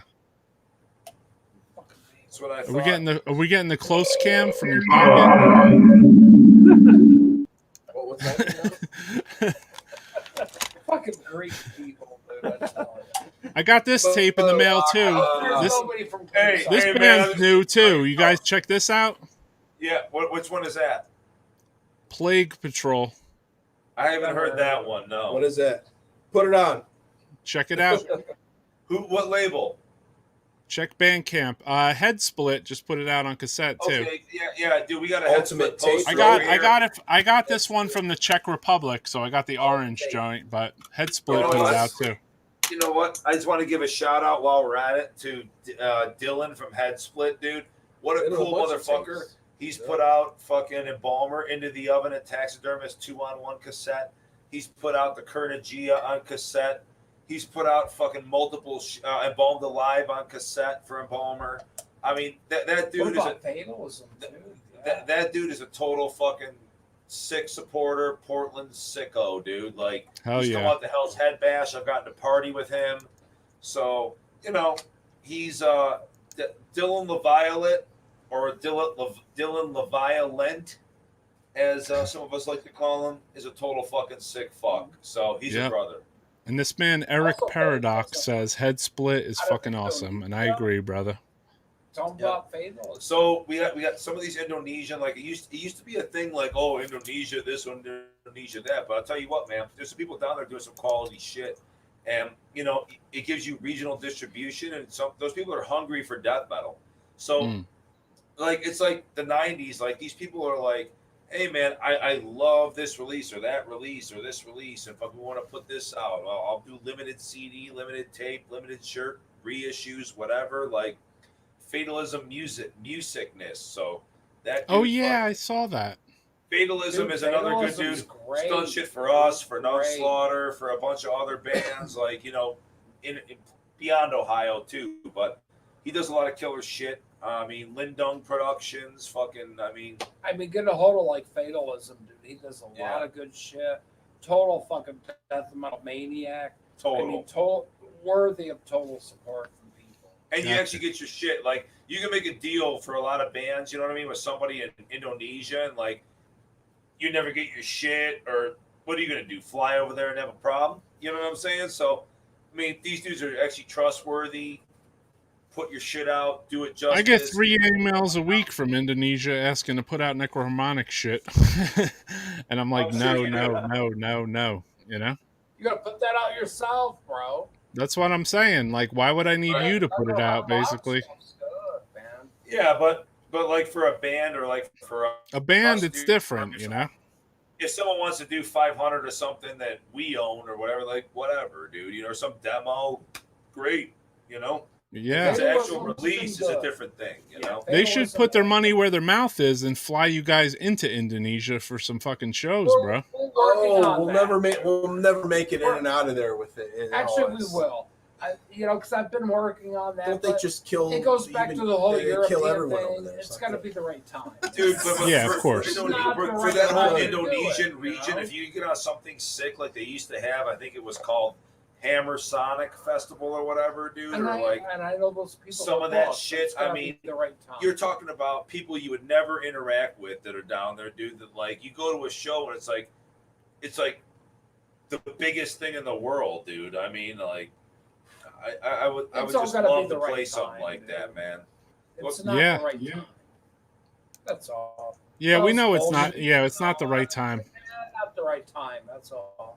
I saw that. I saw when Immolation played in India, they had huge billboards with Immolation's fucking pictures on them and shit. I was like, damn, that's fucking cool, dude. I'm like, damn, there's a fucking billboard with Immolation on it. Glad he was peeling that off. Yeah, I mean, it's great, man. I mean, here's a question: what do you guys think about Russian bootlegs? Well, I think a lot of the Russian bootlegs, you know what? If they're that into it and they want to put out a bootleg of something that is probably pretty rare and people are getting, you know what? Right. More power to them. They sell them for a reasonable price. You know what? Get the bootleg. You'll have it. You'll have them. Or you could pay fucking hundreds. Oh, not maybe hundreds, but a lot more fucking money for the original version. You know what? So, I'm going to wager that they're not making that much money. The same as the band. No. Here's my take on that shit, okay? So if you don't want a bootleg to fucking come out, okay, then it should be either from the band or from the fucking label that originally released it. What I don't like is when shit is completely kept hostage and never gets out. Like let's take for example Ripping Corpse. Ripping Corpse. And let's just take for example Ripping Corpse. And I know that me and you have talked. And there's reasons for shit, but why should that never? Craze Records owns the rights to the Ripping Corpse. Like, really? Fuck out of here, Craze. Like, who the fuck is Craze music? Somebody else. They put out that Sarcophago, maybe censored cover and some other bullshit. So, I mean, whatever. But if you're not going to put it out yourself, how can you be mad about somebody else putting out? I mean, if they can reach you and they're willing to send you copies, that's how it should be. I think the biggest problem. Yeah, I think the biggest problem with the Russian bootleg thing is that they bootleg the stuff so good that then they try to pawn it off as the real thing, and then there's suckers out there. No. Yes, I'm going to answer this too. That's where I was getting at with the second part of my answer. Is what really pisses me off, dude, is that a lot of that shit on eBay and everything. Like, if you're the boot and you identify it as a repress or a bootleg of some sort, price, that's fine. It's a fucking but listen, I know exactly. If it's $5, if you're 20 something years old, I get it. But here's the thing, Brian. Even if somebody wanted to do their research now, like the bootlegs have gotten so good that they can actually replicate the matrix number under the disc. So like really, if you're a hardcore CD collector, let's say that you're somebody that, man, you know what? I'm an old school dude that needs to fill these couple of gaps in my fucking rack, right? I'm willing to pay $350. Most of the Russian bootleggers aren't even charged. They charge a normal price. But but I'm just saying, if you go on Discogs or you're on eBay or whatever, unless you got a keen eye and there's accurate pictures or you know what you're buying, you could easily fucking from Russian Federation. I wonder if this is the Russian version. Dude, but it's more than that. It's more than that, dude. I know a guy from Illinois that sells all that shit as a U.S. seller. I'm just saying, the shit is in the market. So all I'm saying is, just like people making bootleg demo tapes back in the day where they're buying all the old TDK blanks or the Memorex blanks, Tom from Dripping, their own fucking covers. How do you know if you got an original fucking Mayhem demo or if you have an original fucking Malevolent Creation demo? Like, if somebody got a black TDK tape and dubbed one and fucking made their own cover, it charged you $200 for it. Shit. What's the difference, dude? I would know, but the amount of indicators, if you're a hardcore collector, that you can identify an original press from is less. Hey, man, send me the matrix number. Well, guess what? That ain't the Bible anymore because motherfuckers not anymore. are bootlegging the fucking matrix Yeah, number. they're bootleg. Yeah. So you either got to know the colors of the pressing, like send me a color, like, no, those aren't the right colors. Why do they want to do it so bad? Or, you know what? My man Tom from Dripping said it well. He goes, I'm all for bootlegs. Nobody's getting rich off bootlegs, and it's more to honor somebody than it is to boot my shit. I agree 100% and most with of these him. Russians selling the Russian bootlegs, dude, they're not selling them for an abnormal price. I know. So I saw them cheap. CD, I saw them pretty cheap myself, too. There was ones I wanted to buy, but I had the original, so I didn't need to buy them, basically, Yeah. They bootlegged some of my releases. They bootlegged Rochevor's demos. Oh, really? The disembodied comp? I mean, yeah. And they know why. They know the reason they could tell the difference is because I used the roll fold to put it out, like the roll fold cover, and they used the booklet, so they knew right away that one was easy to spot, basically, Yeah. But what? Most of these people bootleg them. They're not charging you an arm and a leg. Yeah, exactly. You know what? If I could have the Rochefort demos, it's a Russian bootleg. I'm paying a normal price for the CD as opposed to, I could get the original. I don't have to pay hundreds of fucking dollars. Get the bootleg. Somebody was saying here they didn't know that about Ripping Corpse, and that's sad. It is sad, isn't it? Yeah. I mean, has anybody ever? I mean, let's be honest. Has anybody ever seen a re-release of fucking Dreaming with the Dead or any of the demo stuff? The only demo compilation you got on LP was the fucking, the bootleg. The bootleg, the boot vinyl. Right. I got it. I got it back there somewhere. And even bootleg vinyl is worth everything you fucking pay for. Exactly. So, like, if the original band don't want to do it, when Metallica used to do all the bootleg vinyl. Oh yeah. Back in the day, everybody would do the bootleg vinyl Metallica. Get your money's worth out of it. Every bit of it. Yeah. I remember hearing a bootleg Metallica album back in the day when I was young, and it had a song on it that I didn't know. Puts it out for a normal price. Why not? Hey, Roy's taking off, but we're sticking around. The hearse driver is leaving the building. The hearse driver is leaving the building. But we're all sticking around to party. Hey, Roy, I want to thank you, brother. That was killer.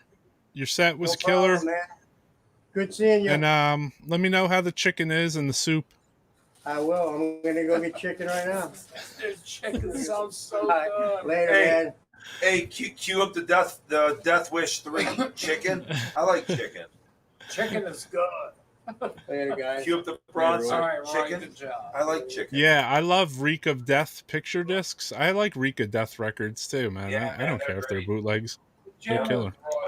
But they put out great shit, dude. Like, but let's be honest, Roy. Like, so what? So is that music that was such a good part of the '90s and the '80s, dude? Is supposed to be held hostage for all these years? I know. Or if the band has been given legit offers, or the label, or some kind of barrier, do you think somebody's not going to take it upon themselves, especially these days, to just put it out? So it's almost like the mafia. Like if a label comes to you and wants to put your shit out, or a shirt out or some shit, what do? Say no. It's almost like an offer you can't refuse. Yeah. Well, guess what? I'm asking you if it's cool if I do this, but if you say no, I'm still going to do it. So you might as well say yes, so you can at least get a fucking few of them. You may as well give the lesson to you. Give the I've lesson. had that conversation. I've had that conversation with some necroharmonic bands even recently. I said, you know what? Can I put this out? And they said no. And I said, well, there is going to be a Mexican bootleg of this. Just wait, dude. And then he's like, I don't care. I'm like, all right, then get nothing. Sometimes they're asking, but they're really not asking. You know what I mean? And it's like, yeah.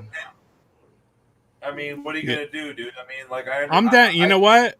When it comes to bootlegs and it comes to people talking about bootlegs, there's one thing that everyone has to remember. It's like, I am down with music. I don't give a fuck what the fuck it is, basically, you know?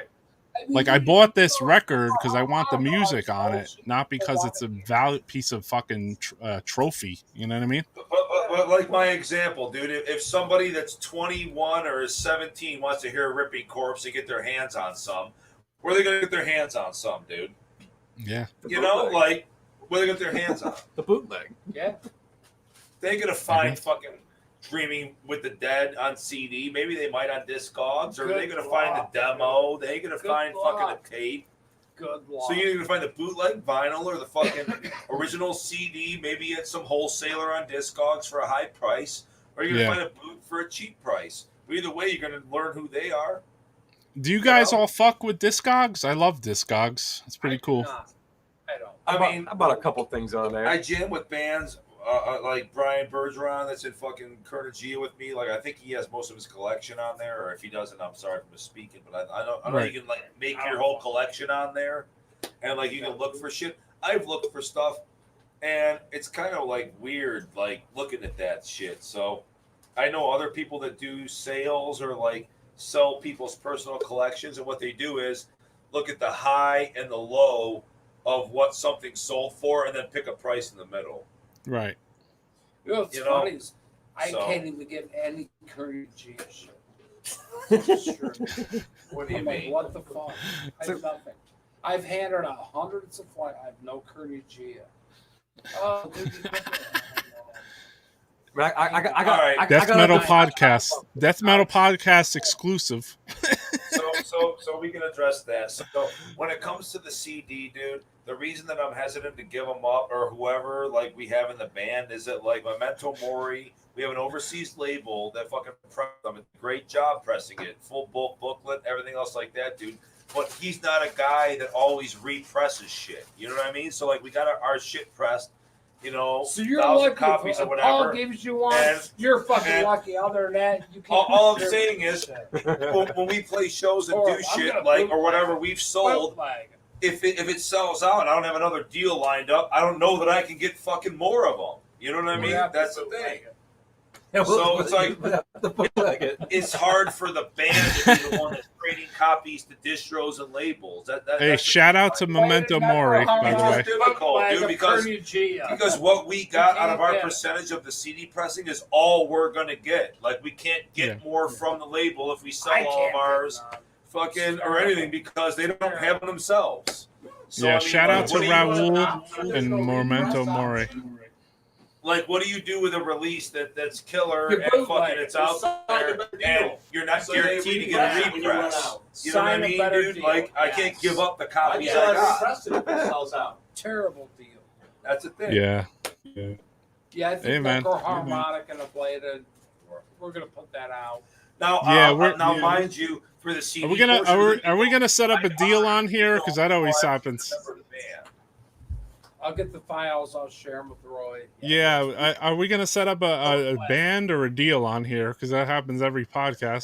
There's either I think the last one I did, Andy from Phlegm joined Rochevore or something. Did you catch Phlegm that? and Rochefort are both fucking great Love them bands. both. Great. You're getting love from Singapore. Hope to see Embalmer in Singapore someday. Awesome. That's We'd from love to see you Hook there. it up. We'd love to play there. Future Bin Hosni. You know to contact us, Yes. Hell yeah, dude. We'll come down there with an upheaval of blasphemy and gore. Singapore, fucking Exactly. sweet. What about is there any states? Is there any like states you guys haven't got to play yet, but you'd like to? Arizona. No. No, we played there. We played Tempe. I haven't. You weren't there. Why? Tempe. Yeah, I mean, Hey, the man's got a dream. I'm just saying, as far as like where we haven't played, I don't know. I just want to do more shows. I like Alaska. to, play more live shows. I almost don't give a fuck where it's at. I Pacific just want to play Northwest. live, dude. Oregon up there. I just want to play live. Make sure the beer's cold. Get fucked up. I love to play with bands like, isn't that where like, they're from up there somewhere? We played with them with Curtis G. The Putrefaction dudes. They came out here at the class. That was a fucking sick show. I was at that too. I'd play with those guys again. Yeah, it's cool to play with. I see people rolling in from Europe now, and India and Singapore, because this guy I know is from India. Cheers from India. Embalmer rules. Abegish Menina. I know this guy's a huge Disembowelment fan. Love that too, man. The demos and Transcendence Fuck and yeah, the dude. Peripheral. You gotta love that shit. Dusk EP. Fucking A, dude. Love it. Gotta love some Disembowelment. I know you do, Roy. Shit. Oh, hell yeah, brother. I love that shit. What else are you guys... Is there anything you guys could recommend as a new band that you would say, like, hey, Roy, get this shit? I mean, Noxus. I love a lot of the fucking new shit that's out there now from a certain vein, dude. You know what I mean? Like, I don't know, man. Like, I love, like, obviously it's not new bands like Undergang and Frontalith and stuff like that. But, Right. Ohio's got a lot of new shit all the time. Like I say, like, there's tons of stuff around. if you're here into to fucking brutal death listen metal, to. I'd recommend 200 Stab Wounds, man. Like, you know, whatever. It's a good young band, dude. They fucking crush. Oh, yeah, bro. You know, that stuff. And then as far as old school type shit, newer stuff, War Flurge, fucking 1914 band. What else are you hearing these days? That's good, dude. Mutilatred. Yeah, Mutilatred is one. Yeah, Mutilatred. Without doubt, Mutilatred. That's one of those bands. Hexorcist. Over the past 6 years, that band's been just fucking crushing. Yeah, Hexorcist is killer, dude. Fucking. Yeah. I mean, the bands that always have been doing it, MO and all them. Yeah, of course. Vomit I just wanted to... Fourth is. You guys are tapped into the Bandcamp culture or buying stuff? He probably is more than me. I just got my shit running the other day. For years, I had like the wrong account. I could never see anything I bought, and now that I figured my account out, it has all my history. Like, dude, this is great. This has all kinds of stuff that I've bought over the years. So like, I'm with these guys though. We're like, as far as digital versus physical, it's always going to be physical. Fuck, they had a great fucking CD last year. Yeah, On Death. Those guys are fucking sick. Yeah, I got all those too. Those were good. Creative drumming in the On Death. Love that stuff. Yeah, a lot of good stuff out there nowadays. Especially you could pick up on a lot of good stuff from Bandcamp, you know? Yeah, I mean, you just surf around and you know. Yeah, whatever. just by being able to listen to the band. Like we had when we grew growing up, I mean, we had to look at Iron Maiden covers and decide, is this going to be good or not, basically, you know what I mean? Or you had to rely on somebody's review, right? Like these days, the review isn't as important as it used to be. Like back in the day, dude, if you found a zine that was more tuned to your taste, where like you had a reviewer or a couple in that zine where they reviewed some tape or some CD or some album as killer, and then you bought it, and you bought another one and another one and another one. Like, okay, well, usually when these guys review shit that's good, it's actually good. Yeah, like this guy knows my taste. Yeah, this guy knows my taste. Preview the shit still. So you still got stuck with a couple shitty tapes or a couple shitty discs or whatever the deal may be. All right, Chris Stora is saying, "Drink up, you fucks." Damn right. I got my koozie here. Hey, Don, can I get my drink? You got this Budweiser too. Don, drink up, you fuck koozie. Can I get it? Your drink up, your fuck koozie. I got just the Budweiser raw. I'm going raw. I see right you got now. the Budweiser. I'm going raw right now, but I'm going to get the drink up, you fuck condom going here in a second. Hold on. So, here you go. Drink up, you fuck. All right? So, this is the Kurdia fucking koozies that we made because that's our motto. Had Kurdia practice yesterday before Embalmer today. And both bands embrace the drink up, you fuck motto. Right. Especially on that casting couch you're on right there. I think I saw some movies that might have been shot on that thing right there. Hell yeah. It could have been a couple. That's why these are always handy. Oh, okay. Clorox wipes. You just wipe off. Yeah. You know, really what it is Embalmer has an overabundance of groupies that break our door down every time we fucking have a practice. So, you know, while we're outside trying to beat our groupies away with a stick, dude, like a couple fortunate ones get let in, and those are the real victims of the casting couch. But, you know, sure. I mean, we just have such an overwhelming response that it's sometimes hard to manage. Oh, the couch. The couch has a schedule? The couch. The couch has a schedule? Sometimes it's unmanageable, dude.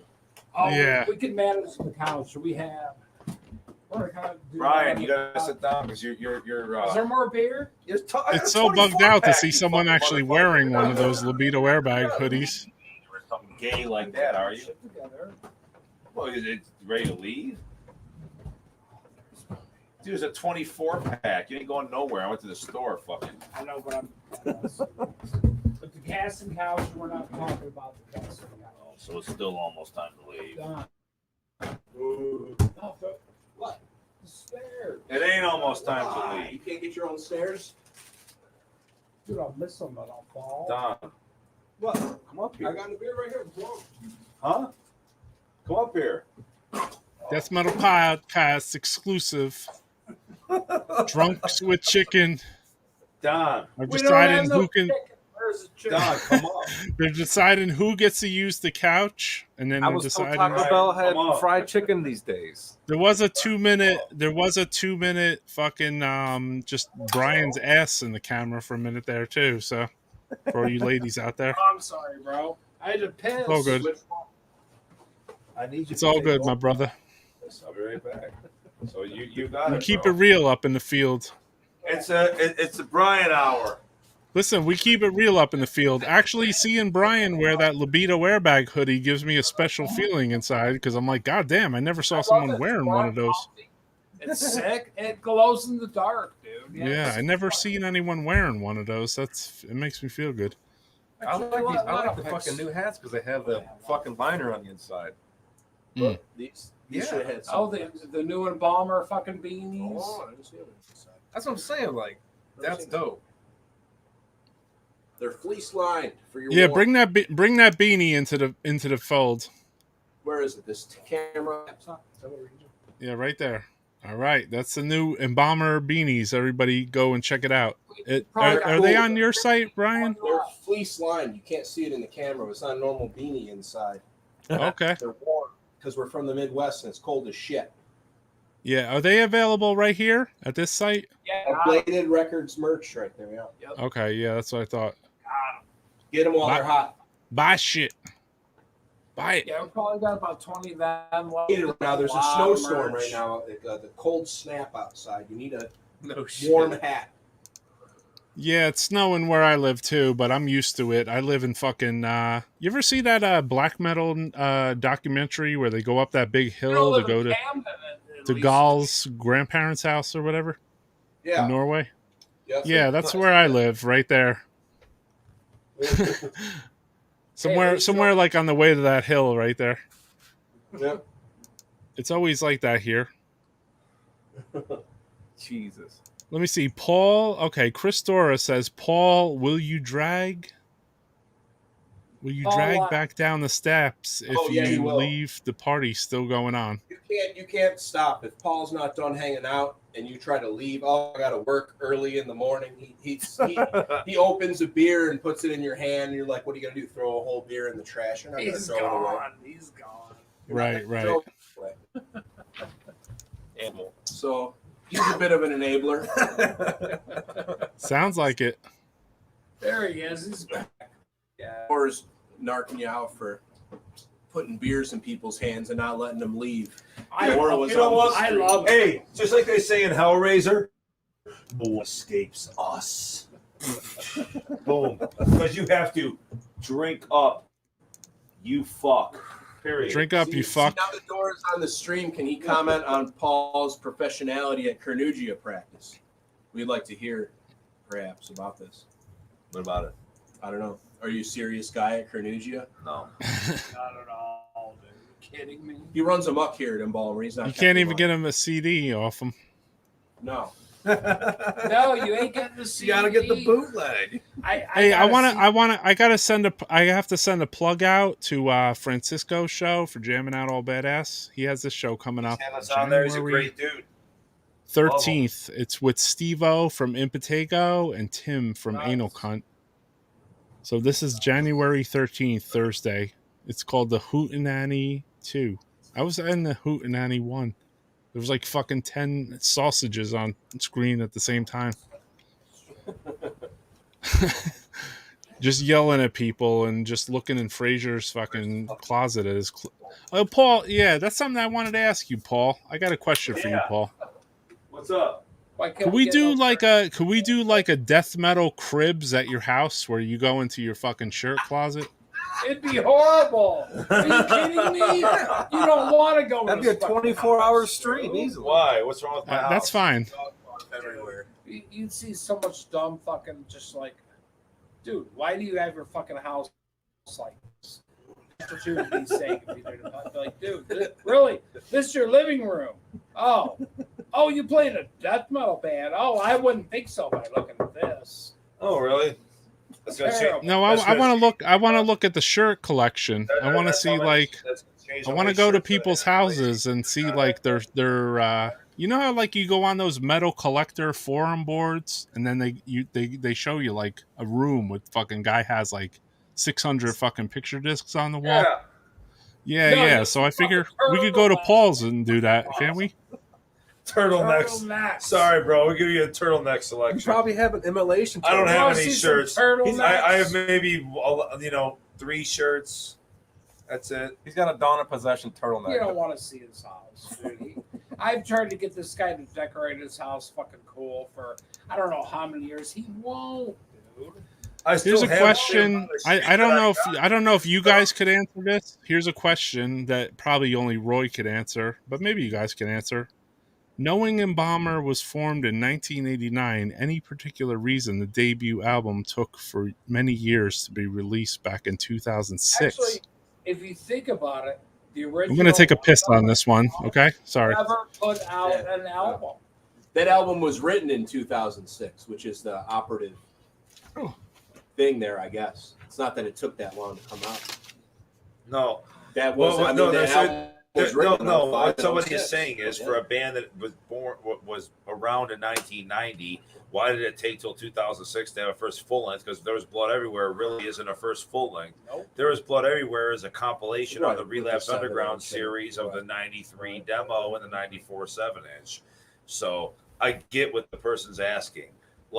So the best that I could tell you is just some lineup changes and stuff. So you had the original lineup with Toby on bass and vocals, and then which led into the Blood Everywhere and Rotting Remains lineups.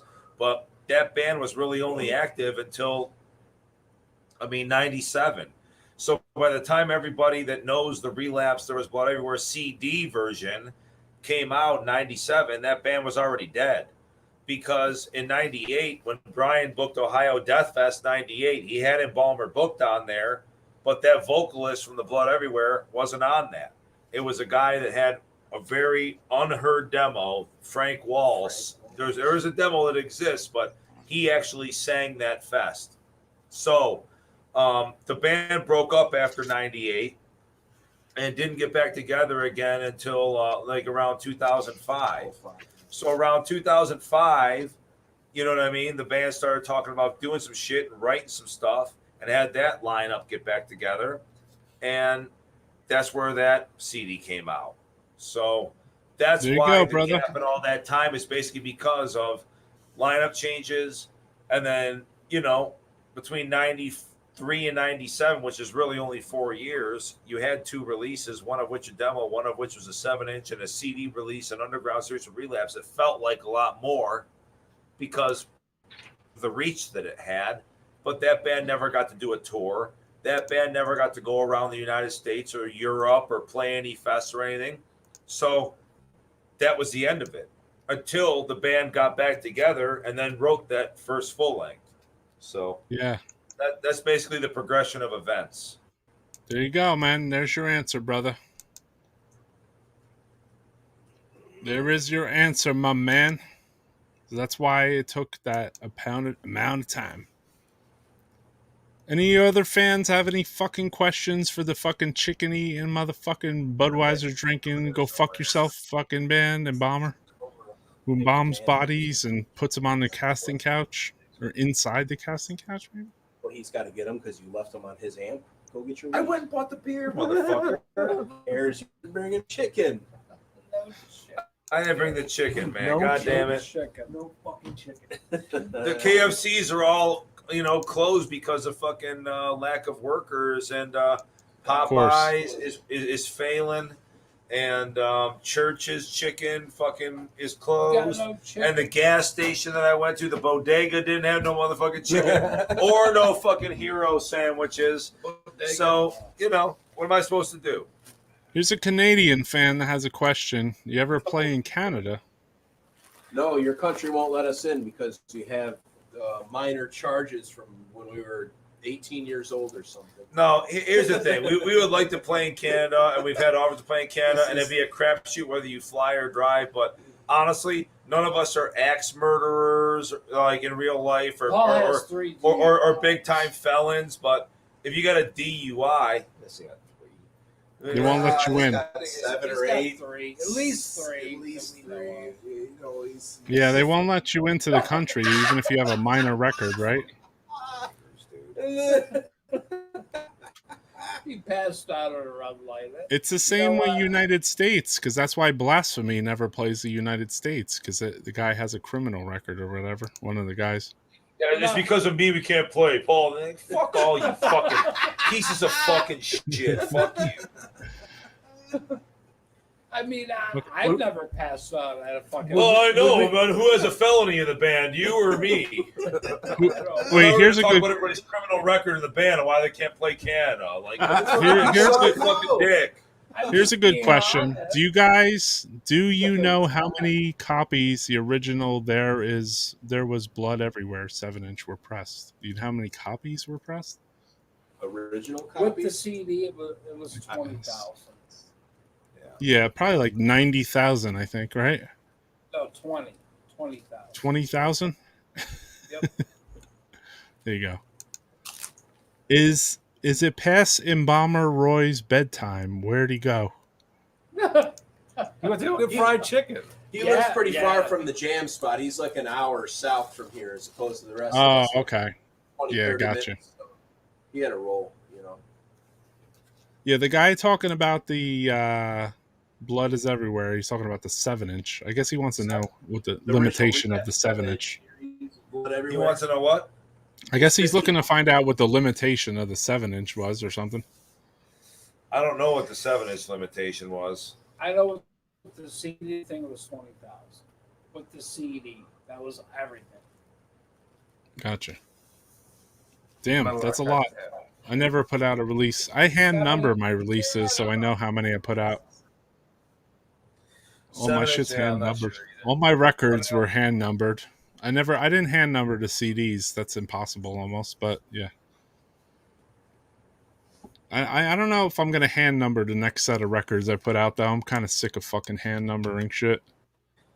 Vinyl is one thing, man. CDs and you know what? I hand numbered vinyl too, though, man, and it's just like, god damn, dude. Unless you do the whole fucking batch. Disciples of Mockery from you. Yeah, I hand numbered all my vinyls actually. Hand numbered Ceremonium, Gut, Disciples, Crematory. I didn't. What he meant to tell you is he got a Disciples of Mockery LP from me that I got from you, but that's okay. Cool, man. Yeah, we're gonna probably put that back out again too. I got like 700 fucking covers here. You gotta put all the Disciples. Where's the weed? Where's the fucking weed at? You guys, I haven't seen anyone smoking any weed in like 15 minutes.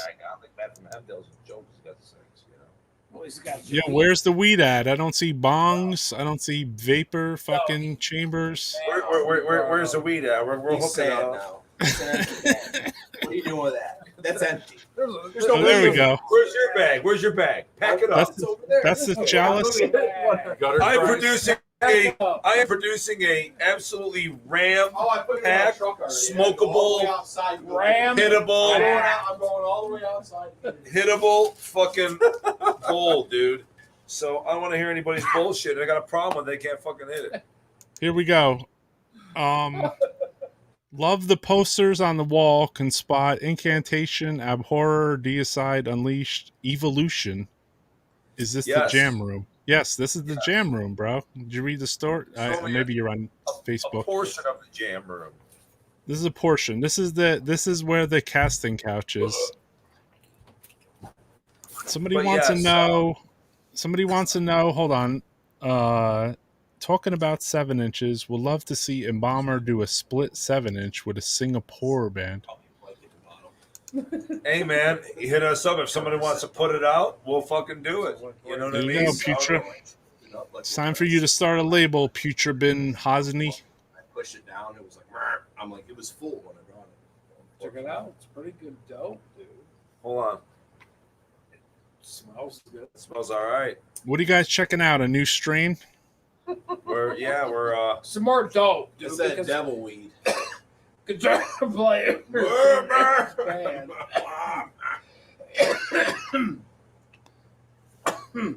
We gotta check his weed. It's that kind, bud.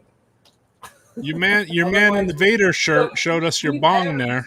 Somebody's brought weed to practice, and it's had fucking seeds. So we look at it because you can't have seeds. The guy over there that's sitting on that corner that's showing you his vial. That guy routinely brings weed with seeds, which is what? Oh no! So look, we have to look at his. It's just something that can't be tolerated. I have never. We look at his weed. I have never. That's weird because you know what? Every bit of weed I get nowadays, there's never any seeds in it. You know what, Roy? You know what the best analogy that I could draw is? Lies. Don't listen. You know what the best analogy I could draw is? His weed is subject to inspection like media mail. I got all right, if you're gonna send some shit media mail, you better not have a T-shirt in there. My weed, all right. So, I mean, we got an important announcement here from Roy Stewart. It says, "Got my chicken." It says what? Got my chicken. Got my chicken. All right. Well, that's coming right from Roy, the drummer. He can rub it in since we're currently living in a chicken desert right now. So we're in a chicken desert, and when we all exit this place, we will hit the nearest bodega / corner gas station, Gas USA, no name, non-Sunoco joint, and we'll get ourselves a fucking drumstick. Until that time, it's bowls and beers. And a fucking gas station hot dog. I get it. Maybe a tortilla tornado or whatever the fuck they call those little Yeah, tacos. yeah. That long fucking stick thing or whatever the fuck it is. So anybody else in the fucking chat got a question for these motherfucking smoked out motherfuckers? I know there's something we didn't touch here. We talked about the amps, we talked about guitars, we talked about several releases, we talked about Merch. how these guys are real taxidermists. We talked about Toby. We showed a fucking picture of this fucking guy right here. Where the fuck is he? Making that death metal money. Yeah, we're making that death metal money. But we showed this, Lou Bitterman, which is super fucking Even brutal. in that picture, Roy was already 45 years old. That's not even an embalmer. That's corpse grinder. That's a precursor to Embalmer. Yeah, this is probably Embalmer because he got the ink hand traded on. But you know what? You know where he bought that ink hand shirt or traded for it? Was at that show that came to. Roy got that Unleash. shirt. All right, here's a legit question. And on the back of that Chong shirt fans? said, how can he not be? what's that? Sure. Are you guys Cheech and Chong fans? I mean, I like right. weed. Here's a better question, though. Here's a better question. Yeah. What is their favorite Embalmer album and favorite song to play live? I think we asked that to Roy earlier, and he didn't really say. So what about you guys? The new album. The new one. The new one. The new The album. new one. My favorite song is pronounced. The new shit is the most fun. Or no, Part It Out. Part It Out. I would say Favorite new song is still the last one in the set when you get to, take a nap. All right, Richard Santos coming in saying the guy on the far left is wearing a Red Hot Chili Peppers shirt. Is it our left or their left? Because gotta be not you. in either one. This is a demi-lid shirt, but that's Oh, the he's next wearing a best thing, I Demolith think. shirt. It's a Demolith shirt. Hey, Richard. no, that's missing. The only other shirt you might see him wear will be an ICP shirt. Oh, no. ICP But fan. I mean, like, if He's it's not IE, there's got to be something. You got No, the I'm picture? joking. I'm joking Juggalo around. I'm picture? joking around. You have it? He's No. upset about Where's his the picture? international travel status, clearly. Where's the picture? No, but you want to know what, Roy? You're a merch guy, so let's talk about this Demolic shirt and how whoever printed it It's printed on the worst can't meditation even ever. fucking see it, and how ring spun fucking shirt, soft awful. print bullshit Right. fits a real I man. don't know if you can get this Like a on the total camera, but asshole. when you put your arm up, the shoulder is all goofy. What does this shirt This do? fucking shit, dude. It's I mean, not like, good. It's not baggy enough. That's a European fit. You're tight. You're one of those tight shirt wearing guys. I mean, I actually booked that show, co-booked that show in Cleveland, and fucking when those shirts came out, which they brought with them, we didn't make them. I was like, man, oh great, ring spun. Thanks, man. Listen, I had a question. I had a question to ask before, which I think I just glazed over quick. But was it Brian that had set up all those Ohio Death Fests? Yes. I thought so. Okay. Sick. Oh, yeah. Yep. And then, like I say, You set up all those fucking fests, didn't you, man? Those lineups were ridiculous. But you know what? The thing I like to focus on nowadays is what we got going on nowadays. And that's Of course. most fun. Yeah, I was just. Look at the bands that still play, like Deeds of Flesh, Mortician, Exhumed. I know. Those are the early days of a lot of that stuff. Yeah, yeah. Those flyers early are all days, all but- up there somewhere. You know what I mean? But they're there. Yeah, it was cool, man. When you guys had all the flyers lined up together, I was like, holy fuck, dude. Those were equivalent almost to like your Maryland Death Fest style fucking lineups and shit. You know what I mean? Well, I mean, it's not really. We actually All heavy hitters. Well, not the later Maryland Death Fest, I should say. I mean, it's not really a surprise that the last Ohio Death Fest was 2002 and the first Maryland Death Fest was 2003. And plus, those guys came out, and Brian actually booked Ryan's from MDF's band on one of his Ohio Death Fests. So, I mean, Gotcha. like, Yeah, those guys came out. Yeah. Gotcha. And if you look at the like they've built it into something way fucking bigger. But if you look at like their 2003 or 4 like labs, I mean, it was straight up like still very underground stuff. Like now they've ascended to the level where, you know, if they want to get Sodom or somebody to fucking play, they could fucking get them to play. Yeah, I feel like they got to a point where the bands might even come to them, basically. You know what I mean? Right. Like, hey, we want to play. We're Sodom. You know? I mean, they're cool, dude. I support what they're doing. 100%. I mean, they took like what Ohio Death Fest is doing. They took the torch and they made the torch fucking burn even fucking hotter. I mean, they're doing great, dude. I support them. I think some of the bands that they put on their shows are fucking great. Fuck yeah, they get a lot of rare performances. You might as well fucking go to that show, have fucking fun, dude. It's great, dude. I think they're doing a great fucking job. Even if you just go there to meet people. Even if you just go there to hang out with people, you know, I mean, you have a good time. Yeah, dude. There's so many good bands that they get. Well, yeah. You're gonna see multiple bands that are really good that you're gonna fucking love. Let's be honest, man. Like, who's doing it better in the U.S.? Like, there's more underground stuff you might be preferred to, like in Texas or whatever. But like, dude, you look at what those guys do and the investment they put in and the bands they get. Like, if you compare the U.S. in general versus Europe, like, look at everything you're going to get on an Obscene Extreme or a Party San or a fucking, you know, you're at least, or a Hellfest. You're going to get tons and tons and tons of bands on a scale that you couldn't even fathom in the U.S. Like maybe Psycho Las Vegas or maybe like Maryland or fucking California Death Fest are like the biggest example of a main Milwaukee Metal Fest / Michigan Death Fest / Ohio Death Fest. Like, name me a substitute.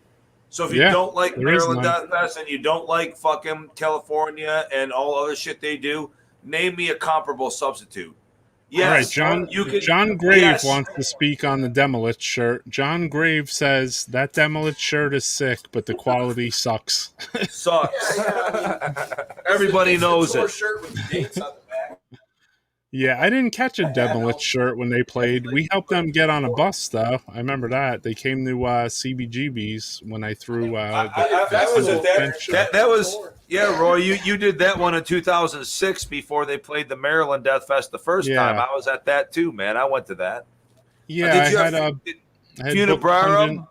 Yeah, I booked Pungent Stench and Splatterhouse and Machitazo at CBGB's. Right, I remember that. And then the guys from Demolith like showed up at CBGB's because I was like where we told them to meet us, you know. And then Dave from Funebrarum rented out a van, dude, on the spot, bro, and stuck Pungent Stench and Demolith in the van, dude, to help them get to Maryland, which was cool, man. That was super cool. I was on Maryland Death Fest in 05. That was my first show with Embalmer. That was actually Maryland, was Embalmer's reunion major festival, dude. Yeah. Like, you know, like Don played that show at the time, and that was my first show with Embalmer.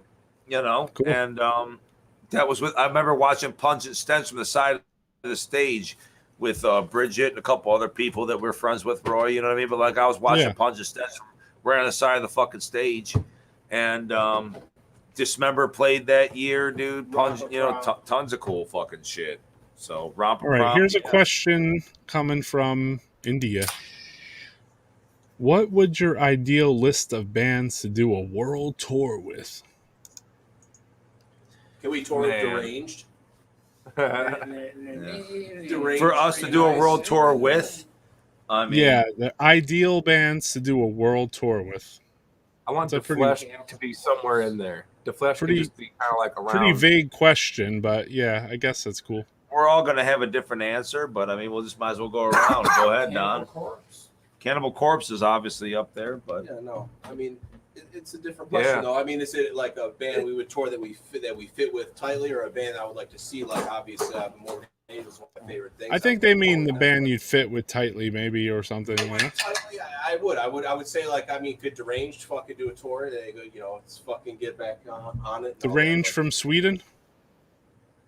Yeah. Cool. Fucking A, dude. Very fitting to the new style of stuff. How about you, Paul? That's a hard one, right?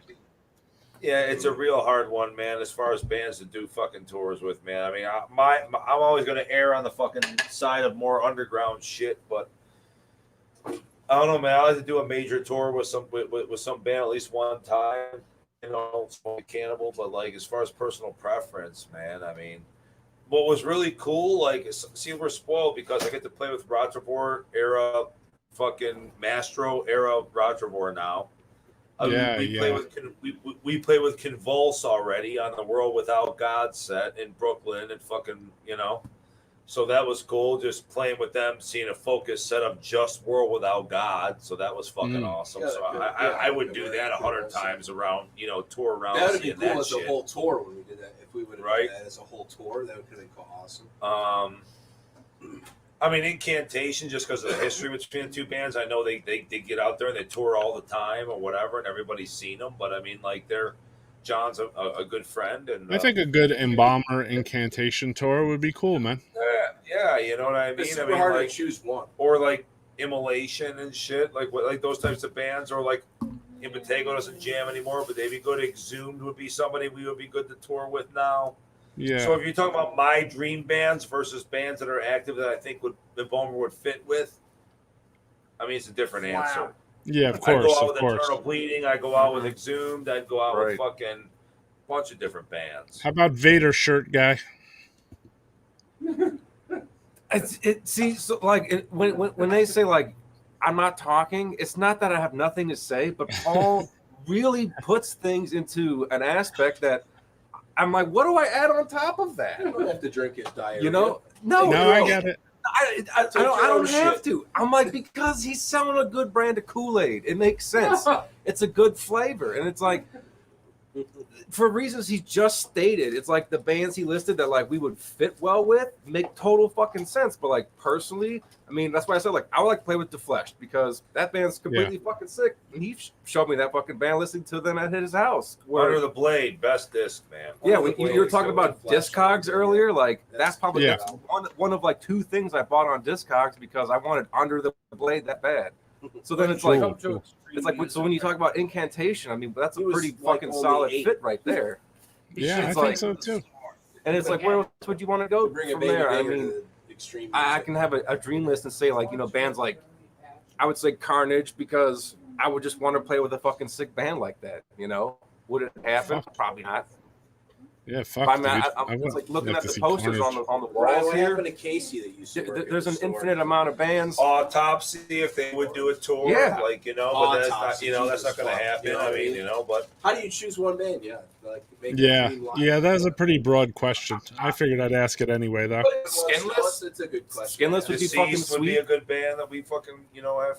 Yeah, Deceased was fucking awesome. I mean, like, you know. Anybody else in the chat have any decent questions we could talk about here? We got these guys on the couch, and it's 5 hours. It's 10 minutes to 6 fucking hours we've been doing this podcast. Now, at the 2 hour mark, I was about to shut the fucker off, and now it's 4.5 hours later. But this is normal. This is completely normal for Death Metal Podcast, you know? So, yeah, Frazier been on here for 6 hours watching this shit. So he knows the deal. This is normal, though. I mean, you guys have watched some of my shows. I'm sure. They just keep going and going. We ain't passing it down there. You got to come up here. It seems easy, too, so it's kind of weird. We ain't passing it down there, bro. You got to come up here. Oh, I'll get the weed. Not down there, you won't. Oh, I will. No, you won't. Oh, I will. You got to come up on camera, or you We don't need get a- it. we- It's that I'm simple. getting the weed. We're still talking about plans to get a pulley system to move things from one end to the other. We want to get a beer Right. shoot because of the, The beer- length of yeah, our the- jam the room. beer We're like, shoot. if somebody needs a beer, I got to get grab it out of the fridge and then send it down like a little ice luge or like a Yeah, you know, like hangs off of a piece of string with like you know that thing at the bank where you put your money in and it gets that little suction fucking tube thing? Oh, don't do You've got it on camera, though. We need one of those. on camera. He doesn't want the alibi. You're not. The other option is we just put a fridge on the other end of the room, which is probably what will happen eventually. You gotta get on camera, dude. I turned this on when I woke up, and now I'm watching it at work for hours because there's no work today. Only you on camera. Exactly. That's how it grow. That's how it grows here, brother. This is death metal. Let's have it. Does anybody have questions for Brian's session? There you go. There's Brian. I'm gonna see your eyes as Paul. Ask him where he got that hat. Dude, the new beanie. Gotta have the new fucking beanie. Guess his weight. Yeah, guess his weight. I already said that earlier in the interview. I already said it. You really Yeah, weigh yeah. 250. Dude, Oh, that's a super Embalmer deep cut. you're an ogre. Yeah, but I'm like 6'4", so. It's still 30 pounds overweight, just like him. No women. No women are Dude, you know what? The undisputed fact is the fattest guy in this band is actually Don. I am not. I just lost 15 pounds. I'm down to He's right there. This guy is the fattest fucking guy in the band, dude. the camera He's down. How gigantic, much you dude. weigh? Camera adds. I've 10 lost. pounds. So you're down to Hey, you know what? 17 pounds. The only reason that he, 205 this morning. the only You reason ain't he no even looks the way he does is because he's wearing a fucking girdle. A girdle. He's wearing a fucking girdle. I'm telling you, dude. Fantastic. Yeah, he's gotten pretty fat. The guy is wearing a girdle and he's trying to play it off, and I just can't let inaccuracies go. Can we point the camera at the back of your neck And and see you're that like- hot dog bun on the back of your head? Dude, you're 5'8", 230 pounds. I'm 6'1" and 205. You ain't no 6'1". Dude, you are wearing a girdle. Let the world know that Don Wolf is wearing a fucking girdle. A girdle. Yeah, you're wearing a fucking girdle.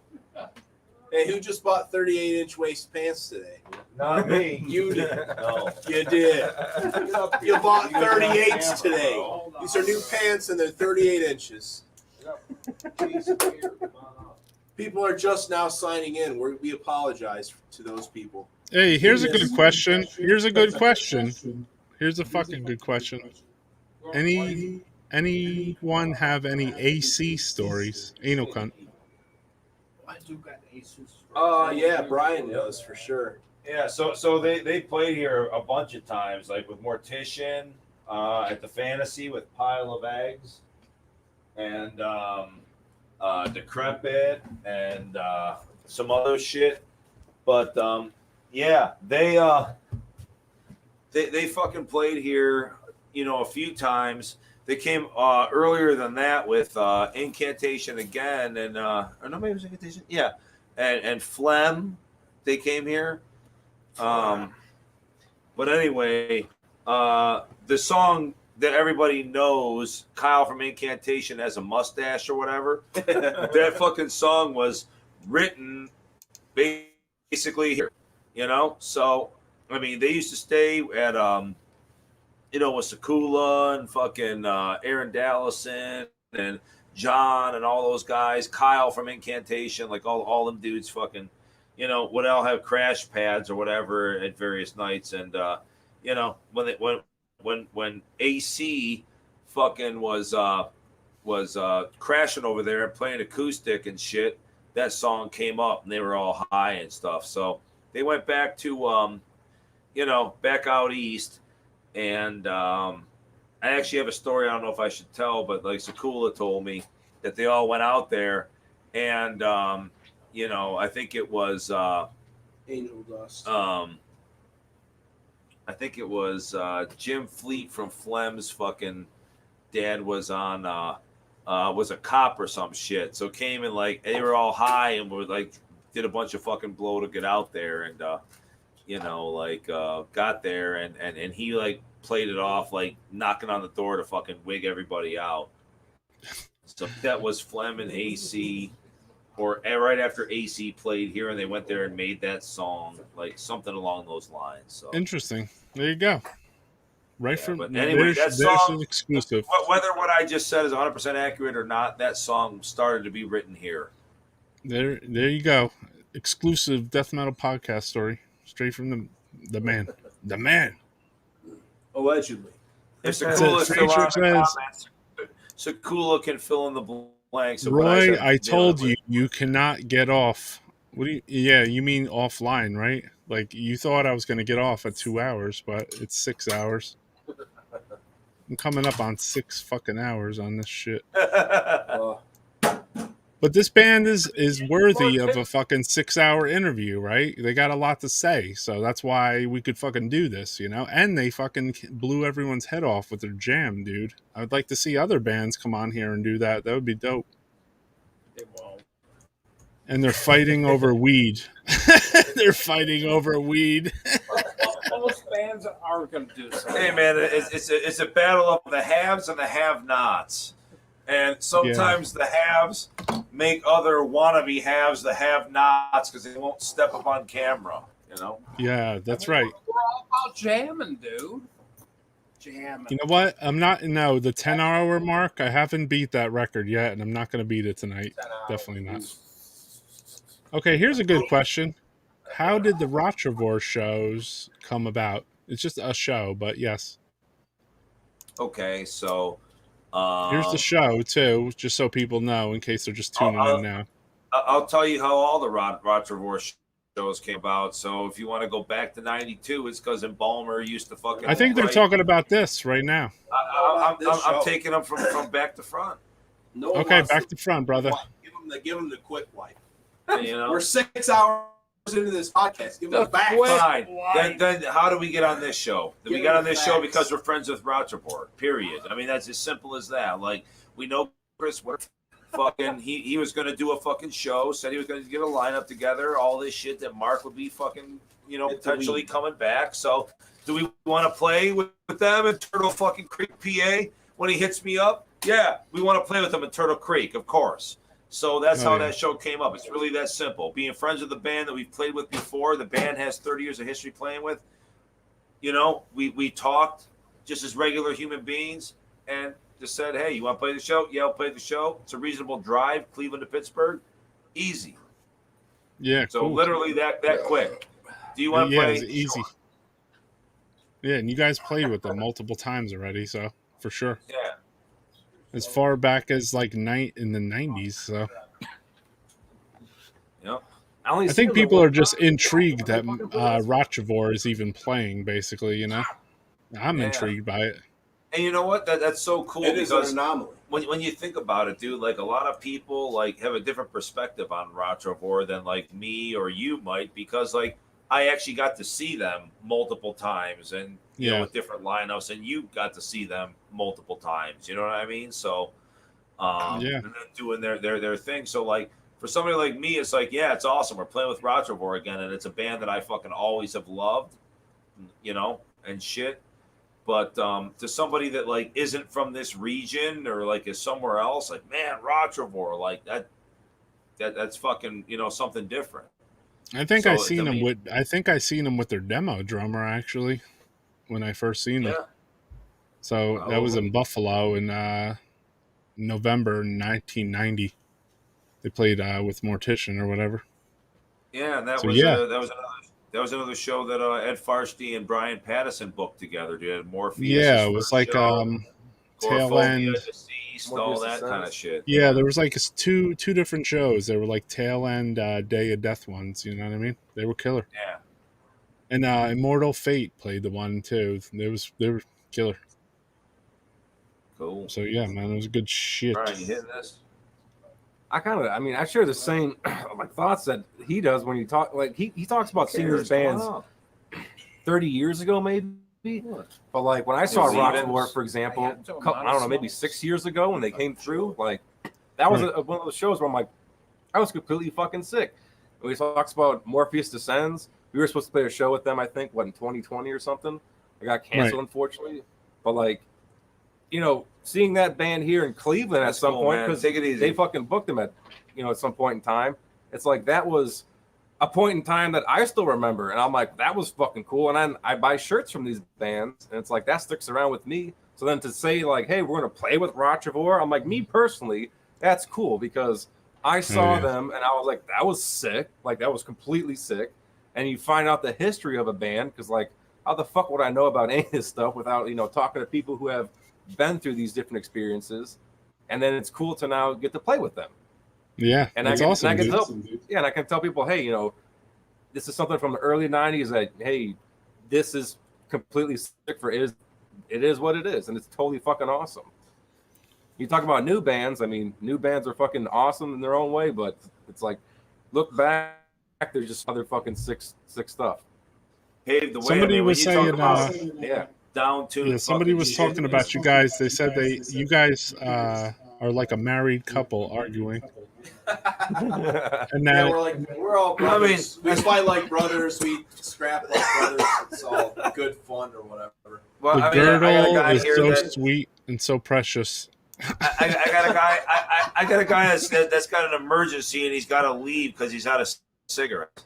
I mean, like, you know what I'm saying? Like, I mean, granted, we have been on this for 6 fucking hours. Yeah. Like, hey, man, no, I don't want another beer. I don't have any cigarettes. I gotta go.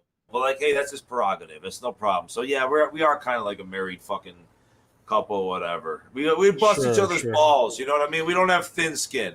You definitely cannot jam in this band and have thin skin because you're gonna get made fun of. You're gonna get fucking ripped on. Like, we all take our turn. So it is what it is, bro. Old school. Yeah, hell yeah. There was a record label that there was Anatomia had come to me and they said, hey, this record label wants to reissue the Dissected Humanity or whatever. And I was like, oh, all right, cool, you know? And it wasn't the Nuclear War Now thing. It was like, this was just the other day, basically. And he was like, yeah, it's Thomas, the Patchmaster guy. I'm like, oh, that fucking ball buster? I was like, fuck yeah, dude. You know what I mean? Like, because he could fucking, you know? Yeah, he's a fucking maniac, you know? I didn't so realize like, he did releases, though. You know, I thought He's just starting to. He did like a Ruin split with Thy Feeble Savior, I believe. Okay. Yeah, that's right. He sent me one of those actually in the mail. He's a friend of mine, dude. So he sent me one. He sent me a split LP in the mail, dude. I mean, you know, so I guess that would be his first a release by him. So if he's going to do other stuff, that's I think that's might be his first, basically his first like release, you know, beyond Patches, let's say. Yeah, yeah. So what, you guys got to get off because somebody needs cigarettes or? No, cigarette guy left. We're still partying. So, like I say, man, if we got enough shit, we got enough shit. If other people have questions or they're down to hang out, I mean, I'm going to be having a couple beers. Yeah, I don't know. So just people talking about anal cunt, and it's not really relevant to the conversation now. But if anyone's has comments or you know, talk about the band, yeah, like I say, anal cunt does kick ass, dude. Embalmer played with them back in the day, and yeah, Mortician came here with Brian Sekula playing guitar, playing back in the day, and I remember that. That was they bugged out. Stayed here back in the day, and they wrote the songs back in the day. So, like I say. Apologies again if my entire story isn't 100% accurate. I'm secondhand telling it to you. So, yeah, of course. Cool. But parts of it will be true. Do you guys have your original demo into the oven? I think I have my fucking 2 original demos of that. But so yeah, we have that demo. It was done a couple of times. Now Head Split Records that we mentioned earlier did 2 pressings of that, or 3 pressings. I forget how many. But it was cassettes, and it was a double cassette. It was Into the Oven and the Taxidermist. So it was a 91 and 92 tapes all put on one deluxe cassette.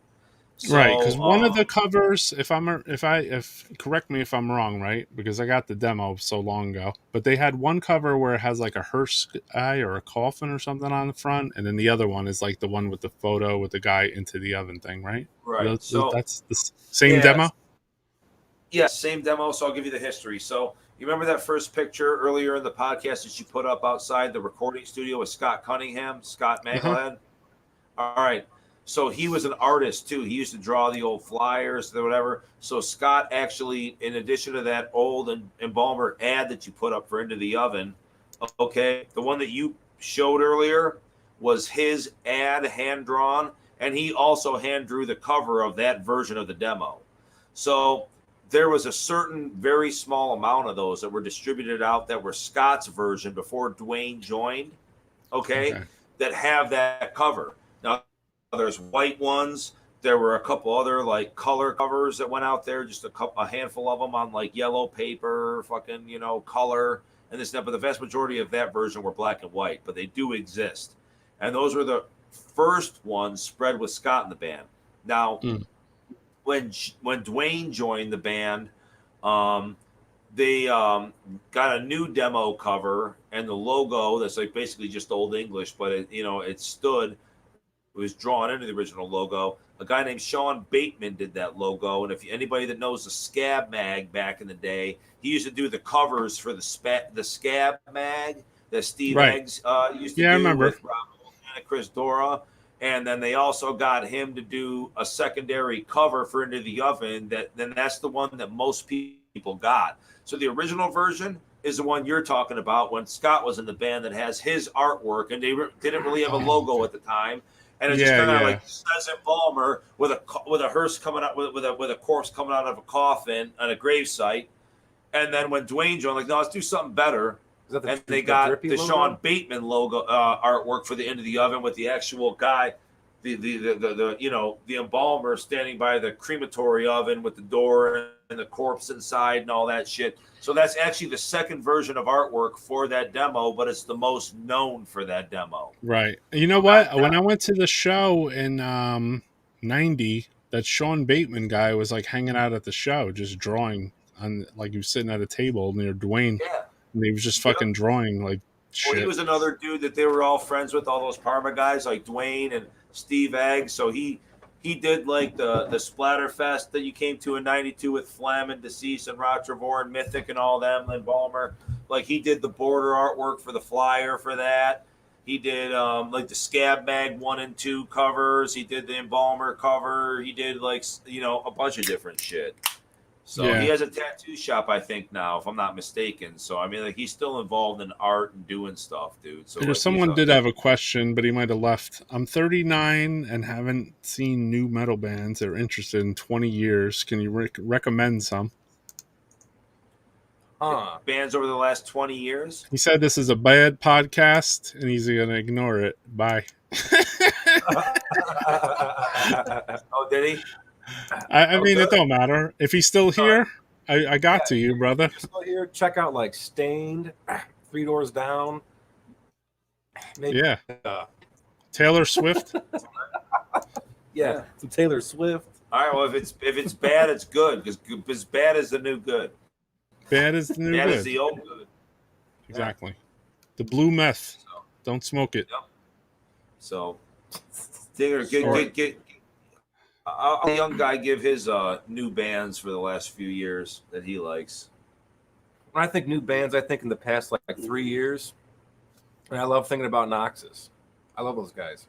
It's fucking cool. If you like old Gorgut stuff, I think it's what it's most similar to. That shit's fucking great.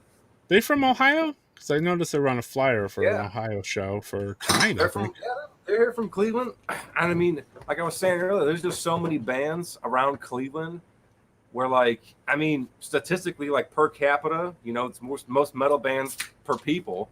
And I'm like, cool, because the same way Paul was talking about how there's always clubs, there's always new bands too. And there's just always good death metal going around. Like we were saying, Ejaculation, though, like to me, I'm like, well, that band's not exactly new in my book. They've been around for a couple years, and I'm like, cool, check them out. There's other new stuff like Dissected. Those guys are fucking cool. Yeah. That's all Ohio. But it's like death metal, you can see. If that's what he listens to. Every night of the week. There's just a lot of good stuff from Ohio, and I mean, But what about that's what the man listens to. He listens to it. I mean, I like these guys will hate on it, but I like Gate Creeper. But I like Gate Creeper. Gate Creeper sounds fucking sick, but I'm like, I don't even know if that band's even considered like that new anymore. What's a new band like you? I was gonna say, is Frenolith the new band? I'm a big Frenolith fan. Fucking love I like that Frenolith shit. stuff. What's a new band? 20 years, he said. 20. Oh, you said 20 years. Oh, I don't know. I don't know what the fuck I said. I I've think had somebody was just gas asking for about far new over bands. 20 years. Here's a more specific question. Here's a more specific. All your favorite label in Nuclear War Now? I don't understand that completely, but My favorite label? yeah, what are your favorite labels? So some of my favorite labels are MBR, Thrash, Seraph Decay, Drowned, You know, all that kind of stuff. You know, back in the day, Polar Slaughter, Necroharmonic. fucking, you know, Death Like Silence. Morbid Records, fucking bunch of good shit out there, man. Necroharmonic. Yeah, Necroharmonic. I didn't think I had to say that, dude. You know I know. what I I'm mean? only busting. Of I'm all the busting shit chops. Fenrith is cool. Crips too. Yeah, Crips. Aren't Crips from Finland? They're from Finland, dude, right? the Crypt, Ted, he did all those fucking vinyl reissues and awesome box sets. I mean, you got Vic Records doing all their fucking sick reissues. I Yeah. mean, There's lots of not. you know, that's all. Life and Death Records. Eric. I like that. I like that new Malignant Altar. That's really good. That's fucking killer. Awesome. That's our friend Good Dauber, stuff. you know, on drums. Good friend. Good shit. Yeah, that fucking guy's a maniac. But Here's another question from the question master. Yeah, no, let's stay on the label thing. What about the rest of you guys? Favorite labels? Harmony, fucking, Like, no, you not know, you, something- Paul. You know everything. I like stuff from I guess Seeing Red Records. Some of the shit that he brings over from Russia, like Womb Ripper and all that shit. All these weird bands I would never hear of are fucking amazing. Even when we were down in Texas, we played in Houston in last November. The dude Brian from Ossuary Industries, like, he had stuff on hand where I was just like, oh, that's fucking perfect. I got a fucking Sacrificial Slaughter CD off of him. I got bells from Belarus, and like, that's, I guess, kind of blackened death metal in a way. And I mean, it's just, to me, it's sick because there's a lot of shit from overseas. Hideous Divinity, for example. Like, I didn't get anything for a while because it's expensive to get it. Or based. They're from, I think, Denmark. But it's like, I don't want to necessarily pay $40 for a T-shirt right now. You know? Right. Yeah, it's good when you have like a head split or somebody that then does take a European band and put it out like cheaper in America, like a tape or something, you know? Yeah, that's why when they talk about all these labels that have been around forever, it's like, it's cool that they can. Someone's got to share it, you know. Just someone has to have it. That's my understanding. I think that's a cool aspect about it. Like, it's not like the dude who's bootlegging. He's not doing it for the money necessarily. He's doing it because I'm doing sure it for the band. Yeah, well, yeah. Depending on the band, it's like they're probably doing it for, you know, nefarious reasons. But the ones who don't, that's cool. That, like, hey, you know, there's not a release that I can get over in whatever region of the world, for example. And then it can be released that way, you know. I think that's cool, to an extent. All right. To an extent. Carl from Texas just remembered played a house with you guys years ago. Unfortunately, we bailed early. Singer was on probation. He wasn't even supposed to be out of the state. So that's Carl from Hod and Thornspawn and etc. Oh, Hod. Yeah, that's probably your era of the band. Yeah, maybe Hod toured up that way. Hod? I know they did. What city? Did a run. Best and like had to leave. Like, so was somebody Rick was on probation or something? Or? Yeah, I don't know. I don't know, man. Like I remember Hod. I mean, I've seen Hod before. Maybe. Yeah, who knows? I can't remember with Embalmer. There's so many different eras. I don't think it was my time in the Maybe band. he's talking about his own band that had a bail because somebody was on probation. But yeah, I guess you guys did some show together. It's just brutal. Yeah, we played with Hod. The band. Trev, I'm loving Skeletal Remains. All right, never heard them, but I heard of them. That's what I got on my hat. BC Riches. Good for them. We played with them. Okay, this was at the taxidermy house. He said. Oh, what about the taxidermy house? He played it. Hod played Abysmal Lord headlined. Oh, the taxidermy palace. Yeah. The taxidermy palace. Okay, so it was Hod. Hod was the other band. I forgot that they were, dude. Yeah. So I thought it was. So that show was actually Cinema Wasteland weekend. So there was a horror convention going on in town with Cinema Wasteland, and you know, we actually, it's a 2-day thing, weekend event, Friday, Saturday, Sunday for that. So I went to Cinema Wasteland first to party, then went to the fucking taxidermy Dallas, and I think Jens was with me too from Morpheus Descends and Incantation. That he was in town, so Jens came with us and went out there, watched us play. It's total like inside of a house playing the floor deal. People smashing the televisions and fucking beating shit with bats and. Why did they call it the taxidermy house? Was there some taxidermy there? Because just a cool name they gave. Because in Cleveland, there, you had your regular venues, then you had your scum venues that were like, dives, and then you had like your, hey, this is a DIY spot, like a co-op type outlaw shit. Oh, okay. So this is like, I'm in a house, like we don't give a fuck about you're gonna get out of line at. Tearing up the first floor, like it's all cleared out. We knock the walls out. Like people come here and play. Like PA setup and everything else is live. You could buy a building in this part of town. It's like, and it was set up like probably these buildings they built in the 40s and 50s that were like a storefront on the bottom floor with apartments above, and they were just like, but on the bottom floor. They would blow out all the walls, and it was just like a big. But you could buy them for like room wooden floor with a big 15 grand. You know what I mean? 15 grand. And you get a whole building for wow. $1,500 or whatever. I saw that one. I saw like some documentary on YouTube, and they were showing like this really shitty fucking neighborhood in Cleveland or whatever. So really, what the Taxidermy Palace is there was a notorious place in Cleveland for years that used to be called the Tower. Okay. So the Tower was like your last tier venue where like some bands would purposely want to play there if you're more like a crusty kind of a band, or like if you're a DIY band that like can't play at a normal venue or the venues are booked but you still need that date. You could do like a crash show there for like people would pay you and buy merch and shit. So it was that kind of a deal, but it attracted a lot of a younger DIY crowd where like shit was rowdy there. People would light off fireworks. Like firecrackers in the middle of the show, throw paint cans, light the couch on fire, smash a television. Like that's the kind of shit that happened there.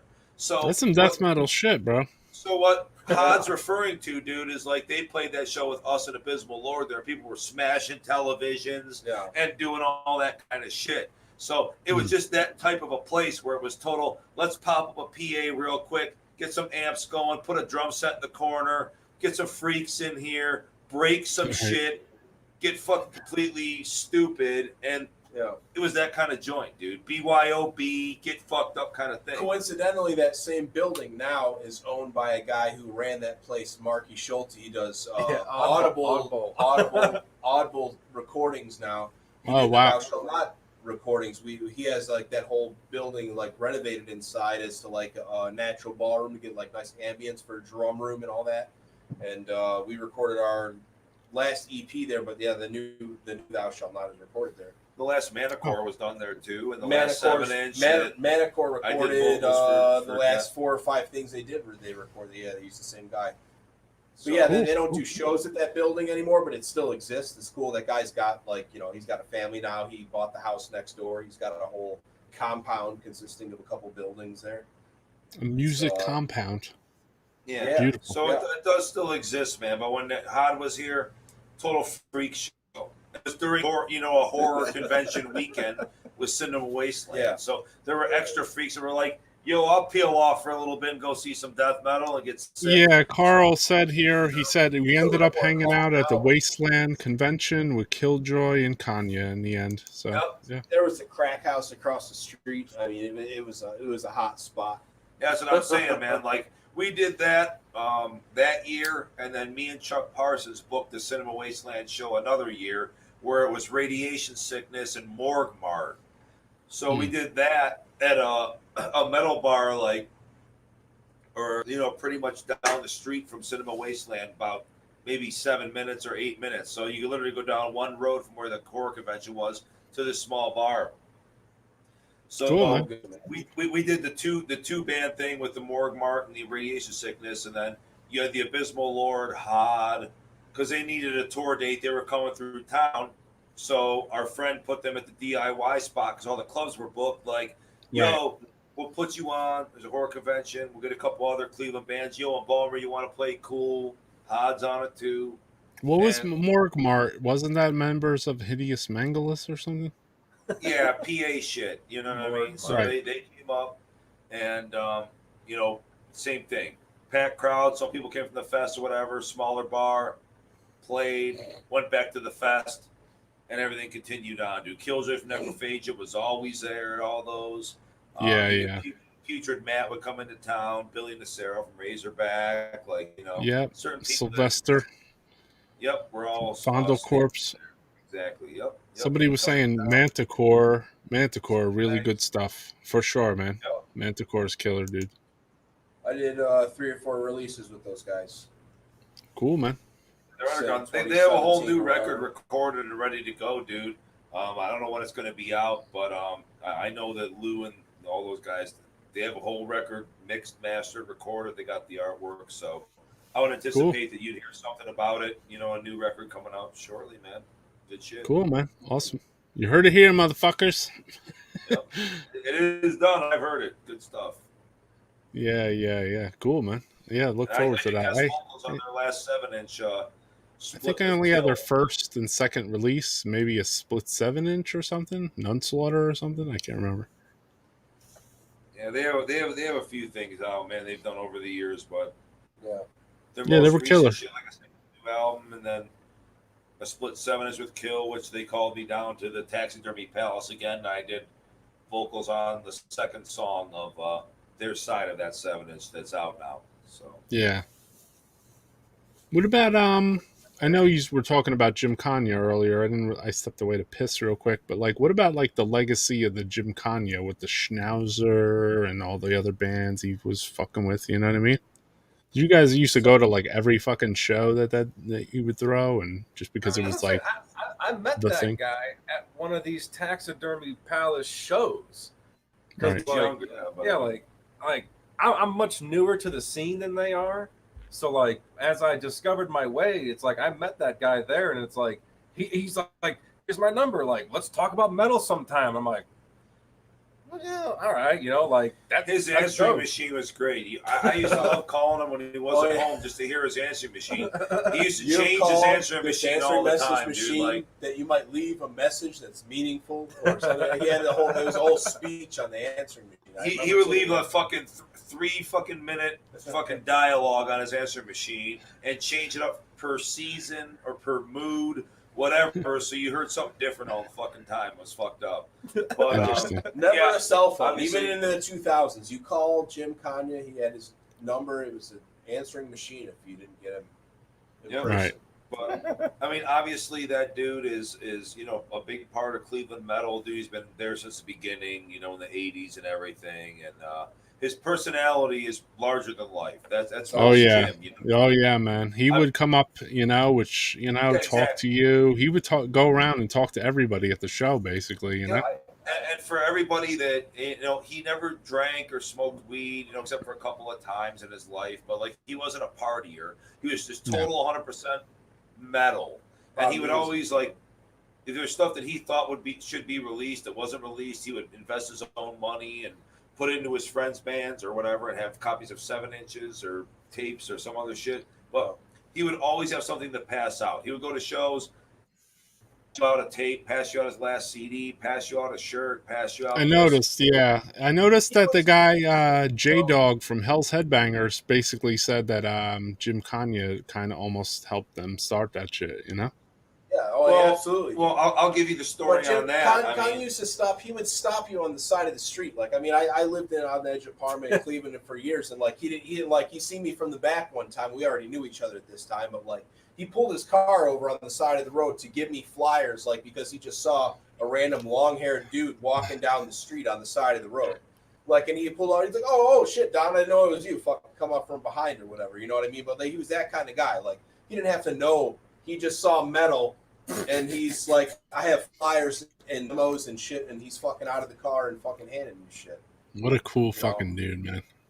Yeah. But I mean, like, you weren't in a room with Jim Kanye and didn't know that he was there. Like, he was the guy, like, you know, bigger than big dude, fucking, you know, all, you know, introducing himself to purple everybody. clothes.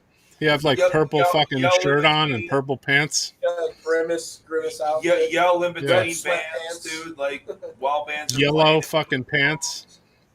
Yeah. I mean, and plus all the creative energy, dude. Like how many different bands between Minch and Schnauzer and Nunslaughter and Nine Shocks Terror and fucking, Spawn of Satan, From the Depths. I mean, how many different things did the fucking guy do, dude? I know, man. So, Plus his whole like demo collecting was fucking. It's like fucking legendary. Metal collection, and I mean, it's sad when he passed, unfortunately, from a stroke in 2015 and all that. But I mean, we've been selling his stuff for years on behalf of the family. Of course, nobody's just getting rich off it. And it's been selling, and it's still years. there, basically, right? It's still there. So you can't even put a dent in the amount of shit the motherfucker had, dude. He was a true metal fan, lived for metal. Literally, he was one of those guys, like, he saved everything anybody ever gave him. So, like, some people get shit, then they send it to somebody else, or they don't care about it so much. Like, if you gave him something, the guy, like, literally, he still had it. Kept everything. Right. So, sounds like me, a fucking hoarder. Yeah, we all are, man. It's just I was just looking to see if I had his Sanhedrin tape fucking cover I had laying over here somewhere. After I met him, he told me he's like, "Yeah, I got these. We exchanged addresses, let's say, And he was like a person who approached me, and he was like, "Can I get 2 of those? Like a tape or something I was selling." He's like, "Can I get 2 instead of just 1?" I was like, "What do you need 2 for?" And he's like, "Well, I want one to save and 1 to trade." I was like, "Oh, that's fucking smart, dude." That's why I like having extra days. And Dwayne did a lot of that too. But you know what's funny is that Jim always did that all the way till the end, because even like shirts that I would print or stuff that I was involved in, when I started getting involved with bands, he'd be like, "Hey man, I need 2. I mean, I'm making these shirts or those shirts. Like, what do you mean you need 2? I need 1 to wear and 1 for the collection." So, like, when you see I need 1 tape and 1 for this, like, dude, he had like 10 into the oven Embalmer demo tapes when we went through his shit. He had like 2 of every Drown Productions tape that fucking ever came out, dude. Like, you can sell for like however many $100 a piece online now. Like, all of them. Like, all that obscure shit. Extreme Masturbation and whatever the fuck else, Suffocation before they changed their name. The Spanish one and all that, Yeah. Yeah, he was a fucking animal. You know what I had a funny moment too, because remember I went out there with Gud on the tour or whatever? Yeah.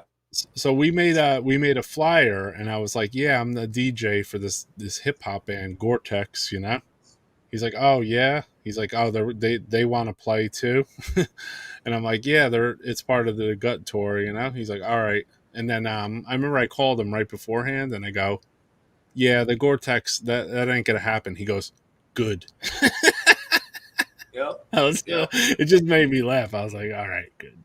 He's like, "Good." And then the flyer he made, it said it's gonna be the worst night of your life, and then it was Gore-Tex's logo was on there too. So but the dude that he used to work with 2 main people to make his flyers. Okay, like the first one is Jim Lapucci from Decimation and Soulless and Bloodsick and all that. Jim Lapucci would make a bunch of Jim Kanye flyers. The other guy, unfortunately, has passed. His name was Scott Schumacher, and he was in the later era of Schnauzer, guitar player. A bunch of releases with those guys, but Scott Schumacher. Both those guys are master graphic designers. So Jim would get these ideas and then go to their house, and say, "Here's what I want," blah blah blah. And those guys would lay it out for him. Well, that's part of the heartbeat of the scene too. The fucking flyers. Yeah, but he would come up with all those witty phrases and shit that were on the flyers. You know what I mean? Like, he's just that kind of guy, dude. It's one-liner for everything. Like, I've used this example in other interviews too. But like, one thing that's funny is like, you're at a mainstream show and a guy comes up to him, a young kid. It's like, "Hey man, Buzz starts talking about metal. Like, you into corn? Only with butter." So like, he just has it on top of his tongue, like, "Only with butter, hon. Only with butter, kid. Thanks a lot, man." Or like, this guy comes up, like, from this band Brouhaha, and Hens was like, "Hey man, what's going on here? Check this out. What do you guys call Brouhaha?" I'd never listen to that. You know, he would just tell you like, here you are handing somebody your shit like, "I never listened to that." I remember talking to him about Havoc. Just telling you to your face based on the name of your band that you're never going to listen to it. Like, I like those people though. Brutal honesty rules. There ain't enough Jim Kanyas in the world, so rest in peace, Jim. It's sad. It was fucked up, man. He always said, "Drugs and chicks and metal don't mix. Chicks and metal don't mix, and fucking drugs and metal don't mix, man." You know, but like, you know, those are two essential parts of metal to me. So I mean, it's just, but Jim always said, like, basically implying that if you're in a band and you got a chick, gonna be problems. You know what I mean? If you're in a band and you get a big bad drug problem, gonna be problems. Right. Well, I mean, that's not really bad advice. It's not. It's not like the band. Not at all. So yeah, good dude. Tons of jokes, tons of funny stories. You could talk about him for endless. Tons of fucking jokes. Yeah, we could do like a 19-hour podcast on that fucking guy, dude. You know, a lot of one-liners, a lot of funny subject matter, and like Schnauzer especially, and Minch and other bands that he did, dude. My first show was he with took him the in different Drapework. extreme styles that he liked back on and helped pioneer a few of them, and as far as noise grind and all that, and just like. Do you think he? I don't know this for sure, but do you think he was a little bit of an architect of Seraphic Decay too? I mean, he definitely was friends with Steve, and you know, same thing with Scooter and all them. Like they were involved, and you know, to the day that he passed, Jim Kanye was the closest thing to a person that would never confirm, but actually probably knew how to find Steve O'Bannon in 2015 when he passed. Right. But he would never give it up. And I'll tell you what, he was a defender too. Like when he would be at a show and like someone would be talking some shit and he would hear it or whatever, be like, "Hey man, wait a minute." You know? So he saw from both sides, but you know, was he involved with it? Sure. Was he, you know, no, yeah, I just wondered if he fed for some of the music to it, you know, because it seemed like it was right up his alley sometimes, you know. Yeah, just you know, like a Disgrace or something. I don't know. You know what I mean? Like I don't know how Steve O'Bannon found out about Disgrace. Scooter and all the rest of those guys. Like, yeah, it was a collective effort. So sure. Cool, man. Yeah. Now, I talked to the guy. I talked to the guy from the Seraphic Decay book or whatever. That dude that's putting out the book. Andreas? Not him. The other guy actually. Dimu or whatever his name is. Yeah. So I spent I think I spent like 4 fucking hours digging out letters from Steve O'Bannon, and they were from February of 1990. So there wasn't actually even one Seraphic Decay release out. And it said on the letter, it's like the first 7 is going to come out. It's going to be called Minch, you know? I had got the address from McEntee, I believe, because I guess he, you know, the incantation was going to be on there. And there was some like information in these letters that were like kind of like really fucking like things that nobody in the underground knows, basically. So I had hit, you know, I was showing Dimmy or whatever, his, you know, a little bit of stuff. And then I didn't show him the letters, and I started to talk to him about it. He's like, "All right, cool, scan them and send them over." And I said, "Well, are you going to hook me up with a copy of the release? I just spent fucking 4 hours trying to dig this fucking letter out, dude." He's like, I don't know, man. I don't know.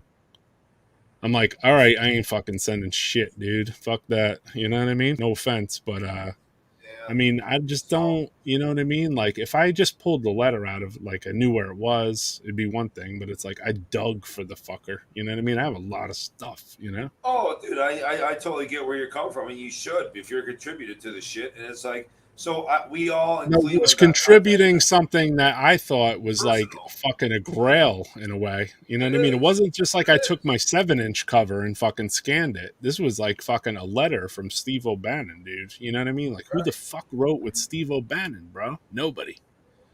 Right. So like that should have totally been. I mean, a copy or a couple copies. That's all. Yeah, man. I was just like, yo, give me a copy and, you know, throw me one of those like diehards or whatever. He's like, No, or something. I was like, what the fuck? I was like, well, fuck that, dude. You ain't So getting I nothing can tell from you that me. here in Cleveland, like he hit up Dwayne, like Chris. We all got together with like 7 inches at different times and like compared this color cover versus this vinyl and this. Yeah. We had the shit and did all that too, but it took us a lot of time too. And then Yeah. like some of us also here like still have the T-shirt. You know what I mean? The original T-shirt that has releases and logos on the back that never came Well, out. that was his rationale. He told me that basically other people gave this to me for nothing. So like basically like you should give it to me for nothing too. And I was just like, I don't know. I just don't feel right. You know what I mean? Doing that. Yeah, well, I mean, it's different shit, man. Like on one hand, like you know, I was never, I was just a side contributor to the shit because I have a bunch of shit. You know, a Right. lot of us have big collections, so I have a bunch of shit. Dwayne has a bunch of shit. Chris has a bunch of shit. Brian has a bunch of shit. Like a bunch of Sure. people have a ton of shit. So we just had to go through each other and be like, hey. So on one hand, you can either be like, fuck it. On the other hand, you could be like, hey, if someone's going to take it upon themselves to do this, and we're the people in the city where this shit originated from, like, you kind of have an interest in having it be as accurate and complete as it can be.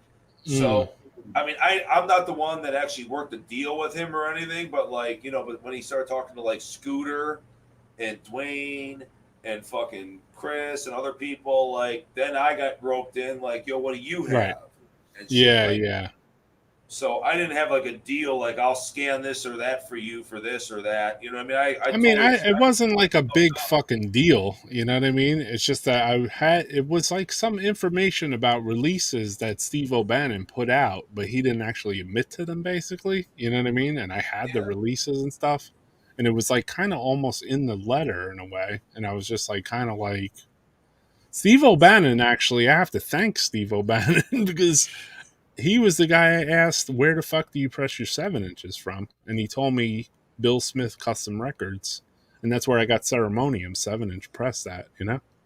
Yeah. There's a lot of people that said Steve O'Bannon ripped the fans off, but I don't know if he ripped the band. He might have ripped the bands off and not the fans, basically. The only problem anybody has with Steve O'Bannon is the fact of how many their deal was when he said he was pressing versus how many he did press or they think he pressed. You know what I mean? Or they think, or the colors of the vinyls, like there was like a pink fucking Mortician one or something.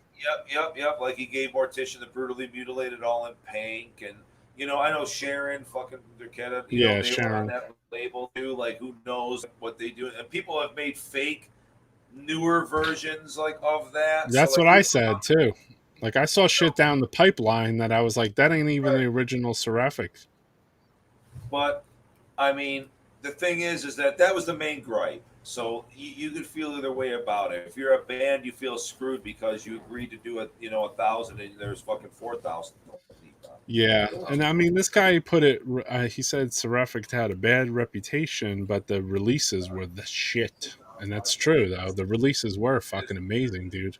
Come here. Are you really leaving? Andy Jones said, "You guys are still talking. I made dinner, showered, took a nap, watched an entire Phlegm episode, and you're still here. Come here. Fuck out of here." Let's smoke one. We're still smoking and grab a beer. I'm gonna rehearse tomorrow. Thou shalt not. Well, then come here and let's get this going. We're just gonna go another 20 minutes anyway. So. Don, yeah, exactly. So drink a beer, Don. 20 minutes. You can last 20 minutes. Come here and smoke a bowl and drink a beer and fucking. Can he last 20 minutes with his girl? I mean, no, that last 20 minutes with your mom, that's 18 minutes longer than he fucking usually goes, bro. I mean, it just is what it is. I mean, so you're really getting him on a stretch here. So yeah. Anyway, so what else we got going on, Parting bro? shots. What was that? Get him in. Where's the chat? Yeah, I mean, definitely the fucking Wellspring was fucking Ohio for the Seraphic, obviously, you know what I mean? As far as colors, too. Yep. But you're right, brother. Like I say, it's not like they did all yellow covers and purple vinyls. Like, you were going to get a mixed bag. So, I mean, literally, Scooter, if he was here and could participate in this discussion, used to help make those covers and fucking, Right. helps put them together and shit. But it was real haphazard, from what I understand. Like you could Yeah, get a well, yellow the and a the only purple thing or a haphazard green. about it for me ordering sometimes is like maybe they would send the 7-inch, but they wouldn't send the cover, which was like no big deal to me at the time. I was like, I don't give a fuck, you know what I mean? I was like, I got the music, just send the 7-inch cover whenever the fuck you feel like it. You know what I mean? It's not really a big deal to me, you know? Well, when Kanye passed, dude, he had a stack of those, of original covers, like for Across the Con and I have a fucking stack of them here, dude. Like those guys. Agoraphobias and fucking These shit guys like passed that. on like fucking huge stacks of Seraphic Decay fucking 7-inch cover things in their mail sometimes. It was either him or Dawn of the Dead, one of those two. They just Yeah, sent like a Dwayne. fucking huge stack of. They all had it. Jim, Don, Dwayne. Everybody had that shit. Here, this good comment. You ain't leaving. You fucking tell him, Paul. That's from Chris Dora. Yeah. It's not fucking Chris leaving. Dora Dude. knows. I mean, no one escapes us. Chris Like Dora is a fucking legend too, man. You know. You've been in the band with Chris Dora too, right? Yeah, with You were in that. Kernergia, man. I Is it love it. Kernergia? Yeah. Especially after watching them for years and how many other bands, Decrepit and Ringworm and Spawn of Satan and Bloodsick and whatever else, Integrity. So, yeah. So, like I said earlier, man, to get to jam with Chris and jam with Roy and people that I grew up seeing and then fucking jam with and were friends with all these years, fucking rules, man. Yeah, so like I didn't even ask you, like, how did you meet some of these motherfuckers? Like, how did you meet Embalmer, hypothetically? Just because you being met at them shows, way before man, you like, were fucking in the band, obviously. just being at shows, man. So, like, Just talking being to at a show, totally, not man. being Because you gotta scared to remember, talk.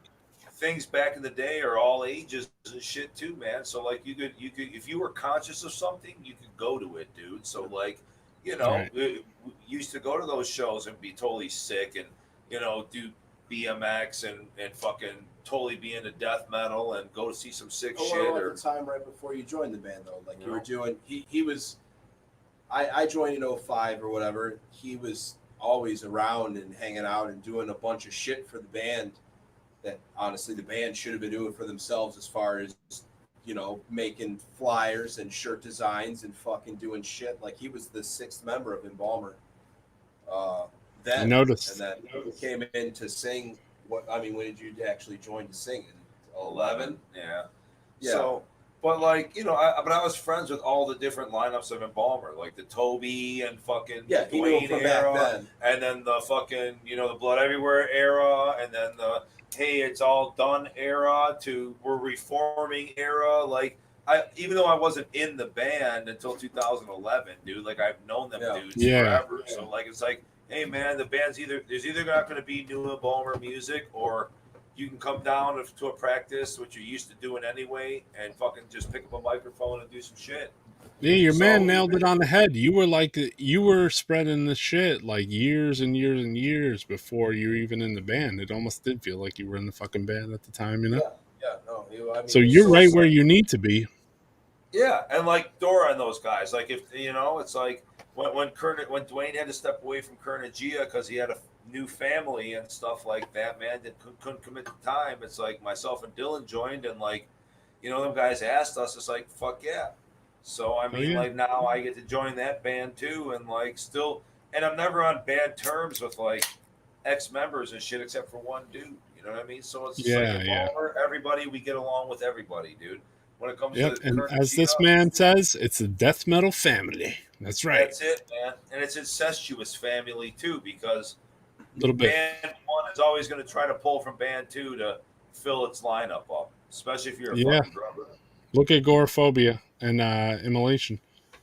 Oh yeah, and dude, you're one of the few people like here in Cleveland. The only time we ever got to see Agoraphobia locally was on the Dawn of Possession tour.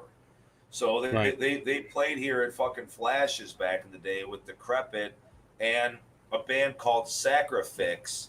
which actually was a precursor of some of the dudes that ended up in Chimera. So of all bands, like the dudes that were in Chimera, Jim LaMarca, the bass player, dude, like that dude was in a band called Sacrifix that played with one of the early lineups of Decrepit to open with Goraphobia and Immolation on the Dawn of Possession tour. So it's just hilarious to fucking think about this dumb shit, dude, you know? There was another thing too. There was another thing we didn't talk about. It's like I think this is like a Ohio death metal, I don't know, metal history thing. Like Brian Sekula's brother, JJ. They had that band, I think it's Mushroom Head or something. Oh yeah. Yeah. And then like it seemed like Korn, they like stole that or whatever, right? Well, dude, let's be honest, man. That's a Like dramatic thing, JJ is a fucking Cleveland guitar fucking legend, dude. Like that dude, Right. that dude in Terror. What an awesome band! If you don't know Terror Cleveland, everybody knows Terror, the hardcore one or whatever. But look up Terror Right. Cleveland, dude. Those demos are the defining Cleveland fucking metal to me, dude. I love that shit. Thrash. But anyway, whatever. JJ had Terror with his brother Brian. And then Brian was the sound guy who recorded Morpheus Descends and Mortal Throne of Nazarene Incantation, and fucking was the live touring sound guy for those guys. If you don't know, on like all the early Golgotha tours and Mortal Throne tours and shit. So like, if you don't know, that's a little background on his brother. But JJ and him had Terror together, and then JJ had Unified Culture, and Mushroom Head. They started that. And obviously everybody knows how popular Mushroom had gotten shit. But JJ was a complete unique motherfucker. And despite how, known Mushroom Head is, like when they started, they were already from known Cleveland bands. Like Jeff Hatrix, fucking Jeffrey Nothing, whatever you want to call it, was from Hatrix and Purgatory. Was Gerber in that band? That dude Gerber? No, Gerber wasn't in that band. No, not Mushroom Head. But so what their first show actually was with Embalmer, was with Hatrix, and Embalmer and Environmental Hazard, and they actually were on the flyer as an opening band. What they played last, dude, and they came out with masks on after Hatrix was done and played their set, and that was the first fucking Mushroom Head show. Then 2 weeks later, played with fucking Guar, but JJ was diverse, so he could write shit like fucking Terror, total ripping thrash, and like more groovy kind of stuff in Unified Culture, and then comes out and fucking plays in Mushroom Head and makes something completely different. Now that stuff was more influenced by like Mr. Bungle and Mike Patton type stuff mixed with some other shit. But bottom line is, he was a very diverse guitar player that had some very legendary shit with Terror at a demo level in Cleveland and everything, and on an international level with Mushroom Head. Like that shit's like pretty much mainstream shit. I mean, these days, the legacy that he started, they're still going out this year with like Fear Factory and Static X and other kinds of Mushroom shit. Head are? Mushroom Head?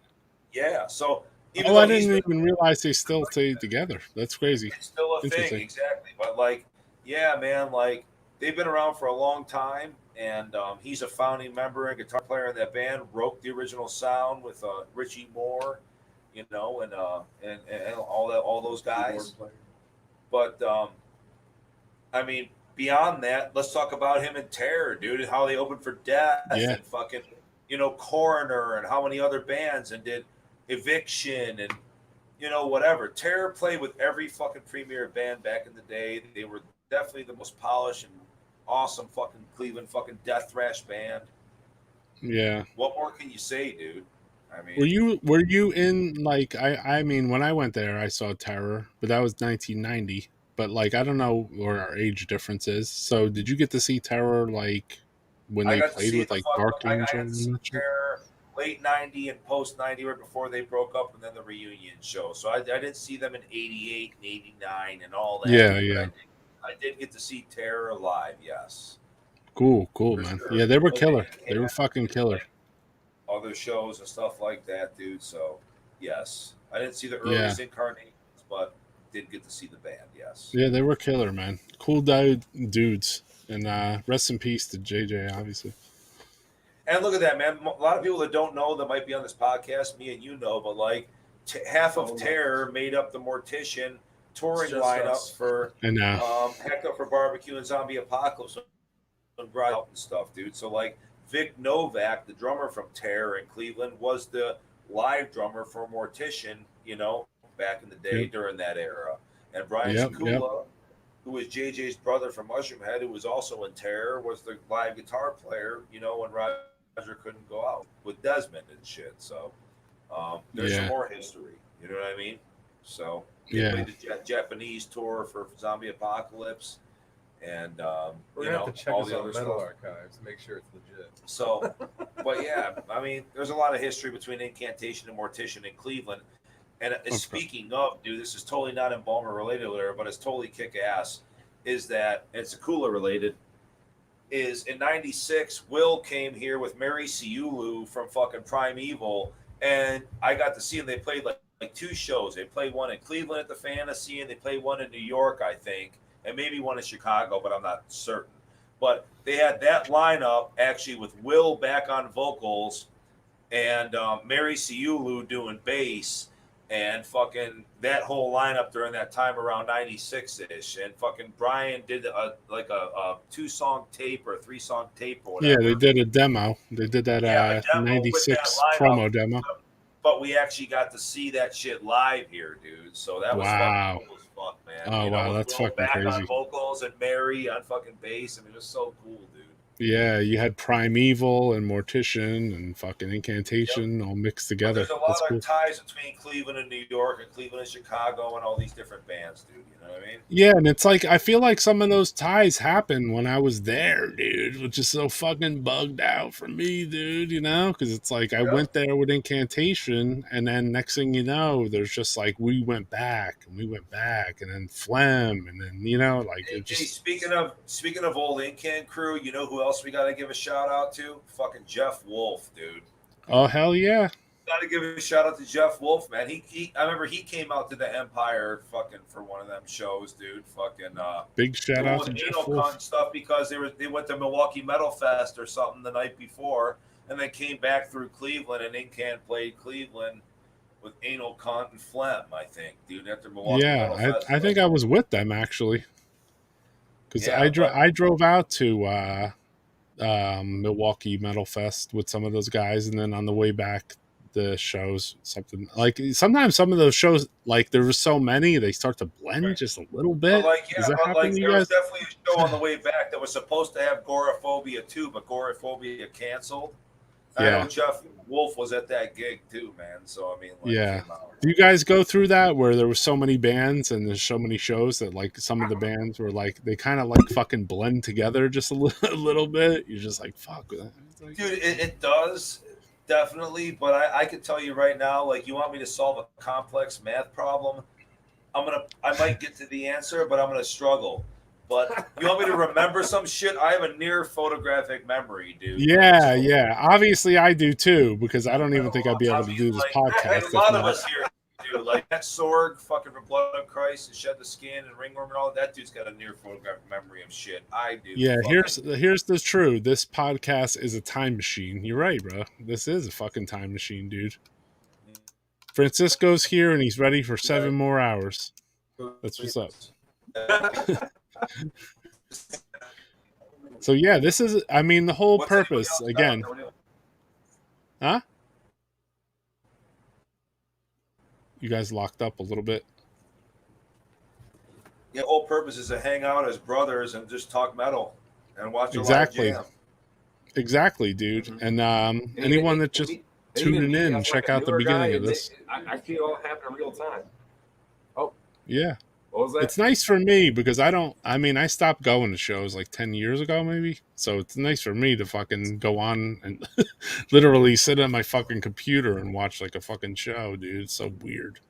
And a lot of times, I mean, when I go live with this thing on YouTube, I don't tell anybody who the fuck is going to play usually because I don't want to affect the attendance of the shows. I feel like it's disrespectful towards the promoters, you know?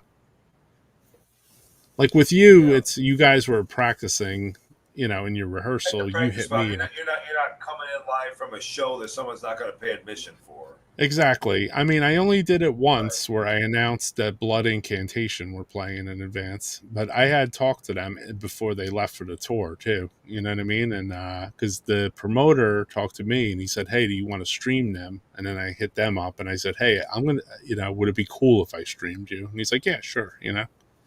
And then I still even didn't that night. I was like, I don't know if I want to put their name on it because I feel like it's going to affect the attendance. And then the dude that was setting up the show, he goes, "No, the show's sold out." I was like, "All right, fuck it." He goes, "No," he goes, "I want people in the Midwest to see this shit." I'm like, "All right, cool." And it seems like it works out in the long run.